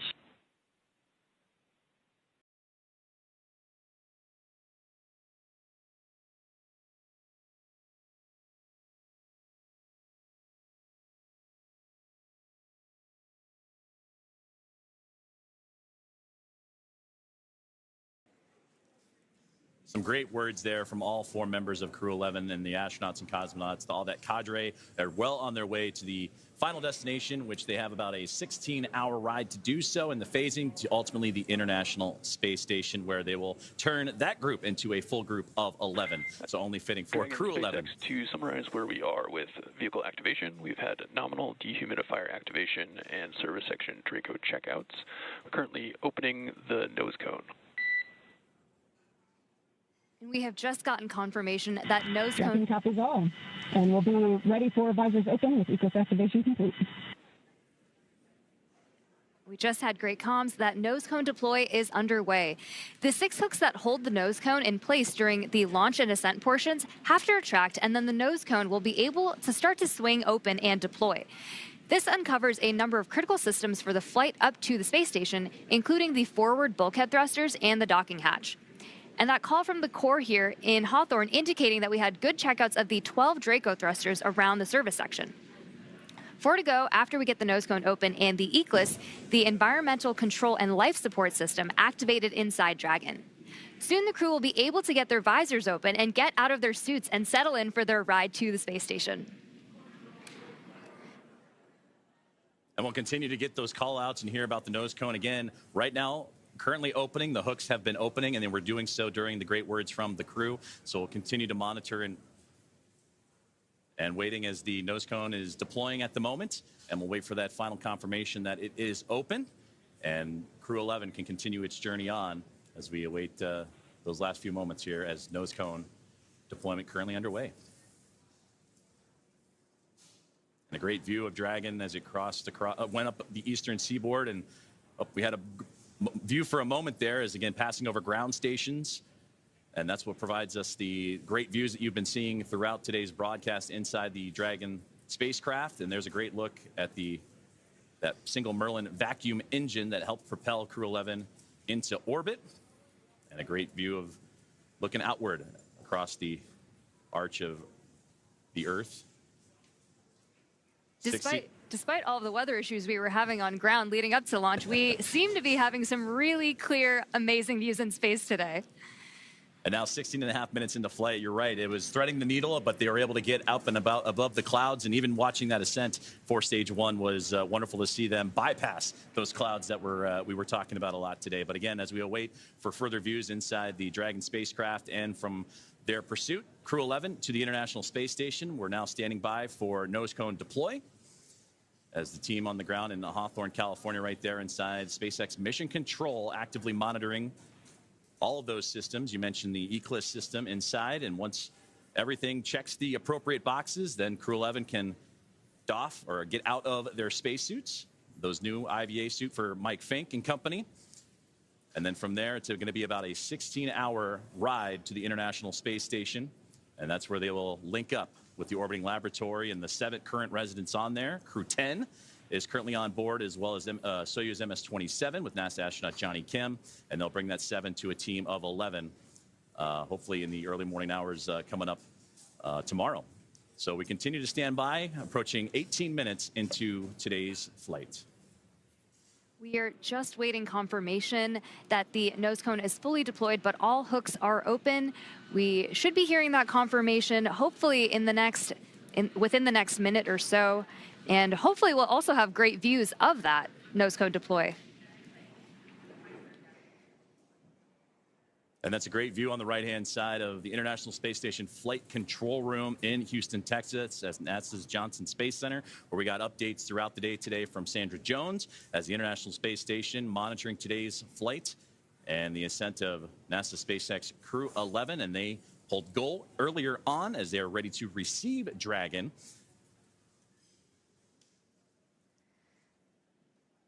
And we just received confirmation that the nose cone has completely opened and deployed. So great news, as again, all those checkouts continuing to happen for Crew 11 after a successful on-time liftoff today. And they were able to get past the clouds, the weather that we've been monitoring, and a successful first stage and second stage performance to propel them into orbit. Crew 11 is comprised of NASA astronauts Zena Cardman and Mike Fincke, along with JAXA astronaut Kimiya and Roscosmos cosmonaut Oleg Platonov. And they are now safely in orbit following that approximately 9-minute ride after liftoff today from NASA's Kennedy Space Center in Florida. The crew now, as mentioned, has a little bit about a 16-hour journey before they reach their destination. Dragon SpaceX. We see a nominal nose cone opening at TCS and 4 bulkhead to Draco checkouts. Great call out right there. Dragon copies all. Good news. And that's what we were waiting for there, was that call up to crew. Looking forward in the timeline, you have your first burn up on your forward view. That's the phase burn in approximately 25 minutes. We will also be monitoring the stage 2 deorbit to give you the go for suit doffing, and we're expecting that at T plus 45 minutes. Dragon copies. We'll be monitoring, and T plus 45 approximately for suit doffing. We're with you in the timeline. Great conversations there with the team on the ground, and there they are, Crew 11. Happy as can be in orbit now, and they have a 16-hour journey before they reach their destination, the International Space Station, as docking currently targeted for tomorrow morning, Saturday, August 2nd at 3 a.m. Eastern Time, 12 a.m. Pacific, to the space-facing port of the station's Harmony module. Now, between now and then, Dragon will perform a series of burns as it catches up to the space station. And that first burn you heard him talking about is the phase burn, and that happens about 30 minutes or so from now. So we'll continue to monitor the Dragon spacecraft, or the teams on the ground will continue to monitor that first of a sequence of burns to help them stair-step their way up to the International Space Station. Human spaceflight has come so far in the last 5 years with Dragon. In addition to flying people, SpaceX's Dragon spacecraft also enables researchers the opportunity to fly critical science to orbit. So far, SpaceX and Dragon have carried more than 1,000 research experiments to and from low Earth orbit, both to the International Space Station and on our free flyer missions. From DNA sequencing to 3D printing, studies enabled by Dragon and the space station test a variety of technologies, systems, and materials that will be needed for future long-duration exploration missions. Every mission yields critical science, critical research, and learnings that help make life both on Earth and in space better. And flights just like today's help us continue to lay this foundation for our future among the stars and continue our mission to make life multiplanetary. We'll be signing off from SpaceX for now, so we're going to send you back over to Kennedy Space Center. But before we go, we want to thank NASA, Joseph, for entrusting us with today's mission, and thank you all for being with us today. Well, thank you very much, Soumya, Ronnie, and the teams here at SpaceX. It was another phenomenal opportunity to catch NASA SpaceX Crew 11 in orbit today. And with that, we're going to say goodbye from here in Hawthorne until we pick back up with our docking coverage beginning at 2 a.m. Saturday, August 2nd, tomorrow, for that targeting docking to the space-facing port of the station's Harmony module at 3 a.m. Eastern. So for now, thank you for joining us, and we're going to toss it back over to Nick and Daryl at Kennedy Space Center to wrap up today's launch coverage. Great job. If you're just joining us, welcome back to the Kennedy Space Center in Florida. I'm Daryl Nail here with NASA astronaut Nick Hague. Just moments ago, we saw Crew 11 safely on orbit with the nose cone open, checkouts complete, and a few words from the crew as they settled into their new environment aboard Dragon. And Nick, watching him in that moment, floating free, you must feel good about your friends and colleagues successfully getting to orbit today. Absolutely. You know, at the moment of liftoff, the you know, tingle on the back of your neck, the chills, and watching them go into orbit, and then to hear them call down after they're there safely, the joy in their voice, and then the gratitude for the teams that got them there. Just, you can't help but feel awesome right now. Everybody that's associated with this launch. And now it comes, you know, a completion for Zena Cardman, the commander, who was part of Crew 9. Was pulled off that mission. You continued on. This is now her chance. Now she's in space. She had to wait a little bit longer, but now finally gets to fly. Yeah, it's a full circle moment, and it's a thrill to be here and just be part of it. We appreciate you from the very start saying that you wanted to document this moment with her here at the Kennedy Space Center, watching them go up at that moment. Mike Fincke has been around for a while. He's a veteran astronaut, but there's been quite a gap. He finally now, after 14 years, back up in space. Yeah, you know, talk about patience being a key quality of an astronaut. It's not just sitting strapped into a rocket for 2.5 hours prior to launch and not being able to move. It's, you know, doing your job and waiting for your opportunity, and that might be a decade or more, and to take that time and to do so much with it while you're still waiting to launch into space, it just shows the character that he has. Incredible character and incredible character is Mike. Well, quick story here. We want to tell you, you know, when Zena Cardman was here and she did the co-host role for Crew 9 when you launched. After the launch broadcast was over, she pulled out a deck of cards and just offhandedly was like, oh, hey, I want to show you something. And she showed me this deck of cards. It was the Crew 9 deck of cards. And she had hand-drawn the portraitures of like each of the Crew 9 members, which included you, and she was on it, though she didn't get to fly. It was the card deck that you used when you played to get rid of your bad luck. Yeah, in the suit-up room, Right. And so I'm like, you hand drew these? I was like super impressed. So, of course, fast forward to recently, you walk in the pre-production meeting and you're like, hey, Zena wants to have this deck of cards. It's the Crew 11 deck of cards, and we want to show them to you now.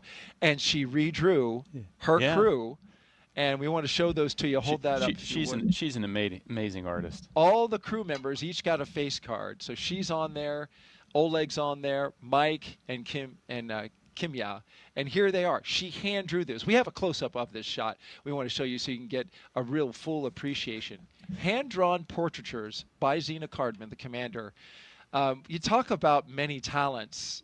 Just another talent in what appears to be just this extremely well-rounded astronaut and commander. Oh, absolutely. Not all astronauts are created equal. I cannot do that. She is talented. That's incredible. And of course, they played with this deck of cards when they got rid of Zena's bad luck today. Yeah, and it worked. And it worked. Look at that weather. We were looking at the cloud just off to the south. You know, the power of positive thinking. Your positive thinking is like, perfect. All right, we're going to send it back out for one more interview with Tony. And in the meantime, you and I are going to play some high-low card for your next space assignment. See if I can win it from you. Tony, take it away. Thanks, Daryl. Looking forward to who wins that game. Joining me is now Stephen Chan with the Commercial Crew Program. Stephen, what an amazing launch and landing of Falcon's first stage. How you feeling? That was amazing, Tony. To watch the Crew 11 Dragon flying up on the Falcon 9, it's incredible, to see that. On a personal note, Mike Fincke is a dear friend of the family, and it warms my heart to see him to go back to space station to work and live there. I am the external liaison for the Commercial Crew Program, so it's my job to make sure that our external partners are coordinated and informed to support our missions, and those partners include Coast Guard, FAA, Air Force, Space Force, and other DoD partners. Today, the Coast Guard is out there making sure the waterway is safe, and FAA is clearing the waterway. So it is. I get to see how much work it goes behind the scenes to make sure our missions are successful, and I am looking forward to have the Crew 11 get on orbit and then come back safely with Crew 10. Steve, you played a critical role in changing the splashdown locations for Dragon to the Pacific Ocean. Can you talk to us a little bit about your role in that and the significance in changing those splashdown locations? Yes, the moving Dragon recovery to Pacific all had to do about the safety of the public, and the trunk debris. By going to the Pacific, we ensure that the trunk is entered over Pacific Ocean and have no risk at all to the public. So, and thanks to our external partners, we work with them to make sure that the Dragon can be recovered safely, and they can perform their important missions, like keeping the waterway safe, keeping the airspace safe, and then the DoD can perform their missions around California coast. Speaking about all of those external partners that you have to work with, it took a huge effort to get this underway. Can you tell us a little bit more about how that worked? Yes, so for our West Coast partners, the Dragon landing in the Pacific is a new challenge for them. And they have, as I mentioned earlier, they have their other national priorities. So we are very thankful to our partners and their leadership who recognize that Dragon is also a very important national priority. So we're very thankful to our Coast Guard, Navy, other DoD partners and FAA that help us make that happen, and I'm looking forward to work with them to bring Crew 10 home safely. They have SpaceX has successfully brought back 3 Dragon the last few months, and we are confident they can help us get there in the next few weeks. Absolutely. Absolutely, Steve.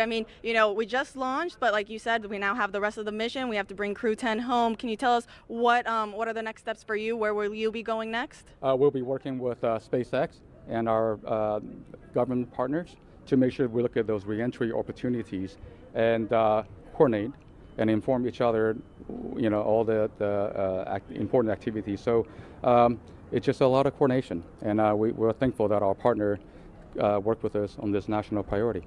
Absolutely. Well, we wish you the best of luck on the rest of the mission. Thank you so much for joining us. And Thank now you, Tony. We'll send it back to Daryl and Nick. All right, thank you so much, Tony. And certainly you can hear the emotion in people's voices, especially Stephen here. Just so proud of seeing Mike Fincke. He has touched a lot of people here at the Kennedy Space Center in his time working with everyone here throughout the Commercial Crew Program. Yeah, absolutely. He has had an impact. And you had an impact on me. I lost to you for your next space assignment. So we need to clear the record here, because you tried to stack the deck and karma won out there because you dealt me the ace by accident. So I'm sorry. That's just the way it goes. Thank you for being so truthful and honest. Is this show over yet? No, you know what? We're excited for you, Nick. We can't wait to see what you do next as well. You've brought so much experience and insight and knowledge to this show, and I know that you wanted from the very beginning, after you launched, you told me that you wanted to do this for Zena, for your friends, for your colleagues, for your team. And you're a stand-up guy telling us early on, like, hey, I'll be there and I'll do it. Thank you very much for that. No, my pleasure. Can you take one more social question before we bug out? We didn't hit 8 yet, so yes. Let's do it. One more social question. Let's see if we can get it fired up here. Yes, Aaron Anzar is the winner with, what is your best memory as an astronaut? Well, you can imagine there are so many memories that are created. I've listened to you for a couple days now, and it's fascinating to hear each and every one that you remember. But what would you put as the number one memory? You know, the image, if I try to sum up my 12 years of doing this job, the image that kind of brings it all together in my mind is just another Friday night floating around the table in the Russian service module, having dinner with our playlist. It's an eclectic playlist of music that mixes in everybody's favorites. So you've got Russian traditional folk music and hard rock and American country western, and it's just the culture that the crew has built, and me trying to talk with my cosmonaut colleagues in broken Russian, and them talking to me in broken English, and we develop our own language, and we're sharing what's going on with our families, and birthdays and anniversaries. It's just life, and we've built that in space. And there's just so many unique aspects, just how you're eating and people are floating around, that it's so normal. It becomes so normal to do that, and that's my hope, is that we can get more people to experience that normal living in space, but also that normal of bringing together people from around the globe and just getting to know each other. Yeah, understanding each other, appreciating where we come from as different countries. What strikes me about that is a memory that you chose is you went on EVAs. You went outside the spacecraft, outside and saw the entire planet underneath your feet, but you pick a very human moment as the memory, a bonding moment among your crew that stands out as the number one. I'm sure there's a ton of great memories, but it was the human one at the end of the day. I mean, you can spend all day in the cupola staring at the Earth, and it's an amazing view. But when a crewmate floats up and watches it with you, it's just that much more spectacular. That's awesome. That's awesome. Nick Hague, NASA astronaut, and a brigadier general with the Space Force. Thank you so much for being here. You did a fantastic job. And with that, our coverage comes to a close. But the journey for Crew 11, well, it is just beginning. After a stunning launch from Kennedy Space Center and a successful ride to orbit, the crew is now on their way to the International Space Station. This is a shortened trip, 15.3 hours, with docking targeted for a Saturday, August 2nd. At approximately 3 a.m. Eastern Time. And we'll pick back up, of course, with our coverage beginning at 2 a.m. Eastern Time on that same Saturday, tomorrow, for a targeted docking at that moment. And so with that, we want to just say thank you to everyone who was participating in this show today. If you want to follow along with the mission, Crew 11's journey to the space station, just by check in with our real-time mission audio. It will have the flight controllers communicating with the team. You can check that out. The QR code that's at the bottom of your screen now, you just pull out your phone and scan that. You can watch on your phone or watch on your TV with a streaming app. We'll pick back up live with broadcast coverage about 2 hours before docking right here on NASA Plus. Nick, thanks again. Really appreciate it, man. 2 launch attempts. I mean, you were fantastic. This is a long slog through the day, but it's wonderful to document seeing your friends go up to space. Yeah, wouldn't want to be anywhere else. Absolutely. So with that, thank you so much for joining us. Have a great afternoon, everyone, and thank you again for watching us get these astronauts to space. Continue to follow us as well, and make sure that you keep looking up.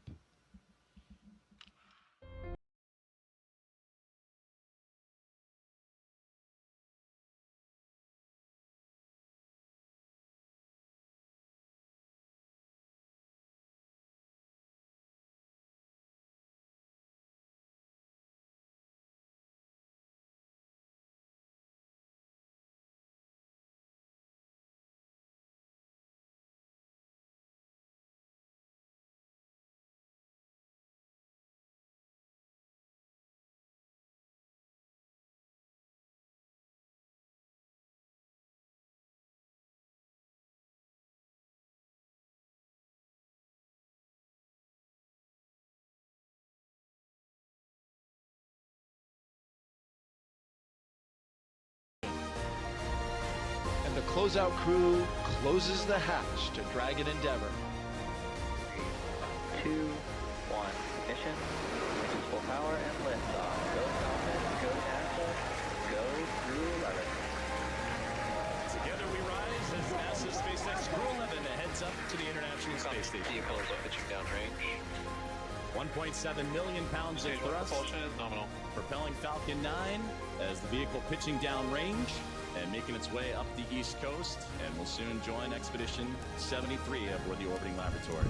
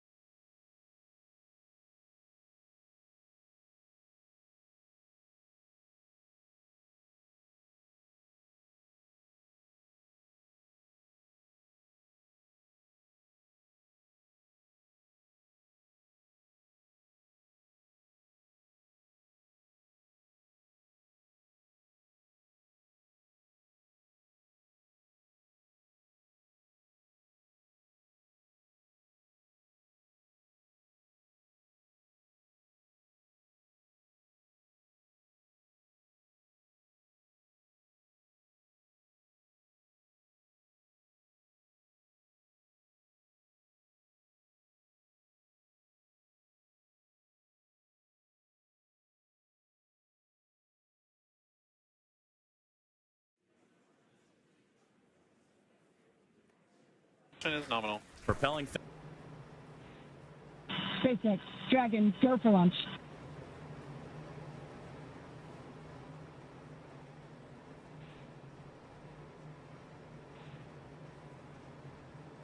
.30 seconds.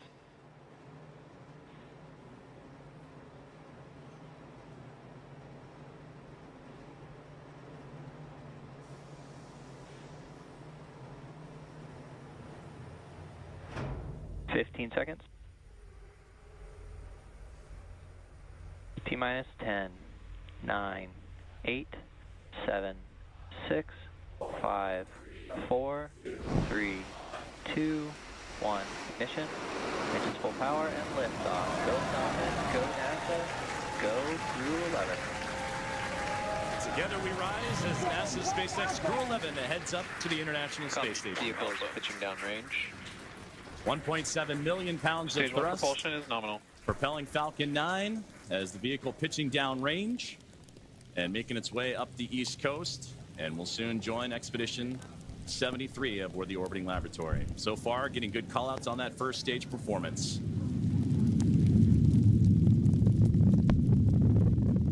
We are now T plus 35 seconds into the Crew 11 mission on board Dragon and Falcon 9. The Falcon 9 engines Stage 1 throttle down. Are throttling down to help Power and telemetry are nominal. to help pass through the period of max Q, or maximum aerodynamic pressure on the vehicle during ascent. Max Q. We just had max Q right there. Falcon 9 is supersonic.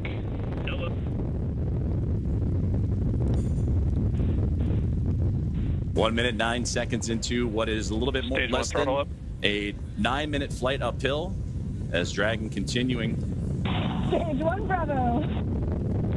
Copy. 1 Bravo. And that 1 Bravo, again, that's the abort zone, that last abort zone for stage 1 if necessary. The crew already pulling over 2 Gs. And next, we're going to have a couple of events happen in rapid succession. We'll be getting ready for the second stage to warm up and have the second stage MVAC chill. And then we'll also have MECA, or main engine cutoff, where the 9 engines on the first stage will cut off ahead of the first and second stages. Will then be separating from one another. And then the single Merlin vacuum engine on the second stage will ignite and continue to carry Crew 11 to orbit, while the first stage begins its journey back to Earth, as we're now 1 minute and 56 seconds into today's flight. The 9 Merlin engines are starting to throttle down and are standing by for MECA, or main engine cutoff. MVAC chill has started. And we just heard that call out for MVAC chill. And coming up in under like 20 seconds, we have 5 events happening back to back. MECA, Stage 1 throttle down. stage separation, stage 1 flip, SES1, and the start of boost back burn. It's going to be pretty quick, so keep a close eye on the action and the mission event Main engine cutoff. tracker at the bottom of your screen. Main engine cutoff. Stage 2 Alpha. Stage separation Copy. 2 confirmed. Alpha. MVAC ignition. And there you see stage 1 pulling away, ignition of the lone Merlin vacuum engine for stage 2. And again, those happening in quick succession as we continue to get great views of that Florida coastline and the eastern seaboard there, as Crew 11 continuing its path to orbit, now approaching 3 minutes into today's flight. Still a little ways to go, about 6 minutes left, as they continue to climb their way up and eventually track down the International Space Station. And there, great to see, you see the Merlin vacuum engine, the second stage on the right-hand side, and great views of the first stage that's making its return to Earth on the left. About 5.5 minutes of powered flight remaining as we continue to monitor the progress of both vehicles, stage 2 and Crew 11, making the climb uphill, and stage 1 looking to land again at landing zone 1, the last landing at that location for this Falcon 9 booster.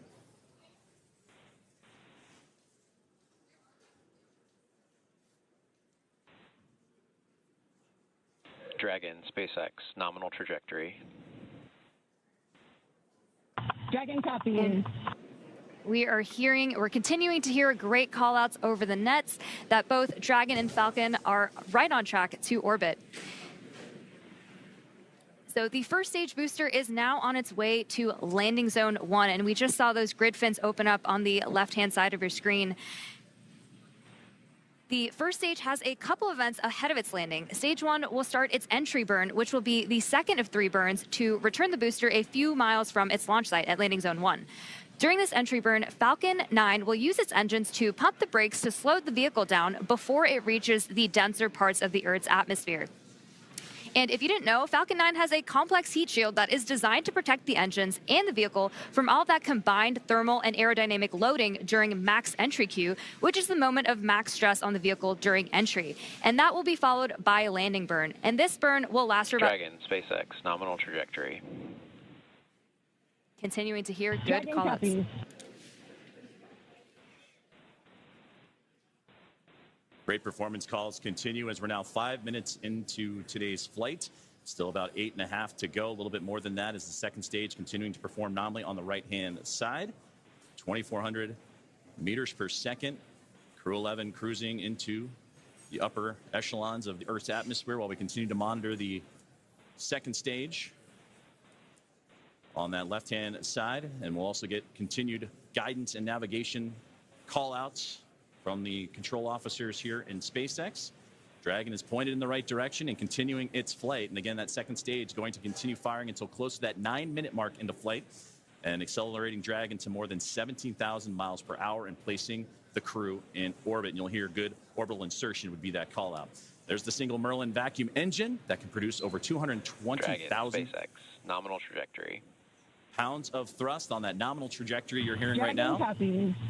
And into the vacuum of space. Now approaching 6 minutes into today's flight, about 2 minutes and 40 plus seconds remaining. We are coming up on the entry burn, which is just under 30 seconds from now. And so you'll see the first stage's center Merlin engine reignite as it comes back down to Earth. And after that, we will be approaching. Stage 1 entry burn startup. And there is the beginning of entry burn right there. Again, this is the second of 3 burns to return the booster to landing zone 1. Burn shutdown.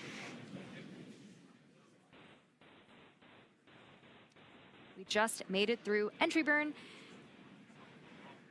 And you're getting some great views too on that stage 1's return to the Florida coastline. Again, landing at landing zone 1. While on the right-hand side, the second stage. And that Merlin vacuum engine continuing to propel Crew 11. Dragon, SpaceX, nominal trajectory. Into orbit. And Dragon copies. And again, great. And now with about 2 minutes left of powered flight remaining, still receiving those great calls from the crew on the ground, and we're getting those relays from Crew 11 Commander Zena Cardman. Stage 1 transonic. We are now very quickly approaching the start of our landing burn, where 3 engines, engines 1, 5, and 9, will relight to help slow the vehicle down just before it touches down on landing zone 1. We should hopefully have some great tracking shots of that. Stage 1 landing burn. Stage 2 FTS is saved. Stage 1 landing leg deploy.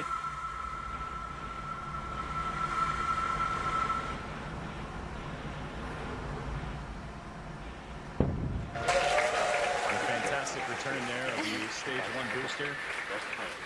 Final plan landing at LV1. Another So a successful landing of the first stage booster as we continue to follow along with a little less now than 1 minute of powered flight of the second stage.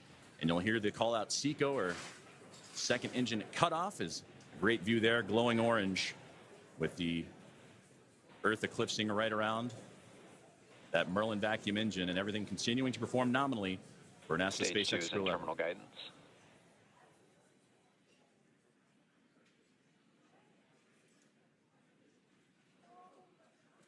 About 20 more seconds remaining of powered flight, and we'll get those call outs here shortly as everything continuing. Shannon. Copy, Shannon. And there's the great call out for Shannon we talked about earlier, that last abort zone if necessary, where they can land off the coast of Shannon, Ireland. SECO. There we just heard that good call out for SECO, or second engine cutoff. Coming up next will be stage separation. Dragon, SpaceX, nominal orbit insertion. And that's the great call you want to hear. Launch escape system disarmed. A good look inside the trunk there as you're looking for that separation, but you wanted to hear that nominal orbital insertion as Crew 11 now has reached microgravity. So now we'll continue to coast for a little bit after SECO to allow rates and motion from the burn to settle out. Right now we have a great view on our screen of the Dragon heat shield, actually, which is made up of similar materials. And there we have that Dragon and stage 2 separation as we see Dragon coast into its orbit. And a wonderful view there is Dragon Endeavour with Crew 11 on board, safe. Dragon separation confirmed. And safe and Dragon, Chief Engineer on Dragon to ground. Zena, Mike, Kimiya, Oleg, welcome to orbit. On behalf of the entire Falcon team, we thank you for flying with Falcon today and wish you a great mission. Dragon will take you from here. Over to Launch Director for a few words. On behalf of the launch team, it's been an absolute honor working with you towards launch today. We wish you well on the rest of your mission, and we will be awaiting your safe return. Godspeed Endeavour, Godspeed Crew 11, and thanks for flying SpaceX.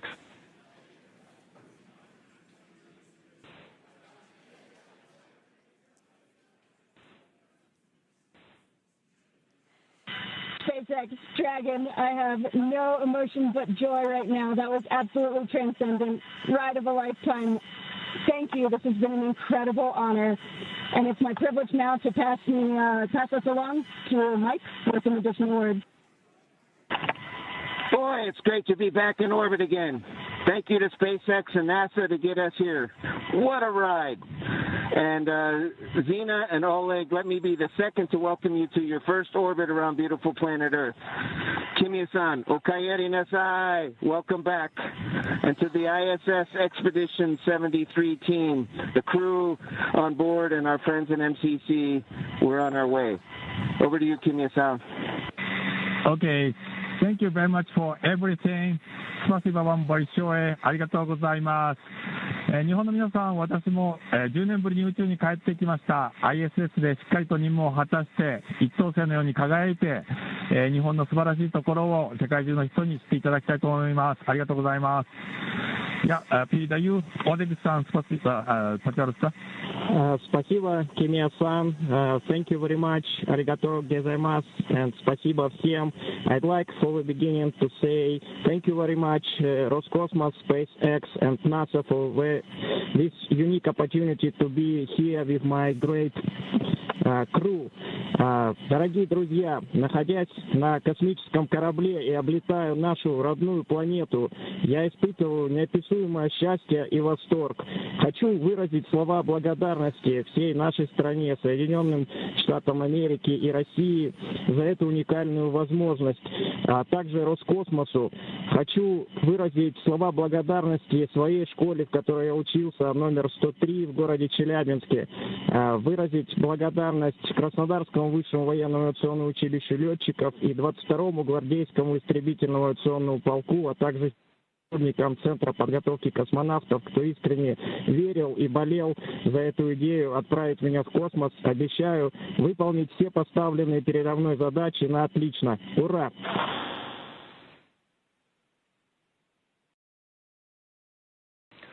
Crew 11, we copy all of your words. We are very excited for you to have reached orbit, and we will now proceed with getting you to the International Space Station. You have approximately 3 minutes left in this ground station pass if you'd like to introduce your 0G indicator.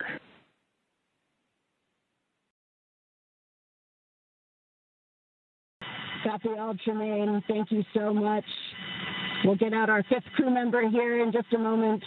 This 0G indicator honors a shared memory with our lead trainer, Paul Weiss.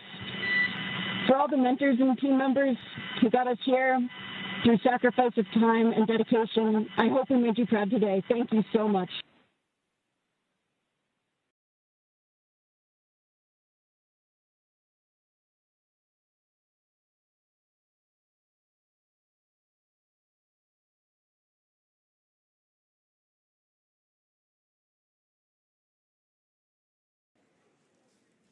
Some great words there from all 4 members of Crew 11 and the astronauts and cosmonauts, all that cadre. They're well on their way to the final destination, which they have about a 16-hour ride to do so, in the phasing to ultimately the International Space Station, where they will turn that group into a full group of 11. So only fitting for Crew 11. To summarize where we are with vehicle activation, we've had nominal dehumidifier activation and service section Draco checkouts.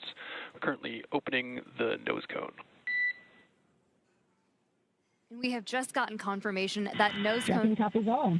And we'll be ready for visors open with ECOS activation complete. We just had great comms that nose cone deploy is underway. The 6 hooks that hold the nose cone in place during the launch and ascent portions have to retract, and then the nose cone will be able to start to swing open and deploy. This uncovers a number of critical systems for the flight up to the space station, including the forward bulkhead thrusters and the docking hatch. And that call from the core here in Hawthorne indicating that we had good checkouts of the 12 Draco thrusters around the service section. 4 to go after we get the nose cone open and the ECLIS, the environmental control and life support system, activated inside Dragon. Soon the crew will be able to get their visors open and get out of their suits and settle in for their ride to the space station. And we'll continue to get those call outs and hear about the nose cone again. Right now, currently opening, the hooks have been opening, and they were doing so during the great words from the crew. So we'll continue to monitor and waiting as the nose cone is deploying at the moment. And we'll wait for that final confirmation that it is open. And Crew 11 can continue its journey on as we await those last few moments here as nose cone deployment currently underway. And a great view of Dragon as it went up the eastern seaboard, and we had a view for a moment there as, again, passing over ground stations. And that's what provides us the great views that you've been seeing throughout today's broadcast inside the Dragon spacecraft. And there's a great look at that single Merlin vacuum engine that helped propel Crew 11 into orbit. And a great view of looking outward across the arch of the Earth. Despite all of the weather issues we were having on ground leading up to launch, we seem to be having some really clear, amazing views in space today.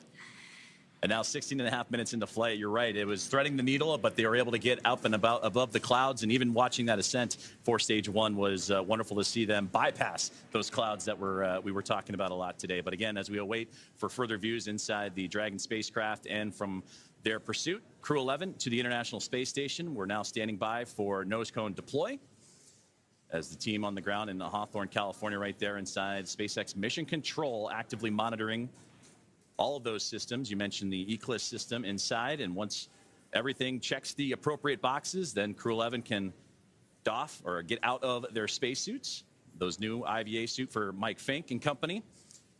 And then from there, it's going to be about a 16-hour ride to the International Space Station, and that's where they will link up with the orbiting laboratory and the 7 current residents on there. Crew 10 is currently on board, as well as Soyuz MS-27 with NASA astronaut Johnny Kim, and they'll bring that 7 to a team of 11, hopefully in the early morning hours coming up tomorrow.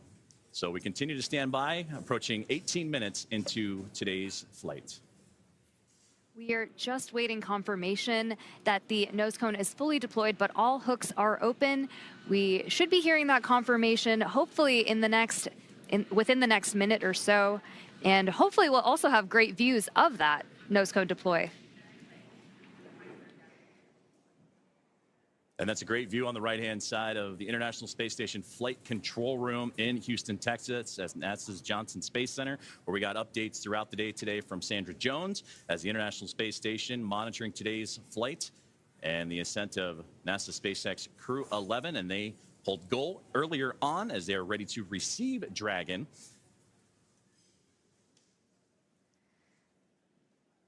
And we just received confirmation that the nose cone has completely opened and deployed. So great news, as again, all those checkouts continuing to happen for Crew 11 after a successful on-time liftoff today. And they were able to get past the clouds, the weather that we've been monitoring, and a successful first stage and second stage performance to propel them into orbit. Crew 11 is comprised of NASA astronauts Zena Cardman and Mike Fincke, along with JAXA astronaut Kimiya and Roscosmos cosmonaut Oleg Platonov. And they are now safely in orbit following that approximately 9-minute ride after liftoff today from NASA's Kennedy Space Center in Florida. The crew now, as mentioned, has a little bit about a 16-hour journey before they reach their destination. Dragon SpaceX, we see a nominal nose cone opening, TCS, and 4 bulkhead to Draco checkouts. Great call out right there. Dragon copies all. Good news. And that's what we were waiting for there, was that call up to crew. Looking forward in the timeline, you have your first burn up on your forward view. That's the phase burn in approximately 25 minutes. We will also be monitoring the stage 2 deorbit to give you the go for suit doffing, and we're expecting that at T plus 45 minutes. Dragon copies. We'll be monitoring, and T plus 45 approximately for suit doffing. We're with you in the timeline. Great conversations there with the team on the ground, and there they are, Crew 11. Happy as can be in orbit now, and they have a 16-hour journey before they reach their destination, the International Space Station, as docking currently targeted for tomorrow morning, Saturday, August 2nd at 3 a.m. Eastern Time, 12 a.m. Pacific, to the space-facing port of the station's Harmony module. Now, between now and then, Dragon will perform a series of burns as it catches up to the space station, and that first burn you heard him talking about is the phase burn, and that happens about 30 minutes or so from now, so we'll continue to monitor the Dragon spacecraft, or the teams on the ground will continue to monitor that first of a sequence of burns to help them stair-step their way up to the International Space Station.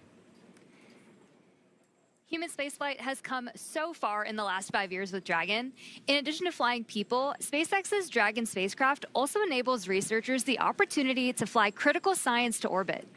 So far, SpaceX and Dragon have carried more than 1,000 research experiments to and from low Earth orbit, both to the International Space Station and on our free flyer missions. From DNA sequencing to 3D printing, studies enabled by Dragon and the space station test a variety of technologies, systems, and materials that will be needed for future long-duration exploration missions. Every mission yields critical science, critical research, and learnings that help make life both on Earth and in space better. And flights just like today's help us continue to lay this foundation for our future among the stars and continue our mission to make life multiplanetary. We'll be signing off from SpaceX for now, so we're going to send you back over to Kennedy Space Center. But before we go, we want to thank NASA, Joseph, for entrusting us with today's mission, and thank you all for being with us today. Well, thank you very much, Soumya, Ronnie, and the teams here at SpaceX. It was another phenomenal opportunity to catch NASA SpaceX Crew 11 in orbit today. And with that, we're going to say goodbye from here in Hawthorne until we pick back up with our docking coverage beginning at 2 a.m. Saturday, August 2nd, tomorrow, for that targeting docking to the space-facing port of the station's Harmony module at 3 a.m. Eastern. So for now, thank you for joining us, and we're going to toss it back over to Nick and Daryl at Kennedy Space Center to wrap up today's launch coverage. Great job. If you're just joining us, welcome back to the Kennedy Space Center in Florida. I'm Daryl Nail here with NASA astronaut Nick Hague. Just moments ago, we saw Crew 11 safely on orbit with the nose cone open, checkouts complete, and a few words from the crew as they settled into their new environment aboard Dragon. And Nick, watching him in that moment, floating free, you must feel good about your friends and colleagues successfully getting to orbit today. Absolutely. You know, at the moment of liftoff, the tingle on the back of your neck, the chills, and watching them go into orbit, and then to hear them call down after they're there safely, the joy in their voice, and then the gratitude for the teams that got them there. Just you can't help but feel awesome right now. Everybody that's associated with this launch. And now it comes, a completion for Zena Cardman, the commander who was part of Crew 9. Was pulled off that mission. You continued on. This is now her chance. Now she's in space. She had to wait a little bit longer, but now finally gets to fly. Yeah, it's a full circle moment, and it's a thrill to be here and just be part of it. We appreciate you from the very start saying that you wanted to document this moment with her here at the Kennedy Space Center, watching them go up at that moment. Mike Fincke has been around for a while. He's a veteran astronaut, but there's been quite a gap. He finally now, after 14 years, back up in space. Yeah, talk about patience being a key quality of an astronaut. It's not just sitting strapped into a rocket for 2.5 hours prior to launch and not being able to move. It's, you know, doing your job and waiting for your opportunity, and that might be a decade or more. And to take that time and to do so much with it while you're still waiting to launch into space, it just shows the character that he has. Incredible character and incredible character is Mike. Well, quick story here. We want to tell you, you know, when Zena Cardman was here and she did the co-host role for Crew 9 when you launched. After the launch broadcast was over, she pulled out a deck of cards and just offhandedly was like, oh, hey, I want to show you something. And she showed me this deck of cards. It was the Crew 9 deck of cards. And she had hand-drawn the portraitures of like each of the Crew 9 members, which included you, and she was on it, though she didn't get to fly. It was the card deck that you used when you played to get rid of your bad luck. Yeah, in the suit-up room, Right. And so I'm like, you hand drew these? I was like super impressed. So, of course, fast forward to recently, you walk in the pre-production meeting and you're like, hey, Zena wants to have this deck of cards. It's the Crew 11 deck of cards. And we want to show them to you now. And she redrew her crew. And we want to show those to you. Hold that up. She's an amazing artist. All the crew members each got a face card. So she's on there, Oleg's on there, Mike and Kimiya. And here they are. She hand drew this. We have a close-up of this shot. We want to show you so you can get a real full appreciation. Hand-drawn portraitures by Zena Cardman, the commander. You talk about many talents.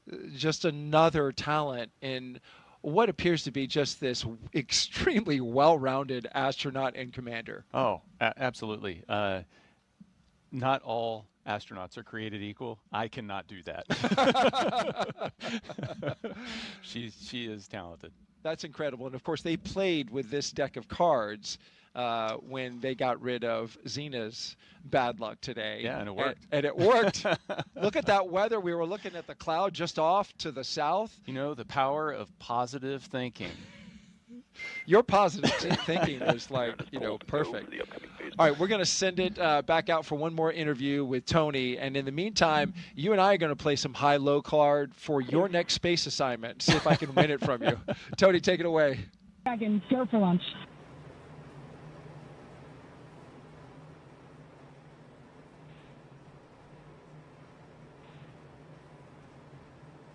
$30 seconds.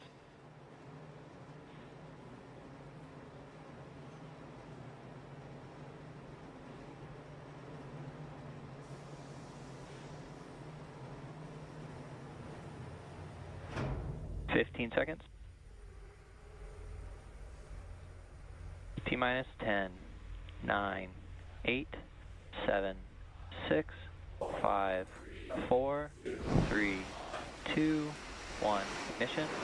Engine's full power and liftoff. Go Cardman, go NASA, go Crew 11. Together we rise as NASA's SpaceX Crew 11 heads up to the International Space Station. Vehicles pitching down range. 1.7 million pounds of Stage 1 thrust. propulsion is nominal. Propelling Falcon 9 as the vehicle pitching down range and making its way up the East Coast, and will soon join Expedition 73 aboard the orbiting laboratory. So far, getting good callouts on that first stage performance.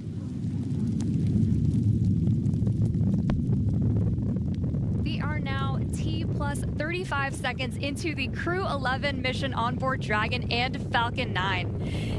The Falcon 9 engines Stage 1 throttle down. Are throttling down to help Power and telemetry are nominal. To help pass through the period of max Q, or maximum aerodynamic pressure on the vehicle during ascent. Max Q. We just had max Q right there. Falcon 9 is supersonic.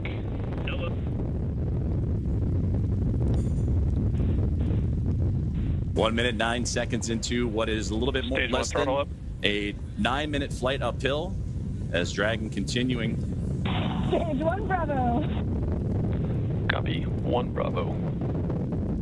And that 1 Bravo, again, that's the abort zone, that last abort zone for stage 1 if necessary. The crew already pulling over 2 Gs. And next, we're going to have a couple of events happen in rapid succession. We'll be getting ready for the second stage to warm up and have this second stage MVAC chill. And then we'll also have MECA, or main engine cutoff, where the 9 engines on the first stage will cut off ahead of the first and second stages. Will then be separating from one another. And then the single Merlin vacuum engine on the second stage will ignite and continue to carry Crew 11 to orbit, while the first stage begins its journey back to Earth, as we're now 1 minute and 56 seconds into today's flight. The 9 Merlin engines are starting to throttle down and are standing by for MECA, or main engine cutoff.